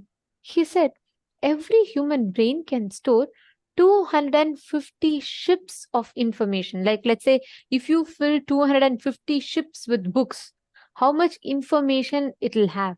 That much information one single human brain can store. Actually, experiences like this, like almost all the sannyasis will tell you, because this keeps happening again and again. Same way, I remember once some darshan was going to happen, and Swamiji actually tells, like we mentioned earlier, right? Like every darshan, every session that Swamiji wants to offer to people, Swamiji will always pull out the exact apta pramana, means the references of people who have lived this time and from scientific researches from the ancient times. And Swamiji will pull out the Shastra Pramana, scriptural references. And only with all of these and testing it on himself, he'll give us any sign. And for every darshan, like people just know that Swamiji is giving the darshan, but the background work Swamiji does for the darshans, like even choosing the exact mantras or the processes, everything, there's like a lot of research Swamiji does. I remember once Swamiji had mentioned about Virinyana Sambandha. I remember this where something Swamiji had told that find this. For the darshan that we were having, Swamiji told to, for the reference, like whenever we present, even all this content, everything Swamiji himself guides. So for that one thing, I still remember it was for Sundareshwara Paramashiva Sahitya Samadhi Darshan. And Swamiji told how Tirunya Sambandar, it is part of the 64 Leelas, like how we have 64 forms of Paramashiva. There's a set of Leelas, the 64 Leelas of Paramashiva. And we are like trying to search. Swamiji even said, go look at this book. There's a particular book in this shelf in Adi Kailash, in this particular library. Just go and look at it. And we got the book, and first we were like searching for the book. First we were trying to say that, oh no, we are not able to find that book at all. Then Swamiji said, Swamiji gave the exact reference. Swamiji even described the color of the book, everything. And then finally the team found the book in the exact place Swamiji said. And then we were thinking, okay, so then we were like looking at the book. It's a thick book. So we started like reading it, and then we said, Swamiji, this reference does not even exist in the book. And we even started saying that, no. We even started having doubts in the history. So we started saying, no, this time period is different. So this time period is different. So probably this is not even part of the 64. And it was really the whole thing and our great logic. See, Swamiji tells something. And when Swamiji tells, he knows already what is that, and he tells us, and we just have to do it. But no, and I had a very different logic, and I was like, Swamiji, no, I don't think it is there. And I got such a doubt. After Swamiji said, actually, it is there. Then I went back and I said, no, I don't think it even exists. I don't even think it's counted as part of Paramashiva's Leela. And I was trying to teach history back to Swamiji. Then Swamiji beautifully said that he told, go to this book. Till then, we could actually not find the reference, the story, exact story. We could not find it. And when Swamiji said, and Swamiji actually told, go take this book, this page number, it is there. After Swamiji told this, the last time Swamiji said the exact page number, when we went, pulled up the book and opened the page, in that exact page number, we saw this reference as part of the Tiruvalyadal of Paramashiva. And the most, like how she's mentioning, Swamiji told the exact, like clearly, Swamiji said, go here, look here, you'll get this. Like so precisely. And Swamiji said, like, just look at this particular page number, it will be called with this title. And how many years before this book came? It was many years before, and Swamiji had not even looked at that book after that. Swamiji, when with all the other things in the books came, Swamiji just picked up the book and Swamiji glanced through it. That's it. And Swamiji remembered up to the page number, up to even the title of the chapter, and said, this is what it is called as. It was like, wow. See, we keep seeing this dimension of Swamiji so many times. Even same thing with Tiruvannamalai. There was this Annadan happening, and Swamiji personally micromanages these Annadans, where we serve people every month. We serve people around 1 million, almost, it easily reaches about 1 million people every month. We serve 1 million people almost, and we give like free food. That Aushat Annadan, if you have been knowing, Swamiji serves 11 items per plate, like 11 different items, and all of these made of Ayurvedic herbs. Not just they're organic, they're also made of Ayurvedic herbs. So the moment someone eats it, they even get healed from any illnesses they are suffering with. So such like, and apart from that, Swamiji gives them gifts, and Swamiji takes care of the sadhus, and so he personally micromanages them. And there was a team that Swamiji is micromanaging. Swamiji was saying, okay, you guys go look here and set this place up. Make sure it is comfortable for people to come and take waters. And Swamiji is to that level, actually. Swamiji checks. And Swamiji said, okay, go here, make the RO water continuously available for people. So the whole setup was going on. And the administrator of that place who lives there, who has been there for last so many years, and he was telling Swamiji, only these many doors are there. I think it was 3 or 4. He told only these many doors are there, and I'm so sure the door that Swamiji is telling does not even exist. And Swamiji has not been to the campus easily for more than last 5 years. This person administrator is saying, no, Swamiji, I'm very sure this particular door that Swamiji is referring to, I've been to this place every day, that door itself does not exist. Swamiji said, no, go to this place. It's a big campus. So Swamiji said, totally these many windows are there, these many doors are there, and you go and stand in, like Swamiji gave a direction, like northeast kind of a direction. Swamiji said, go stand here and go, there will be a tree like this, and right next to that there is a door. Make sure that door is locked. And this guy, the administrator, he was saying, no, Swamiji. And then Swamiji said, go and check now. He goes and checks exactly like how Swamiji said, it was there. Like the ability to handle the information. God, it's like the memory power that Swamiji has. And remembering to the micro details, Swamiji will know which door has the carving on it, which door is made of chettinad, like the chettinad door. Like it's the kind of memory Swamiji has, the ability to handle large information is just like, wow. This is exactly what will happen to us when we cognize, when we understand and go beyond the signs of, go beyond the fears of death that we all carry. Now, let us all manifest this experience as powers. Listen very carefully. Today, all of us are going to be manifesting the powers of Akashic readings, means ability to see the past, present, and the future. Okay, and now we are all going to be entering into the power manifestation. Can I request every one of you to please bring your Atma Murti and keep the Atma Murti in front of you for the power manifestation? If you have the Atma Murti, please keep the Atma Murti, and if not, I request every one of you to please get the Atma Murti. You can print the Atma Murti. For this particular power manifestation, I request every one of you to have the Atma Murti. And now we will be having Ma Nitya Shambhavananda, who's going to be guiding us through this power manifestation. See, listen very carefully. When you understand, yesterday we all learned about time, the 7 dimensions of time.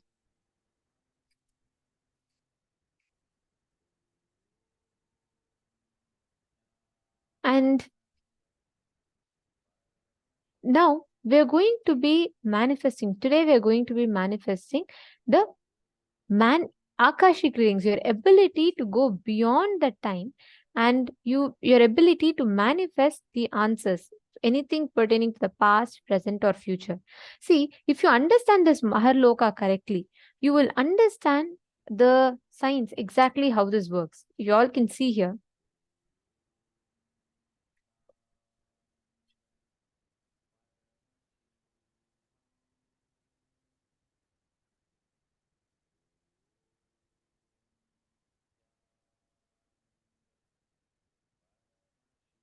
Actually, in this vertical time zones, you will see Maharloka is just above the Janaloka.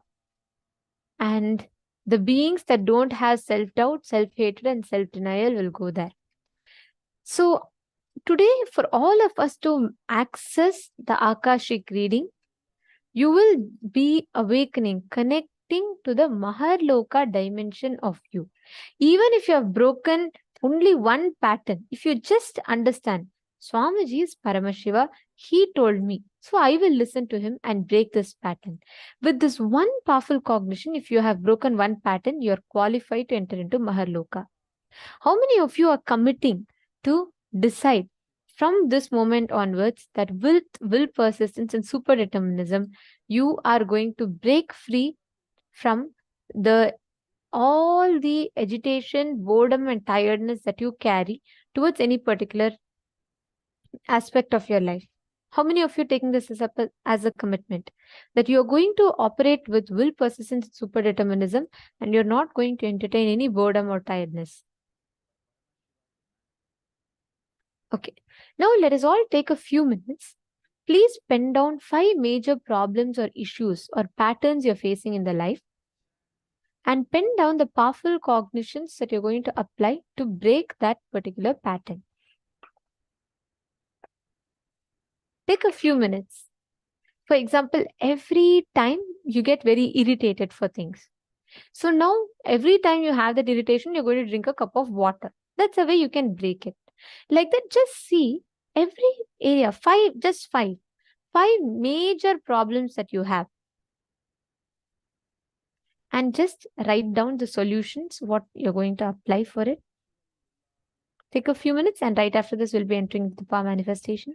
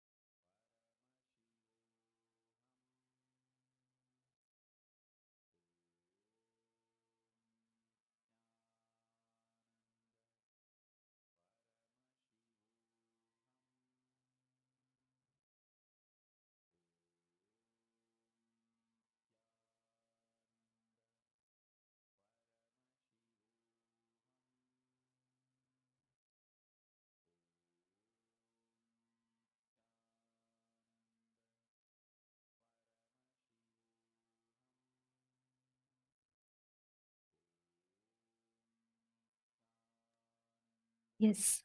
Now you all can please relax.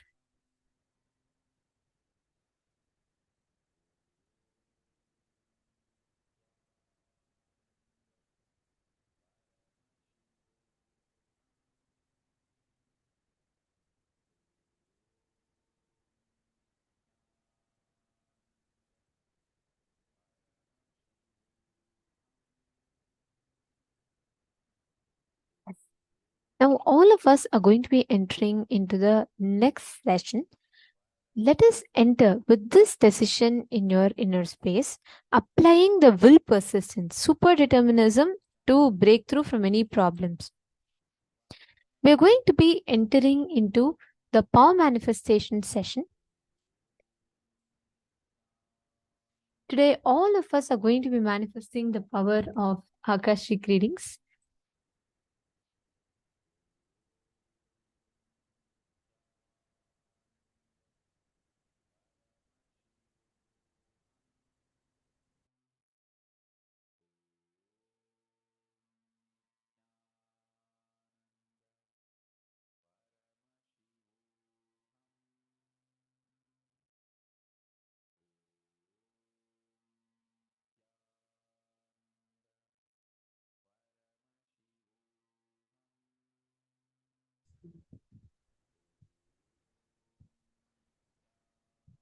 As we just learned about the Maharloka, Swamiji reveals that this Maharloka is the place where the Akashic records are stored. This Maharloka is where the whole cosmic archives is stored.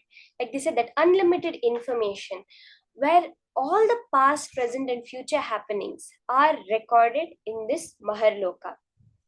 Through the power of Akashic readings, we are only doing one thing, accessing that Maharloka dimension. Through the blessings of Kalabhairava, when Kalabhairava decides to open up that Maharloka dimension, that Akashic reading dimension to us, then automatically we are able to see it. And the only one who's authorized to do this is a living incarnation. Swamiji himself, as the Supreme Pontiff of Hinduism, has opened up this dimension. As an incarnation of Paramashiva, has opened up this dimension of Maharloka for all of us to be able to access the Akashic records. The Shastra Pramana for this power of Akashic reading is from the Vijnana Bhairava Tantra, Dharana 61, Sutra 84.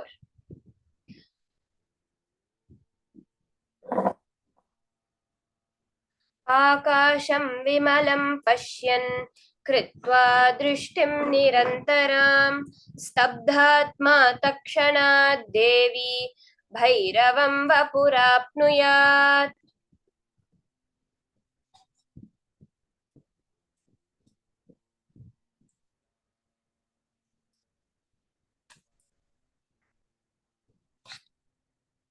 The meaning of this verse, Bhagavan Paramashiva says, looking at the spotless, infinite etheric space, the Akasha, beyond the sky and clouds, one should fix one's gaze from the third eye without blinking continuously and make the body and inner space steady and motionless.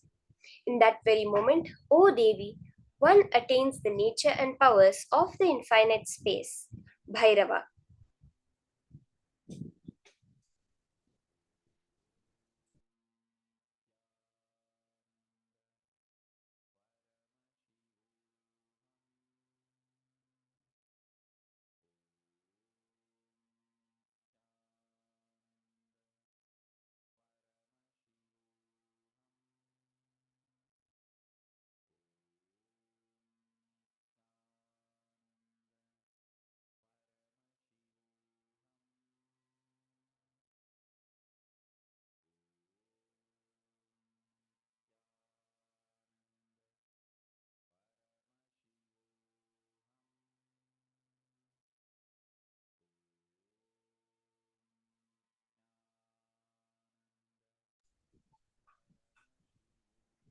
Very clearly,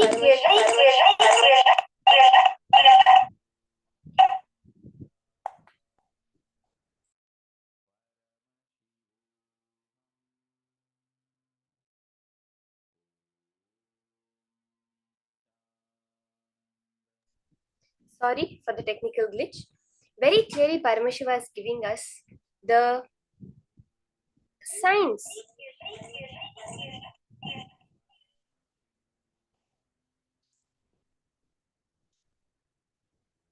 Giving us the signs of power manifestation.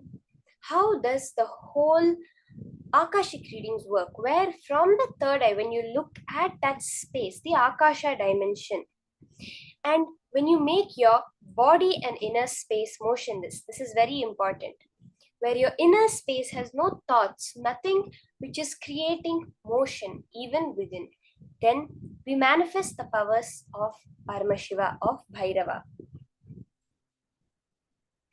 The Apta Pramana for this power is where in the Srimad Bhagavatam, Canto 1, Chapter 13, Text 15.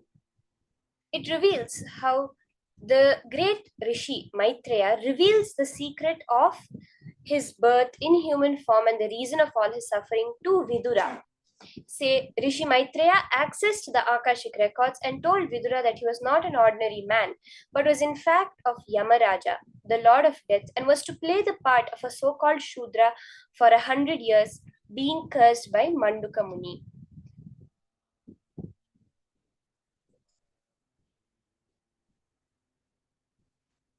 The Atma Pramana for this power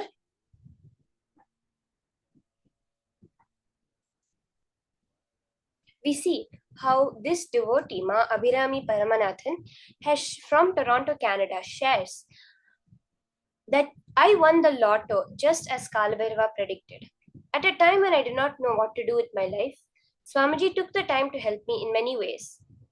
Swamiji looked at my horoscope and told me I will always have lots of money. I wondered how this would be since I wasn't working and did not have much money. In 2013, when my mother and I did the 10-day inner awakening program, I asked Swamiji if I can ask Kalabhairava about the Kotishwara Yogam, a millionaire possibility in my horoscope. Swamiji told me to ask Kalabhairava. With so much compassion, Swamiji brought Kalabhairava to us.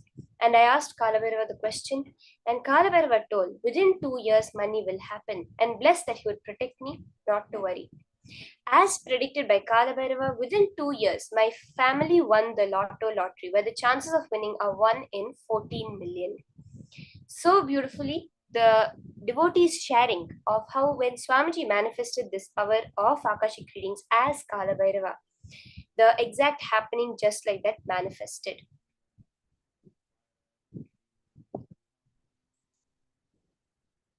Now, the first round of the power of Akashic readings, we're going to start with identifying the details about an object. We're going to be starting with connecting to a partner. Let's all start with connecting to a partner. We have to understand this power of Akashic readings very clearly. During this power of Akashic readings, it's a much, much higher level power than all the other powers we would have done until now. Akashic reading power is directly accessing the Akashic records. So when you're doing this power, you're going to keep a Atma Murti, a photograph of Swamiji in front of you. Can I request all the participants to start? Keep an Atma Murti in front of you. A image, a form of Swamiji. On this Atma Murti, you're going to be reading the Akashic records. Very clearly, you're going to see the colors, the images, the words, letters appear in golden letters on the Akashic, on the Atma Murti. This is the Akashic records, where on the Atma Murti, very clearly in golden lines, in golden letters, you will see the answer. This will not be the same as all other power manifestation where you see it in just your inner space. This will be very clearly seen on the Atma Murti, and that is what you're going to share with your partner.